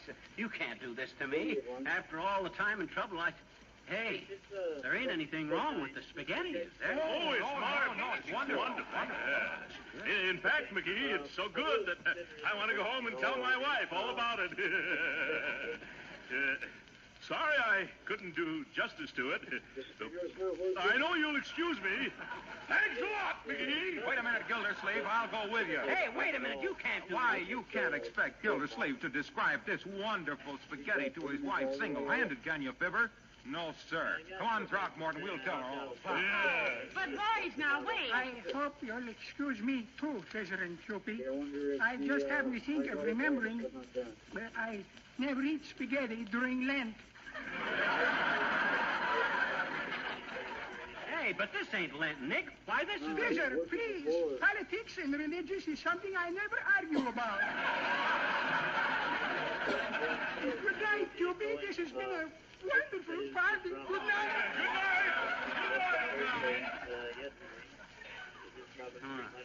Of all the ungrateful, unappreciative, unfeeling... Unappetizing. Huh? Well, I mean, they didn't seem to have much appetite, did they, dearie? Oh, well. That's all the more for me and you, Molly. Well, come on. Let's have at it. We'll show them guys. Hey, what's the matter? Well, I don't know, McGee. I guess it's just the excitement and all. But I don't seem to be able to eat a thing, I don't. You ain't hardly touched the spaghetti. Well, you can't discourage me. I know good food when I see it. Well, here goes.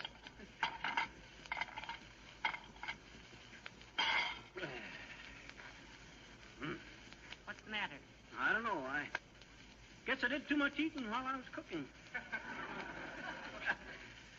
Kind of lost my appetite for spaghetti all of a sudden. What do you say we run down to Kramer's drugstore and get a hamburger? That's wonderful. I'm starved. Me too.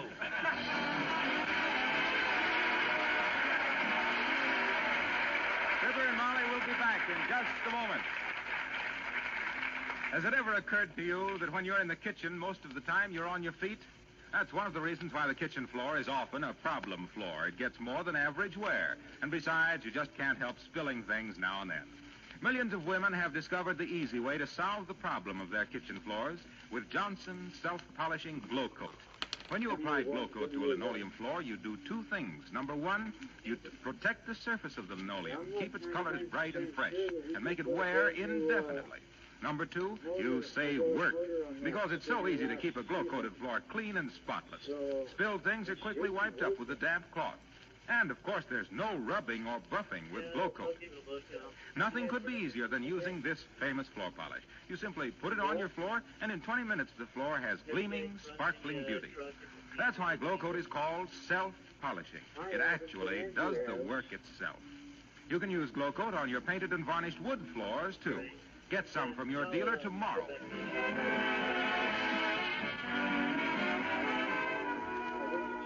McGee, Huh? I think you better call the delicatessen and have them pick up all those groceries you didn't use, huh? Oh, that's a good idea. Give me the phone. Hello, operator. Give me the gold-fired delicatessen. Oh, is that you, Mert? Oh. How's every little thing, Mert? It is, eh? What's that, Mert? Your whole family? Oh, that's terrible. Oh. Why, that's awful. Oh. Oh, boy, what a day this has been. Oh, heavenly days, McGee. What happened? Not a darn thing has happened to Mert's whole family all day today. Ain't that awful? Okay, Mert. Good night. Good night, all.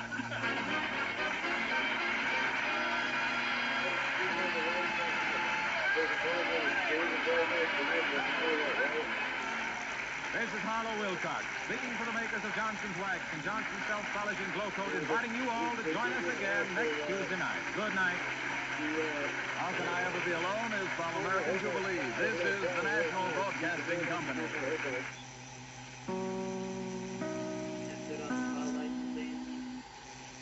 The Johnson Wax Program with Fibber McGee and Molly.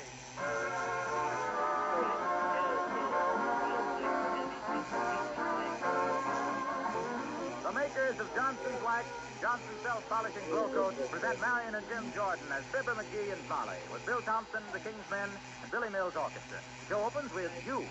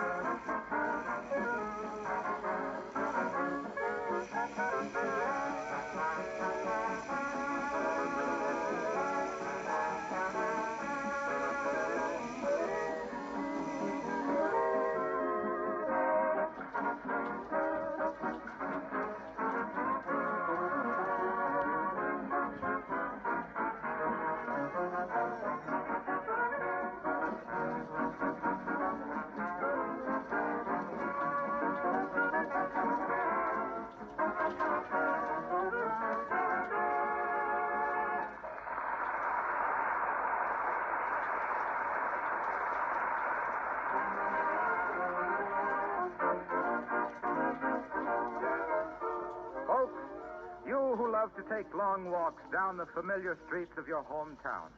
You who like to meet and pass the time of day with the neighbors. You who know the sweet loveliness of a day in June. You who... Mr. Wilcox. You who... Oh, well, anyway, here, window shopping down 14th Street in Wistful Vista, we find Fibber McGee and Molly.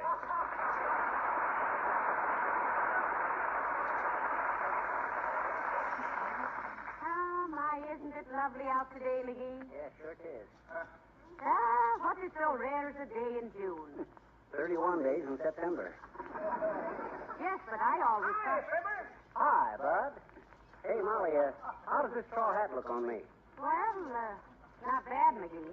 But what are those two big holes on the sides for? Ears. Ears? Yeah, I picked this hat up at a bargain. The Wistful Vista Dairy Company just put on motor trucks. Got rid of all their horses. Well, did they have any shoes that would fit you? Well, I was going to... Hi, Bud. What was I saying, Molly? About buying a horse's wardrobe. Oh, yeah. Well, sir, when I heard the dairy company was selling these straw hats, I dropped in and I said, hey, did any of them horses wear a 6 7/8 hat? And the fellow says, well, he said... Hi, Bud. My goodness, you know everybody, don't you, dearie? Oh, I get around. Well, anyway... Hi, Bud. Hi, Fibber. Oh, no. Hey. What Where does he get that high above stuff? Say, who was that fat man you just spoke to? Oh, I don't know. I have such a circle of wide acquaintances. Don't you get it, Molly? I said... It ain't funny, McGee. Eh? Oh, well, shucks, we just got started. Hey, look at the crowd in front of Needham's wallpaper store. Looks like an auction sale. Oh, goody. Let's go over and listen. I love auctions. Oh, I hate auctions. Do you love me, dearie? Yes. Well, I love auctions, so come on. Oh, get a load of the auctioneer. Horatio K. Boomer. And now, friends, item 47. This is a very choice selection of flowered paper suitable for boudoir, living rooms, or... Ah, good day there, Chipmunk. Good day to you, my dear. Hello, Mr. Boomer. Hi, Boomer. When did you get to be an authority on interior decoration? It's hereditary, Twitchy Puss. My father was a bartender. Now, friends, what have I did for this lovely wallpaper? Item 47. Note the delicate shades on this border of intertwined chrysanthemums. Those aren't chrysanthemums, Mr. Boomer. Those are zinnias. My dear, considering your unfortunate marriage to little Tinker Toy there, I defer to your superior knowledge of wallflowers. Oh, yeah. Now, look here, Boomer. Now on with the bidding for item 47, friends. 30 rolls of Bureau Delight. Paper your room with this lovely paper and bound out of bed into a bower of blossoms. Who'll start the bidding? I won't, for one. I hear one. $1 bid. Who'll make it two? I don't know what anybody'd want that stuff for. Four. I hear four. Only $4 bid for this glittering galaxy of gorgeous geraniums and glamorous goldenrod. We better be quiet, Molly. If he thinks we're bidding, we'll find ourselves behind the 8 ball. What ball? 8. Thank you, the gentleman today. 8-time bid, folks. Only $8 for this tremendous bargain in boudoir billboarding. Who'll make it 9? Now, you wait a minute, Mr. Boomer. We weren't bidding. Ah, yeah, sure, my dear. Heard you distinctly. Oh, yeah. Now, look here, Boomer. One more crack. One more. That makes it 9. No. $9, folks, for item 47. Come. This is ridiculous. My young friend here bid 9. He did not, Mr. Boomer, and if you intend... 10, I heard. $10, who'll make it 11? 11, do I hear 11? No, you don't hear 11, and even so, it doesn't... Ah, a dozen. The gentleman makes it 12. $12 I'm bid, 12 I'm bid, going once at 12, going twice at 12, that's 24. Oh, my. Going 3 times at 12, 3 times 12, 36. Going, gone. $36 to the gentleman in the horse's hat. Now, look here, Boomer. Don't try them carnival tricks on me. I wasn't bidding, and you know it. Sorry, Twaddle Tongue, but you made your bid. Now don't try to lie out of it. Go give this man his wallpaper. $36, please. Now, Mr. Boomer, we didn't buy that paper. And we won't pay for it. No. Ah, find a Welsh, rabbit. Come. I don't like to be disagreeable, but do you pay for this wallpaper, or shall I call an officer? You call it. Friends, you heard these people bid. You all witnessed the transaction. He's got you, dearie. Pay him and let's go. What do you know about that? Okay. Give me the wallpaper, Boomer. I'll go out and raise $36 someplace. Splendid. If you can't raise the cash, dream boy, just send me a check and I'll raise it. Yes, indeed.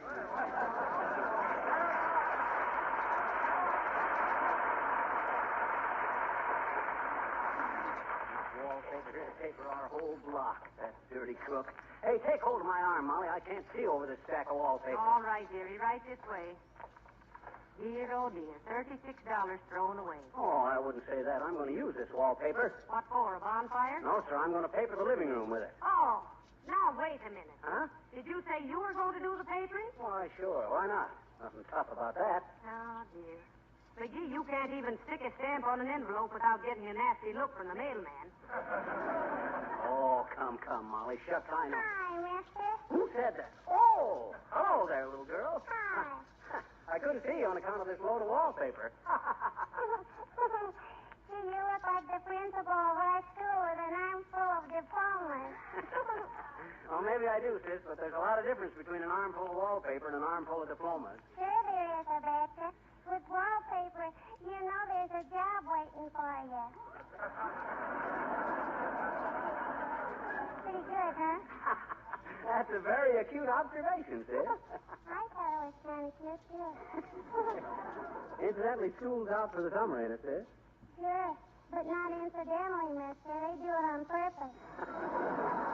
Oh, they do, eh?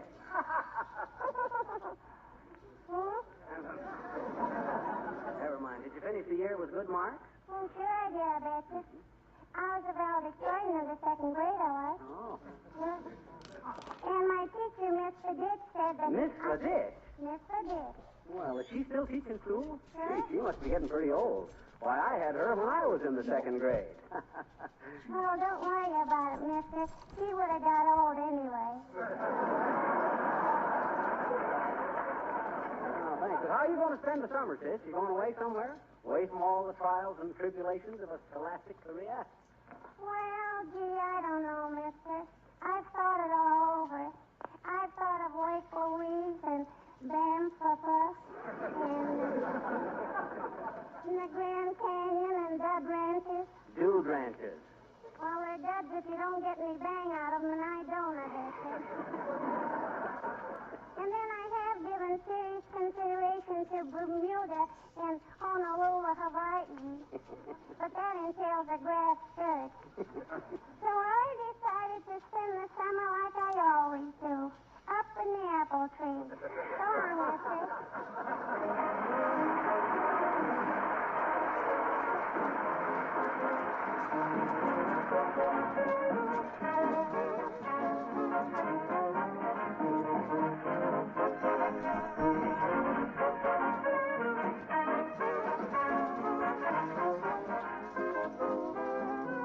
Last weekend, I had my car out on the highways, headed for a pleasant time in the country, and so did nearly everybody else. Isn't it amazing how a sunny day in June brings out all the cars in town?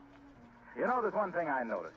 Some of these cars seem to hold their heads higher than others, carry their families more proudly down the road. And no wonder. They were all shined up for the occasion with Johnson's Car New. You could almost hear those cars saying, your car looks like new when you use Car New. Until the Johnson Wax people perfected Car New, it used to be a chore to clean and wax polish your car. Either you spent real money for the job or worked several hours at it yourself.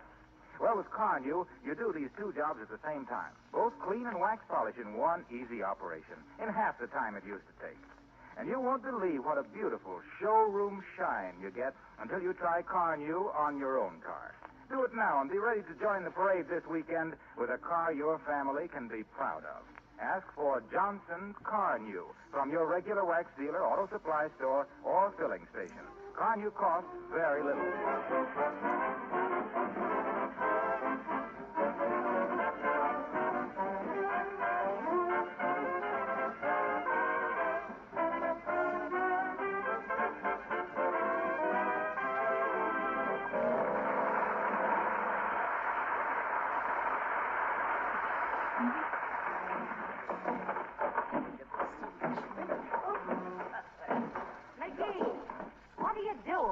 Furniture and bric-a-brac, Molly, so I can start papering. Oh, heavenly days. You're not serious about doing the papering yourself, are you? Why, sure I am, and quit worrying. As the horse says, when the cowboy buckled the strap around his belly, this is going to be a cinch. Oh. Here, take this portrait of Uncle Dennis, will you? But McGee, now. Hey, by the way, you ever notice they got the picture wire fastened to the wrong side of that picture of Uncle Dennis? There's no such a thing. If the wire was on the other side, Uncle Dennis would face the wall. That's what I meant. Come in. Hello, Johnny. Hello, daughter. Just thought I'd stop in and pass the time of day. Okay, pass it. 2:15 p.m. Thank you. That's okay, daughter. Hey, what you doing, Johnny? Want to paper this room, old-timer? Know anything about it? Well, to hear him talk, Mr. Oldtimer, he's a paste master at it. Paste master, eh? Yes. That's a play on words, ain't it? Pass master, paste master. That's it. That's pretty good, daughter. Well? Eh? Oh, yeah. That ain't the way I heard it. The way I heard it, one feller says to t'other feller, hey. I just thought up a joke. Think Fibber McGee and Molly'd use it if I sent it to them? Is it a good joke, says t'other feller? No, says the first feller. Yep, this wallpaper. You kids know the wallpaper song? Wallpaper song? Sure. South of the border.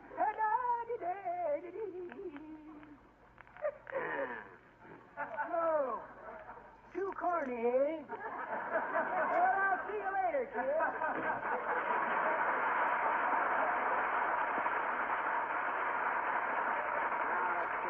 Oh, yeah. Help me move this davenport out from the wall, will you, Molly? Now, look here, McGee. Stop this nonsense. If you insist on doing the papering yourself, why don't you get somebody else to do it instead? Go on. I can do it as good as nobody. You just watch and see. Dearie, if you had as much ability as you've got confidence, you'd go a long way. And maybe it'd be a good thing. Hey, I know what I forgot. I need another ladder. I'll call Gildersleeve and see if I can borrow the loan of his. Oh, do call. Hello, operator. Give me the residence of Throckmorton C. Gildersleeve. During the war, Oh, that's you, Mert? Oh. How's every little thing, Mert? 1943. What's that, Mert? Your brother. Got pinched for holding up a train. Oh, heavenly days, McGee. What train did he hold up? One on his aunt's bridal gown. Held it up too high and got pinched on the ear for being a smarty. What's that, Mert? Oh, no answer. Okay, as long as we got the gag in. Such as it was. Thanks, Mert. Well, here's the ironing board, McGee. Okay, I can put that up there. And now listen, don't be spilling face all over it either. And furthermore, I think... Hello, Molly. Hello, Fibber. Oh, hello, Mr. Wilcox. What's the matter with you, Harlow? You look like somebody turned the blowtorch on your ice cream cone.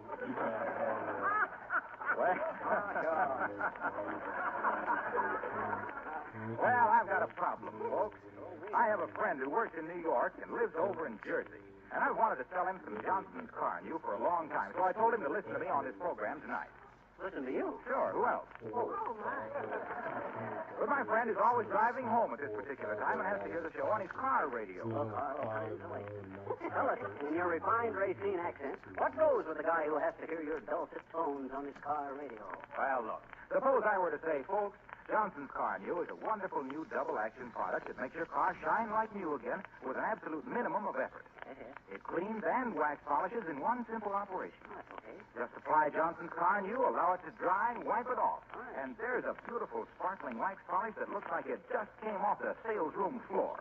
Sure. Try Car New today. It's as sensational for cars as Johnson's Glow Coat is for floors and linoleum.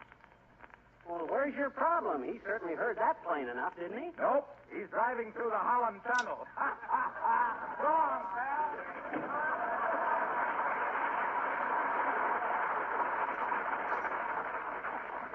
You know, McGee, and I hate to say this, but sometimes I suspect Mr. Wilcox of just inventing excuses to talk about Johnson's product. Please, Molly, don't be so cynical. Hand me that roll of wallpaper there, will you? Is it all cut to the right length? What do you mean, the right length? Well, all living rooms aren't the same height, dearie. I don't want it drooping from the molding or having 30 or 40 inches of it festooned over the floor. Hey, that's a thought, ain't it? That's a thought. Imagine having guests come in, look around, and then come up and whisper, "Pardon me, Mrs. McGee, but your wallpaper is showing." Well, we'll worry about that later. I got to put this ceiling piece up first. What's that big hole for, McGee? That's for the chandelier to go through. The chandelier job. What? Now, you hold the davenport, Molly, while I climb up. Now, when I reach this end up to the ceiling, you tell me how far over here. Look out, McGee, the Davenport is tipping. McGee, where are you? I'm hanging on to the chandelier. You come right down before you break a bulb. Oh, don't worry. Dear, oh, dear. Don't worry about me. I can hang on here indefinitely. Used to do this on the trapeze in vaudeville. Ever hear of an act called William William? That was me. William William? Sure. Double Bill McGee, I was known as in them days. Oh, my. Double Bill McGee, the dashing debonair daredevil, defying death daily with dizzy and difficult demonstrations of dazzling dexterity, dauntlessly dangling from dawn to dark and dumbfounding dimpled damsels and their ding-dong daddies with my dilly-dipsy-doodle double drop, decorated by dukes and duchesses for my delightful disregard of danger while doing my dive for the roll of the drum. But look out below, Molly, here I come.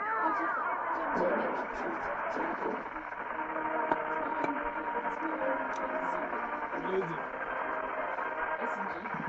Don't you gonna get revived? Or I should keep it? The King's Men singing Say It. You want that shit? With our birds we can know our love. Say over and over again.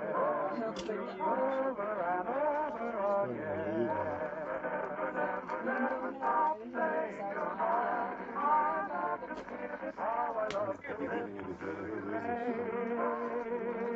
Ever and ever so sweet. Ever and ever so sweet. The meadow just like Carol Valentine. Oh. Were you able to come up there and keep my friend? Oh, I love you. They whisper in stories and plays. You can change I love you to say more I love you to all sorts of heavenly praise. So won't you please say softly and gently and then over and over again. Never stop.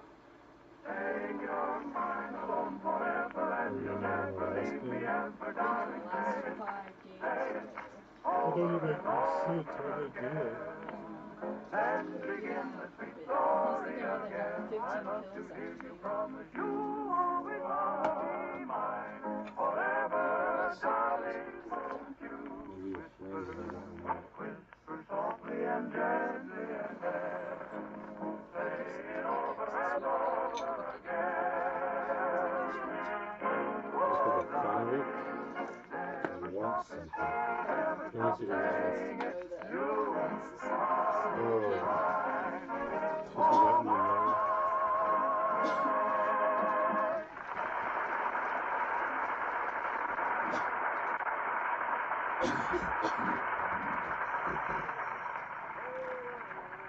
know. Now, look, Molly, you better drop some bed sheets over all the furniture. This wallpaper paste gets kind of indiscriminate. Maybe you'd like to have me take the walls down and lay them on the floor for you. Would that help? Well, let's make it look... now you're joshing me. Come on, Molly, I'm anxious to get started. This job is just... Oh, dead ready. Come in. Oh, Mrs. Uppington. Yes, how do you do, my dear? And Mr. McGee. Ooh, hi, Uppity. What, may I ask, are you... Oh, wallpaper. Yes. Are you setting the decorators? Well, McGee's the decorator, he says. He'd go to pay for this room himself, Mrs. Uppington. Really? Isn't it amazing what is being taught in public schools nowadays? Oh, hey, what do you think of the wallpaper, Uppy? It'll be much prettier after tongue, I hope. You like it, Mrs. Uppington? Well, frankly, Mr. McGee, I think hanging is too good for it. Well, now, after all... Uppy, as the hostess says when she found the guests under the piano the day after the party, I think that one was uncalled for.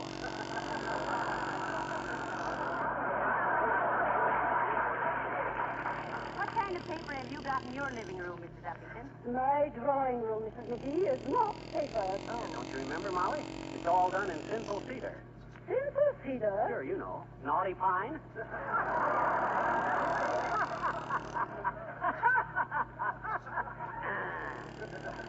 So you don't like our choice of wallpaper, eh, Uppy?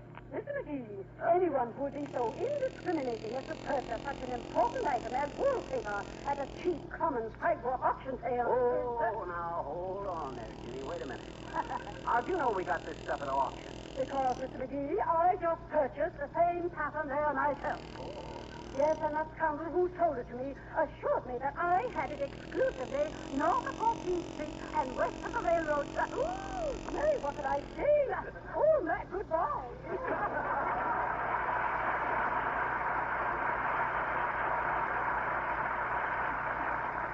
Ah, dear, that woman never has a kind word to say about anything. I know. She's looking at the world through raz-colored glasses. Well, come on, Molly. Hand me another handful of that wallpaper there. Thanks. Oh. No.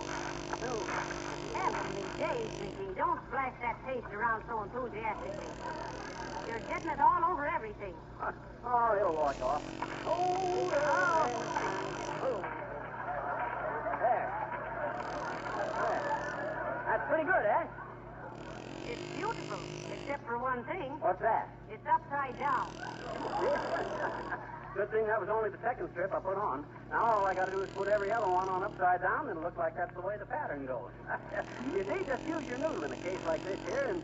Oh, there, McGee. Oliver Wilcox told me you were paper hanging. Let me help, will you? Gee, this ought to be fun. No. I'm sorry, Throckmorton, but I'm afraid you don't... You're a hard man, McGee. What the fuck was I am not a hard man. Here, grab a brush, you big ninny. Get busy. Well, all right. Oh, boy, I've always wanted to do this. Okay.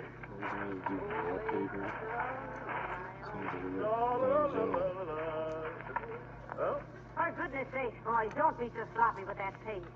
I feel like I was in a slightly sticky snowstorm. Oh. How we doing? Okay, Gildy. Okay, bring it over this way. Huh? No. Around the ladder, not through the ladder. Oh, I'm sorry, McGee.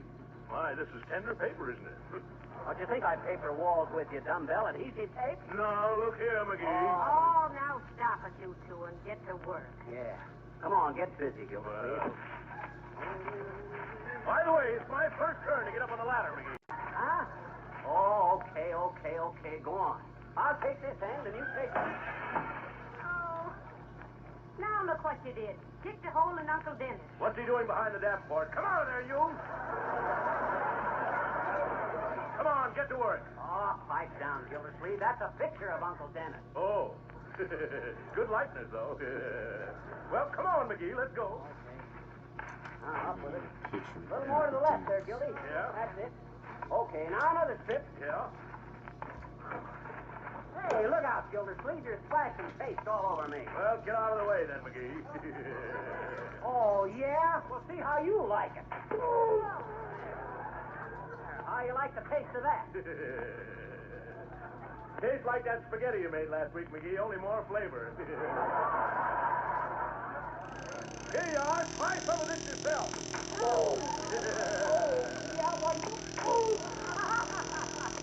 Now, wait a minute, June. Here, have some.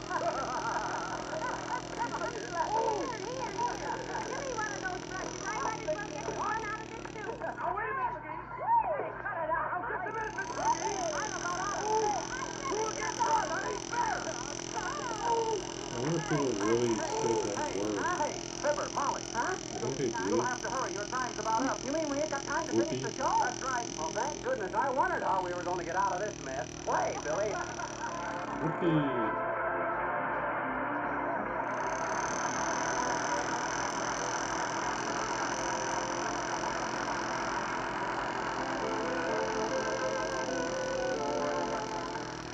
Fibber and Molly will be back in just a moment.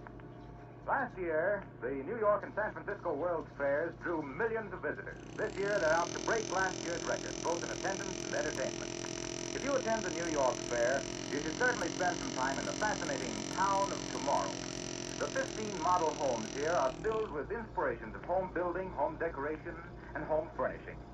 Now, do you know how the floors, furniture, and woodwork of every one of these homes are protected and beautified? Johnson You get wax. it with Johnson wax polishes exclusively.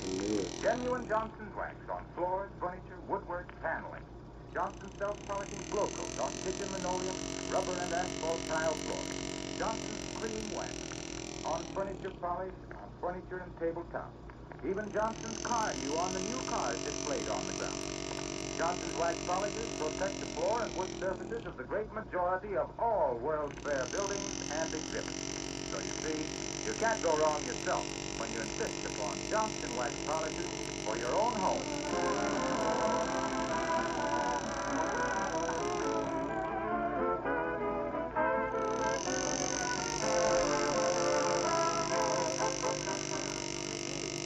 Look at the mess this room is in. I told you you'd never get this room paper. I know what was wrong, Molly. It was the tape. What? What was wrong with the paste? How do you expect me to paper the living room with library paste? Good night. Good night, Doc.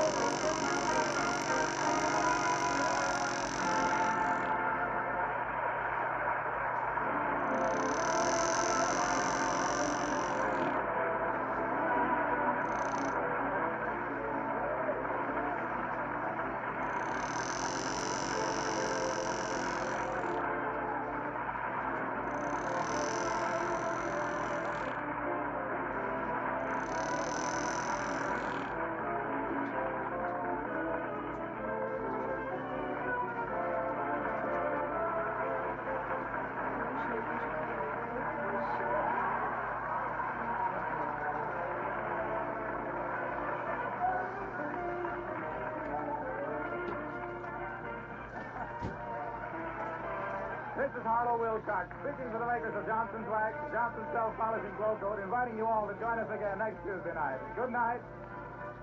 And this is the National Broadcasting Company.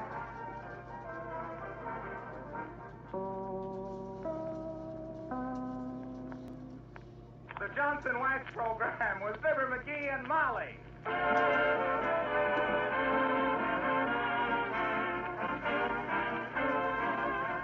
The makers of Johnson's Wax and Johnson's Self-Polishing Glow Coats present Marion and Jim Jordan as Fibber McGee and Molly with Bill Thompson, the King's Men, and Billy Mills Orchestra. The show opens with Do It Again.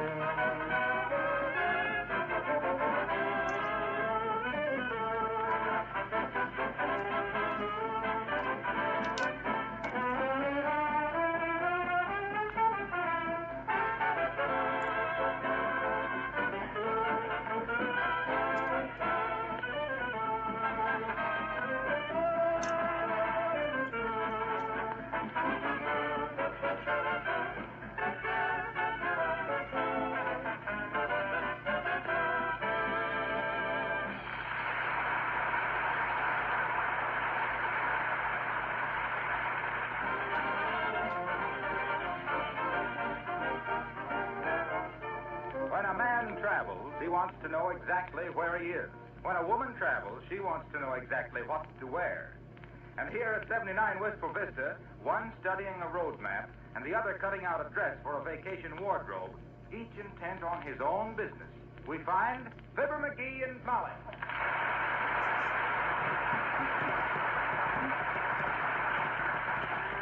See now, we proceed along Highway 99 for 122 miles.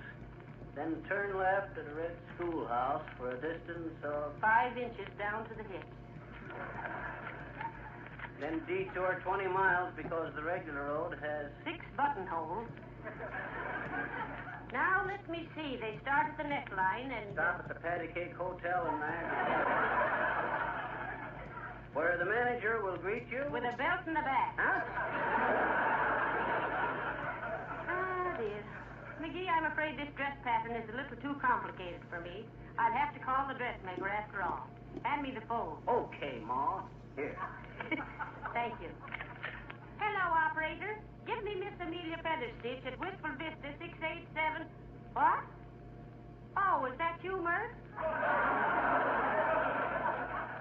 Heavenly day.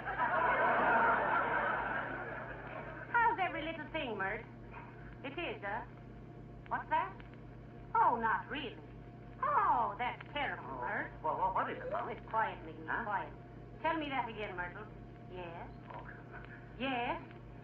Oh, dear, how perfectly awful. Oh, come on, Molly. I always tell you. What say, Myrtle? Yes, it simply ruins everything for me, Dad Rabbit. All my plans and work and all. Hey, Molly, for the love of Mike, what happened? Well, Mert said skirts are going to be 2 inches longer this year. Shucks, it ain't as good as the stuff I do with Mert. What, Myrtle? Oh, the dressmaker doesn't answer. Well, thank you anyway. Goodbye. Well, McGee, you're going to have me with this dress. Okay, thread me a needle and I'll show you how my famous speedboat stitch goes. Speedboat stitch? Yeah, 40 knots an hour. Don't you get it, Molly? Knots? You said... Ain't funny, McGee. Helped a little bit. It's getting near the end of the season and every laugh counts. Besides, I don't want to help. I don't want you to help me sew. I want you to slip this dress on so I can see how I'm doing. Okay, just... How am I doing, by the way? Yeah. Hey, what did you say? Me put that dress on? Yeah. Oh, no. No, sir, not me. Why? What if somebody should come in? And I've been on this show too long to think they won't.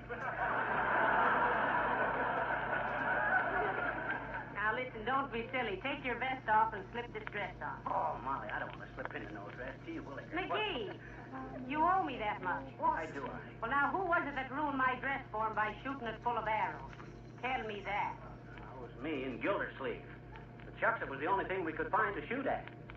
Two grown men shooting bows and arrows. For shame. Well, Gildersleeve had to do something with that bow and arrow. He bought it for his father for Father's Day, and his father couldn't use it. Why not? The instruction says to hold the bow in the left hand, the arrow in the right hand, and draw the feathered end back as far as the teeth. And he just couldn't do it. No strength? No teeth.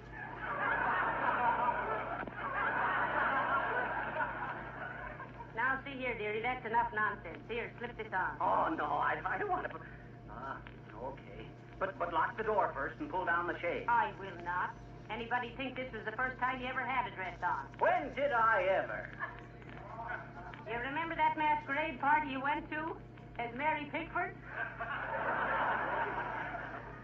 Shucks, that was different. I was coy that night. I was just Take off your vest. Oh, now, Molly. That's better. Now hold your arms up. Okay. That's a nice boy. Fine job for a man. McGee, stand still a minute. Oh, well. There. Oh, my, it looks lovely on you, dear. Shucks.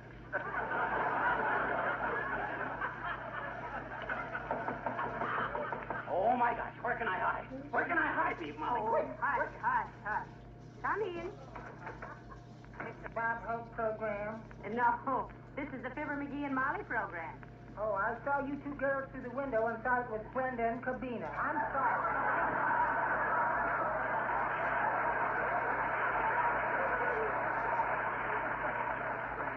Sabina. That's enough. I've had enough. Hey, Billy Mills. Yeah? What are you going to play while I take this dress off? Outside of that, I love you. Oh!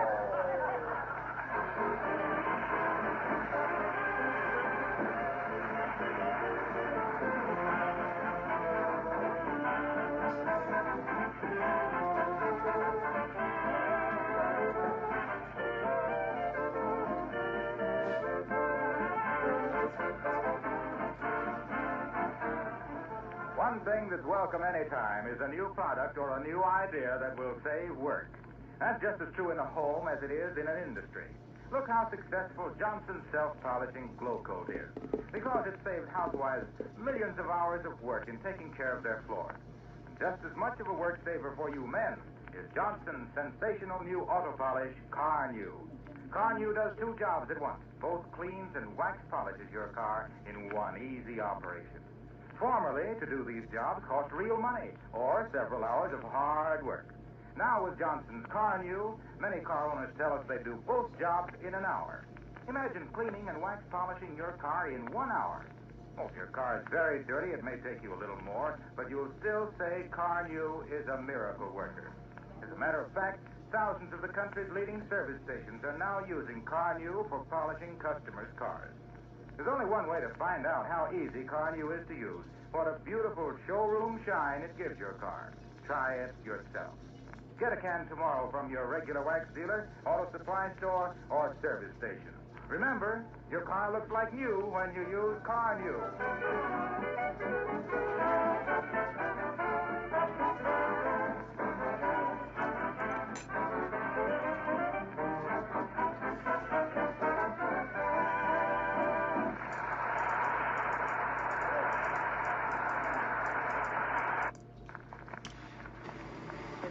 Then over to Buffalo. All right, McGee. Put the map down. Huh? I want you to try the dress on again. What? No, sir. Oh, come on. I ain't gonna, not again. Gee whiz, Molly, you want me to grow up to be a sissy? Well, it'd be nice if you just grew up. Don't be so... Oh, don't... Come in. Hi, mister. Oh, hello there, little girl. What you doing? Well, I was just about to put on my dress. Nothing. Why? Well, Georgie DeTopos and Willie Toops and I are getting up a game of Run, Keep Run, and we need a boy. You want to play it, huh? No, I don't think so. What made you think of me? Oh, I don't know, mister. We just tried to think of somebody we knew who was kind of secret, I guess. Well, gee, thanks, sis. You mean I'm sort of gentle and kind and useful? No. You're kind of dumb and frisky and always need a haircut. Okay, I get it. Now, suppose you go play your mutton. Who's got the mutton someplace else? 76-year-old male, Donald trying to get into his wheelchair, not injured, breathing normally, conscious, and aware. I says go someplace to play. Now, look, sis, let's not quarrel. After all, we're going on a vacation next week, and I don't want to have any hard feelings. Okay, mister. Let's bury the machine gun, huh? Alert, breathing normal. You mean bury the hatchet? Get into Oh, wheelchair, I know. not The injured. hatchet always sounds so corny somehow. Oh, no, it don't. Oh, yes, it does. Oh, no, it Oh, don't. yes, it does. Oh, no, it don't. Oh, say, mister. Huh? I got a phonograph in my bedroom. And you know what? No, what? My mama bought a recording of one of your broadcasts, and she plays it for me sometimes, I reckon. Oh, she does, eh? When you've been a good girl? No, when I've been bad. Huh? Mm-hmm. Boy, does that keep me in line. I just can't take it. Go on.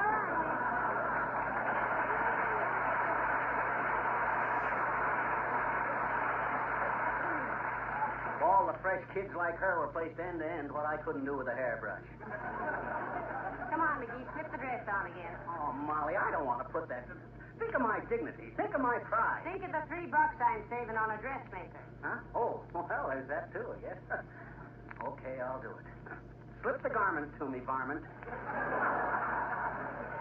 Take that cigar out of your mouth first. Okay. Hold your arms way up now. Okay. Up higher. Stop wiggling. Thought you had to wiggle putting on a dress. You always do. Never mind what I always do. There, now don't sit down for a few minutes. I don't want it all split out in the hips. Why, Mrs. McGee, are you insinuating that I'm broader across the pistol pockets than you are?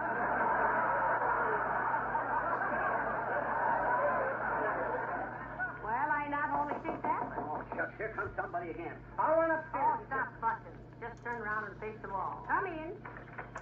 Hello there, daughter. Hello, Johnny. Oh, excuse me, ma'am. Where's Johnny, Doris? Why, he, Oh, never mind, Molly. I'll come out. As long as it's just him. Well, here I am, old-timer. You want to make something out of it? Nope. But you do kind of look like a one-man revolt against Father's Day, Johnny. Well, don't get the idea that he's enjoying wearing that dress, Mr. Oldtimer. No, I ain't exactly what you might call flip-happy. That's pretty good, Johnny. That ain't the way I heard it. The way I heard it, one feller says to the feller, hey, says, this here's the next to last Fibber McGee and Molly broadcast till after vacation, ain't it? Yep, says t'other feller. They only have one more week's show. You see, kids, the point of the joke was in the phrase week's show. Sort of a pun, you know? The casual listener would think it meant W-E-A-K, you see? Oh, That's stop the gag, explaining huh? those jokes. That's better. We catch on to them. All right, Johnny. Just didn't want you to muff it, that's all. Well, so long, daughter. Keep your girdle down, Johnny.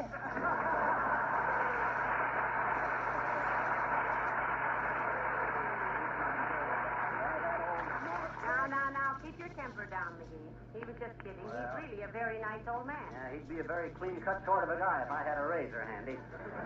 Stop waving your arms around in my new dress. Well, Stand still whilst I do a little basting. Basting? Oh, no, you don't. You ain't gonna pour no gravy over me. Why, basting is temporary stitches. Huh?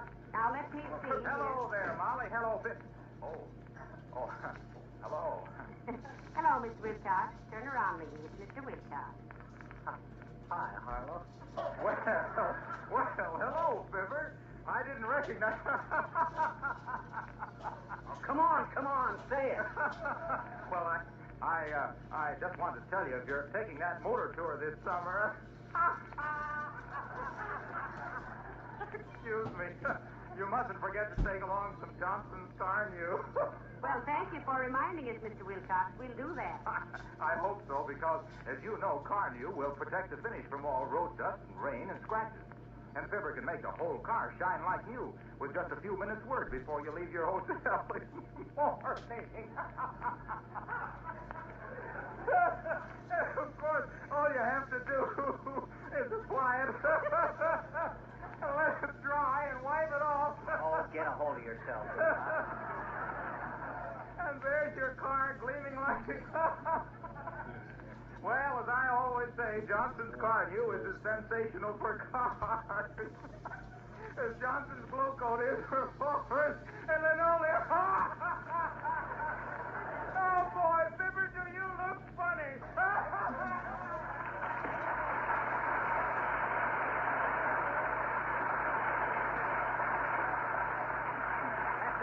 That absolutely does.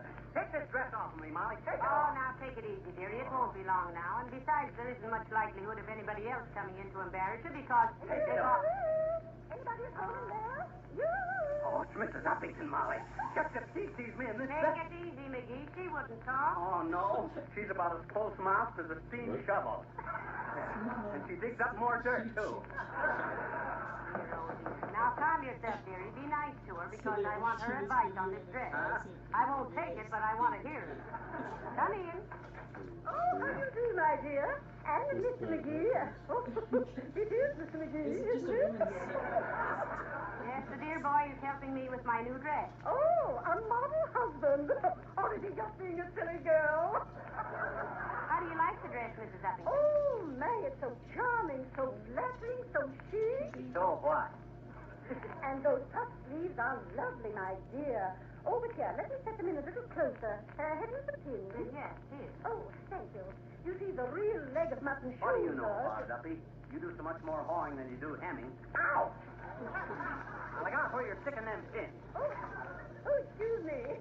There, now you see, Mr. McGee? Yes, that does look better, doesn't it? Turn around, dearie. Slowly. Now, look here, you two. I positively refuse to stand here much longer. Are you just trying to make me look foolish? Why, Mr. McGee, how can you say such a thing? Well... Make you look foolish? Really, what a superfluous gesture. Now, Mrs. McGee, I think the sides here are small gore right here. Careful, Uppy. You've gored me enough. Ow! Hey, now cut that out, Uppy. You jagged me again. Oh, really? So sorry. I think I see what you mean, Mrs. Uppington. Now, how about the skirt? Oh, he'll be all right for a minute or two, won't you, Mr. McGee? Yeah. Hey, what do you mean? You calling me a skirt? Skirt? Ow!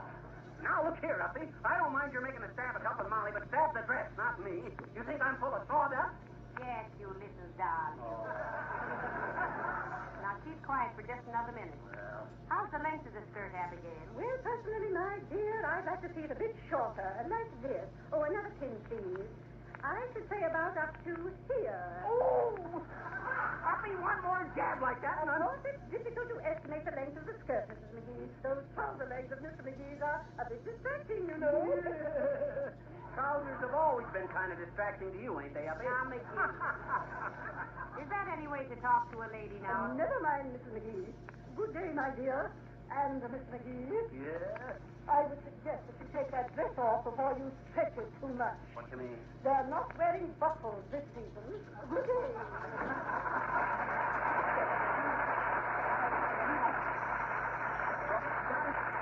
Take this thing off, Molly. I'm going down to the pool room where men are men and a guy can strike a match on his pants. You get a dressmaker someplace. But my dressmaker doesn't answer the phone. Well, get another one. Ask somebody. Look in the classified. Look in the want ad. That's a good idea. Run out on the porch and get the paper, will you, dearie? In this Deanna Durbin outfit? No, sir. You go out and get the Don't paper. be silly. Here, put on my hat with the veil and nobody will know it. I've got to go upstairs and find another thimble to finish this dress. That's dead. Now, where'd that kid throw that paper? He ought to carry a little shovel with him and bury the paper under a rose bush where nobody... Oh, here it is. Thank goodness nobody saw me. Oh, Dad, rat that door. Shut. Oh, it's locked. If this ain't the way... Hey, Molly, let me in. I ain't got no key, and even if I did, I couldn't get at it. Hey, Molly. Oh, shucks. First I get wangled into putting on a dress, and then I get razzed by all my friends, and now I get locked out. Oh, Mrs. Roosevelt, if this is your day, you're welcome to it. Open the door.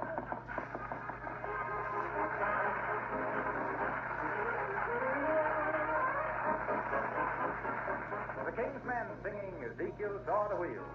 Ezekiel saw the wheel and the wheel and the wheel and the wheel and the wheel in the middle of the air. Ezekiel saw the wheel way up in the middle of the air. Ezekiel saw the wheel way in the middle of the air. The little wheel run by faith and the big wheel run by the grace of God. Did the wheel and the wheel and the wheel and the wheel way in the middle of the air. Some go to church for to sing and shout way in the middle of the air. Before 6 months it all turned out way in the middle of the air. Ezekiel saw the wheel way up in the middle of the air. Ezekiel saw the wheel way in the middle of the air. The little wheel run by faith and the big wheel run by the grace of God. There's a wheel and a wheel and a wheel and a wheel way in the middle of the air. Let me tell you what hypocrites do way in the middle of the air. You talk about me and you talk about you way in the middle of the air. Ezekiel saw the wheel way in the middle of the air. Five fire alarm in progress. The little wheel run by faith and the big wheel run by the grace of God. My children, one of these days, about 12 o'clock, way up in the middle of the air. With all my world and all the reasons to rock. Smoke signal activation. Key holder is not on scene. Residence may be occupied by husband. District 5 fire alarm 657 Long Creek Road. 921 utility road.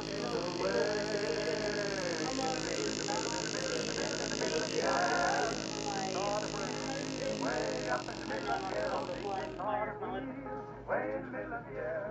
The little wheel run by faith, and the big wheel run by the grace of God. There's a wheel and a wheel and a wheel and a wheel. Way in the middle of the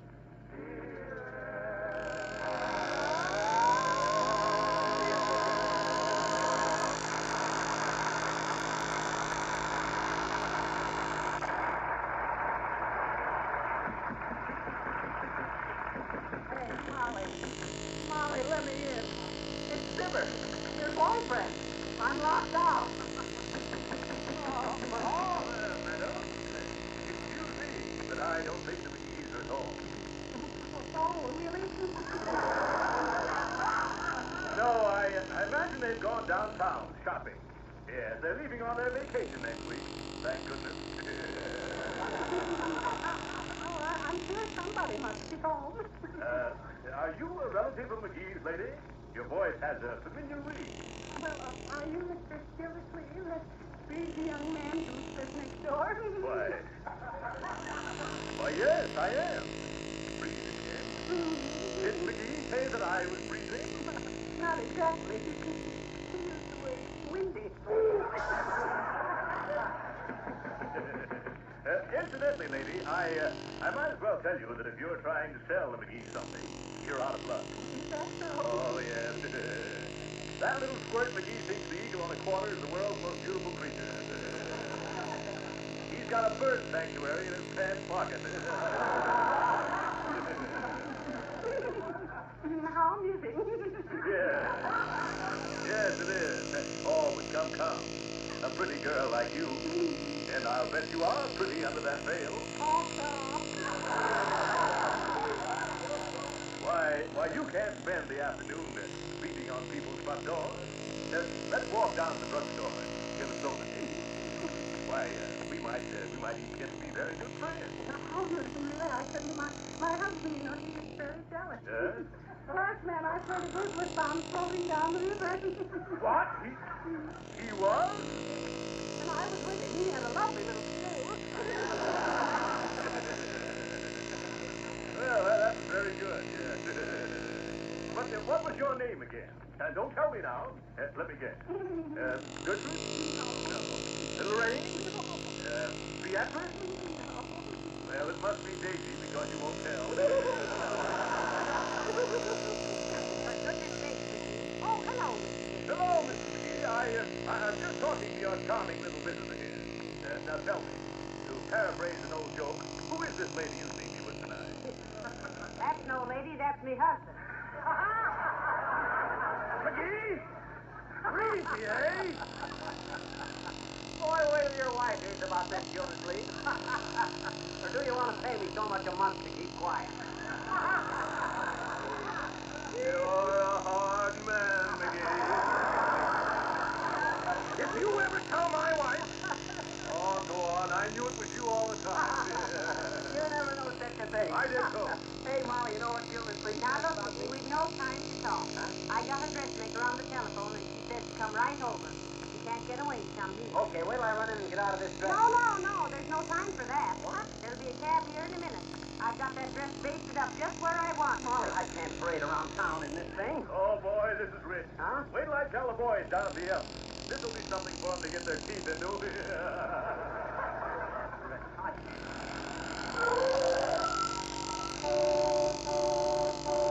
on, McGee. Here's our taxi. Molly, I can't go in this taxi cab. You've got to.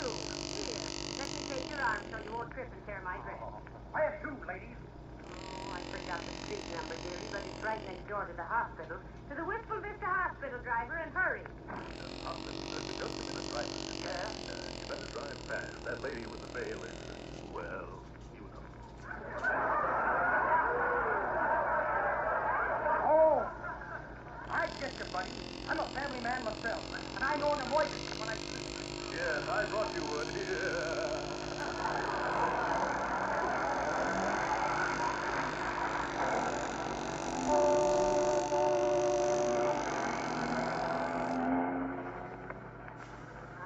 My, isn't he driving awfully fast, dearie? I'll say he is. We just went through a stoplight. I better tell him to slow down. Oh, driver. Driver. Hold everything, lady. I'll get you there in time. I've got 5 myself.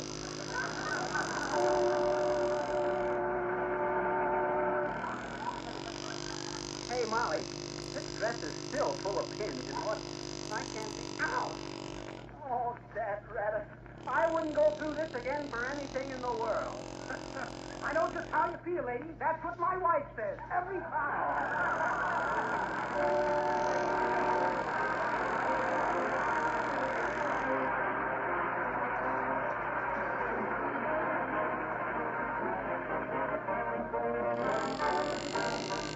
Fibber and Molly will be back in just a moment. When you left your kitchen a little while ago, did you happen to notice your linoleum floors? Were they something to be proud of or ashamed of? Are the colors still fresh and bright, or are they faded and gloomy? Is the floor sparkling and gleaming so you're happy to work there? Or is it the kind of floor that never seems to get cleaned?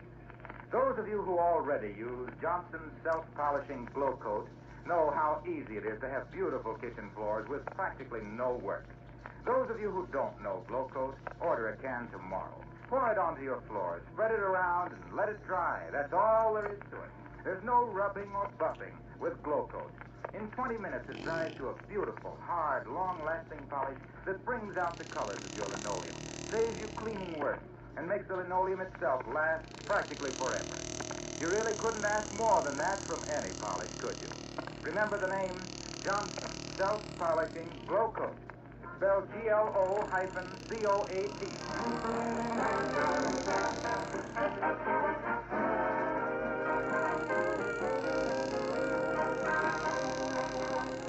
Hey, Molly, you want to run downtown with me? Where are you going, dearie? I got to go to a music store and get a piece of music and then come home and start practicing. What music? It's a request number. Next week being our last show for the summer, people have been writing in from all over the country saying they could hardly wait to hear my swan song. Good night. Good night, all.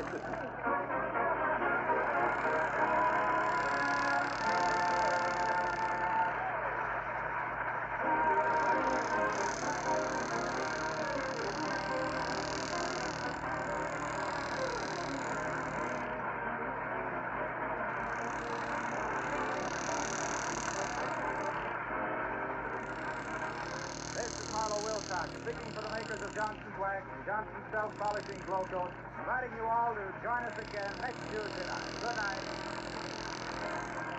This is the National Broadcasting Company.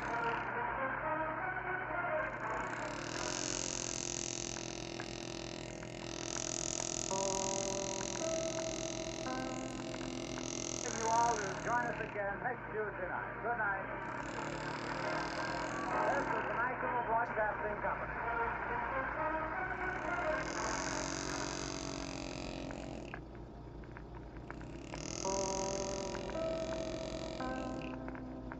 The Johnson Wax Program with Fibber McGee and Molly.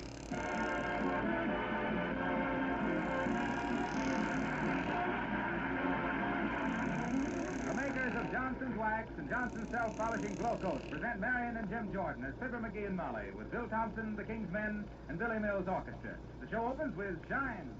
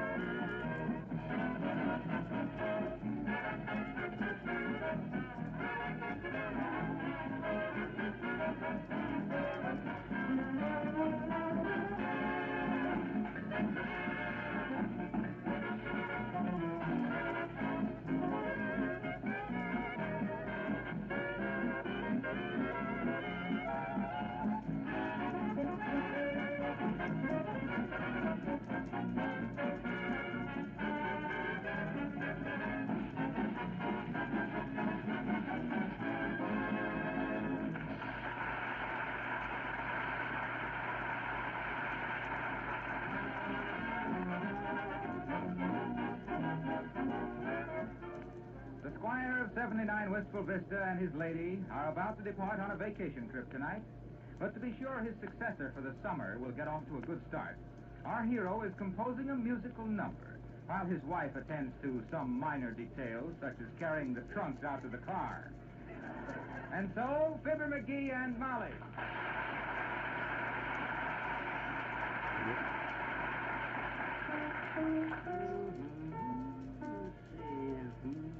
Better hold up that last diminuendo. It's much too fortissimo for the allegro. Hey, Molly. Oh, dear. Oh. For the love of Mike, Molly, can't you throw them trunks around a little quieter? Can't you see I'm working? You're working. Listen, my muscle-bound Mendelssohn. Suppose you leave that cantata flat on this arpeggio and give me a hand with this bag. I can't do this all by myself. McGee, put that piano down and listen to me.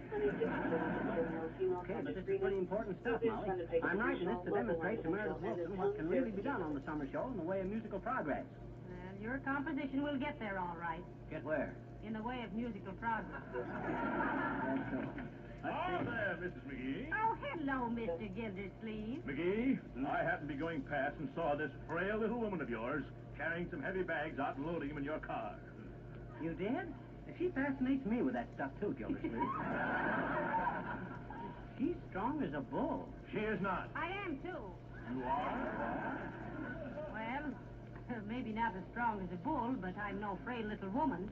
Thanks just the same. Now, so now that you've inserted your long, twitching proboscis into something that's none of your business, Gildersleeve. You're a hard man, McGee. You may think it's all right to treat your wife like an Indian squaw, but by George, it makes my blood boil. You hear that, Molly? His blood is boiling. Then why don't you turn off the gas, Gildersleeve? Now, look, Mr. Gildersleeve. McGee is working on a very important musical arrangement for our summer show. Oh, I see. Well, in that case, I'll carry those things out for you. Oh, now, please, Mr. Oh, go ahead and let him, Molly. The exercise will do him good. He's getting a bay window on him that would seat 4 members of the Union League Club. That's very good, McGee. Very good. Huh? It is? Certainly is. Very humorous. Now, let's see. I'll carry out this grass suitcase in the canary, and then I'll come back.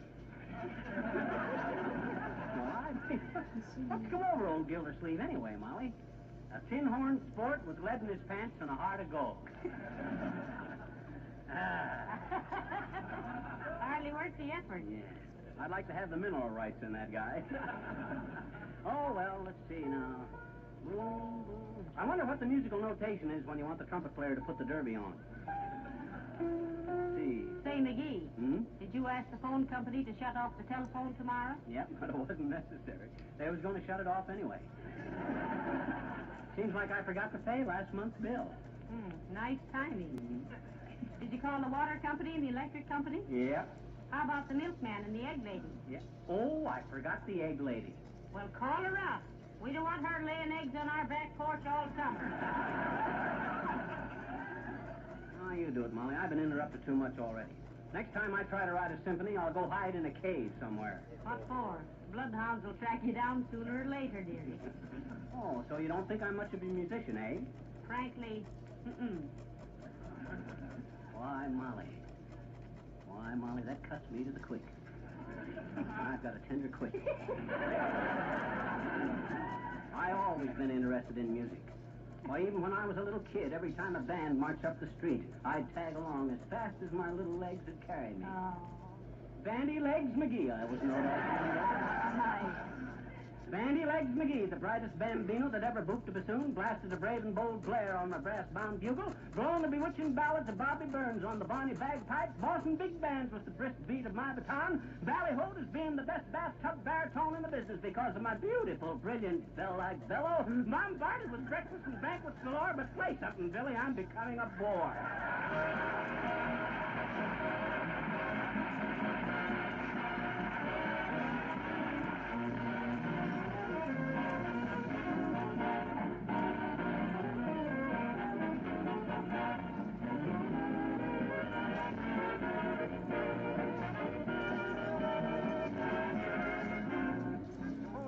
You're sitting on your front porch, and two of your friends draw up in their cars to pay you a little visit.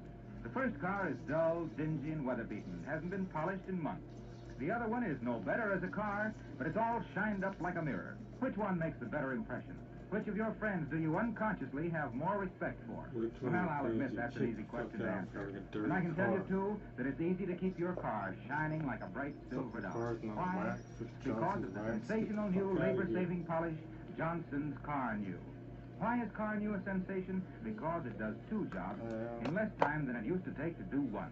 Car New actually cleans and wax polishes your car in one easy operation, in an hour's time, or perhaps a little more if your car is very dirty. Yes, sir, cleans and wax polishes at once, leaving your car sparkling with a beautiful, lasting showroom shine that your family will be proud of. The cost of Johnson's Car New is very low. So what reason is left for not trying some on your car right away? Buy it from your regular wax dealer, auto supply store, or service station. You'll agree, your car looks like new when you use Car New. Good dumbass.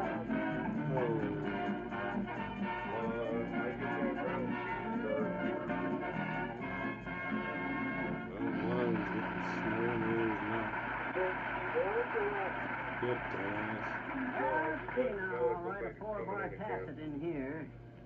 I hope Meredith Wilson's got a good tacit player. Huh? Look who's coming up the wall. Who? Mrs. Uppington. The Emily Post, Toasty of Wistful Vista. That woman gives me the chills and fever. Why? I'm always forward wanting to give her the cold shoulder and the hot foot. Come in, Mrs. Uppington. Oh, my, how fortunate.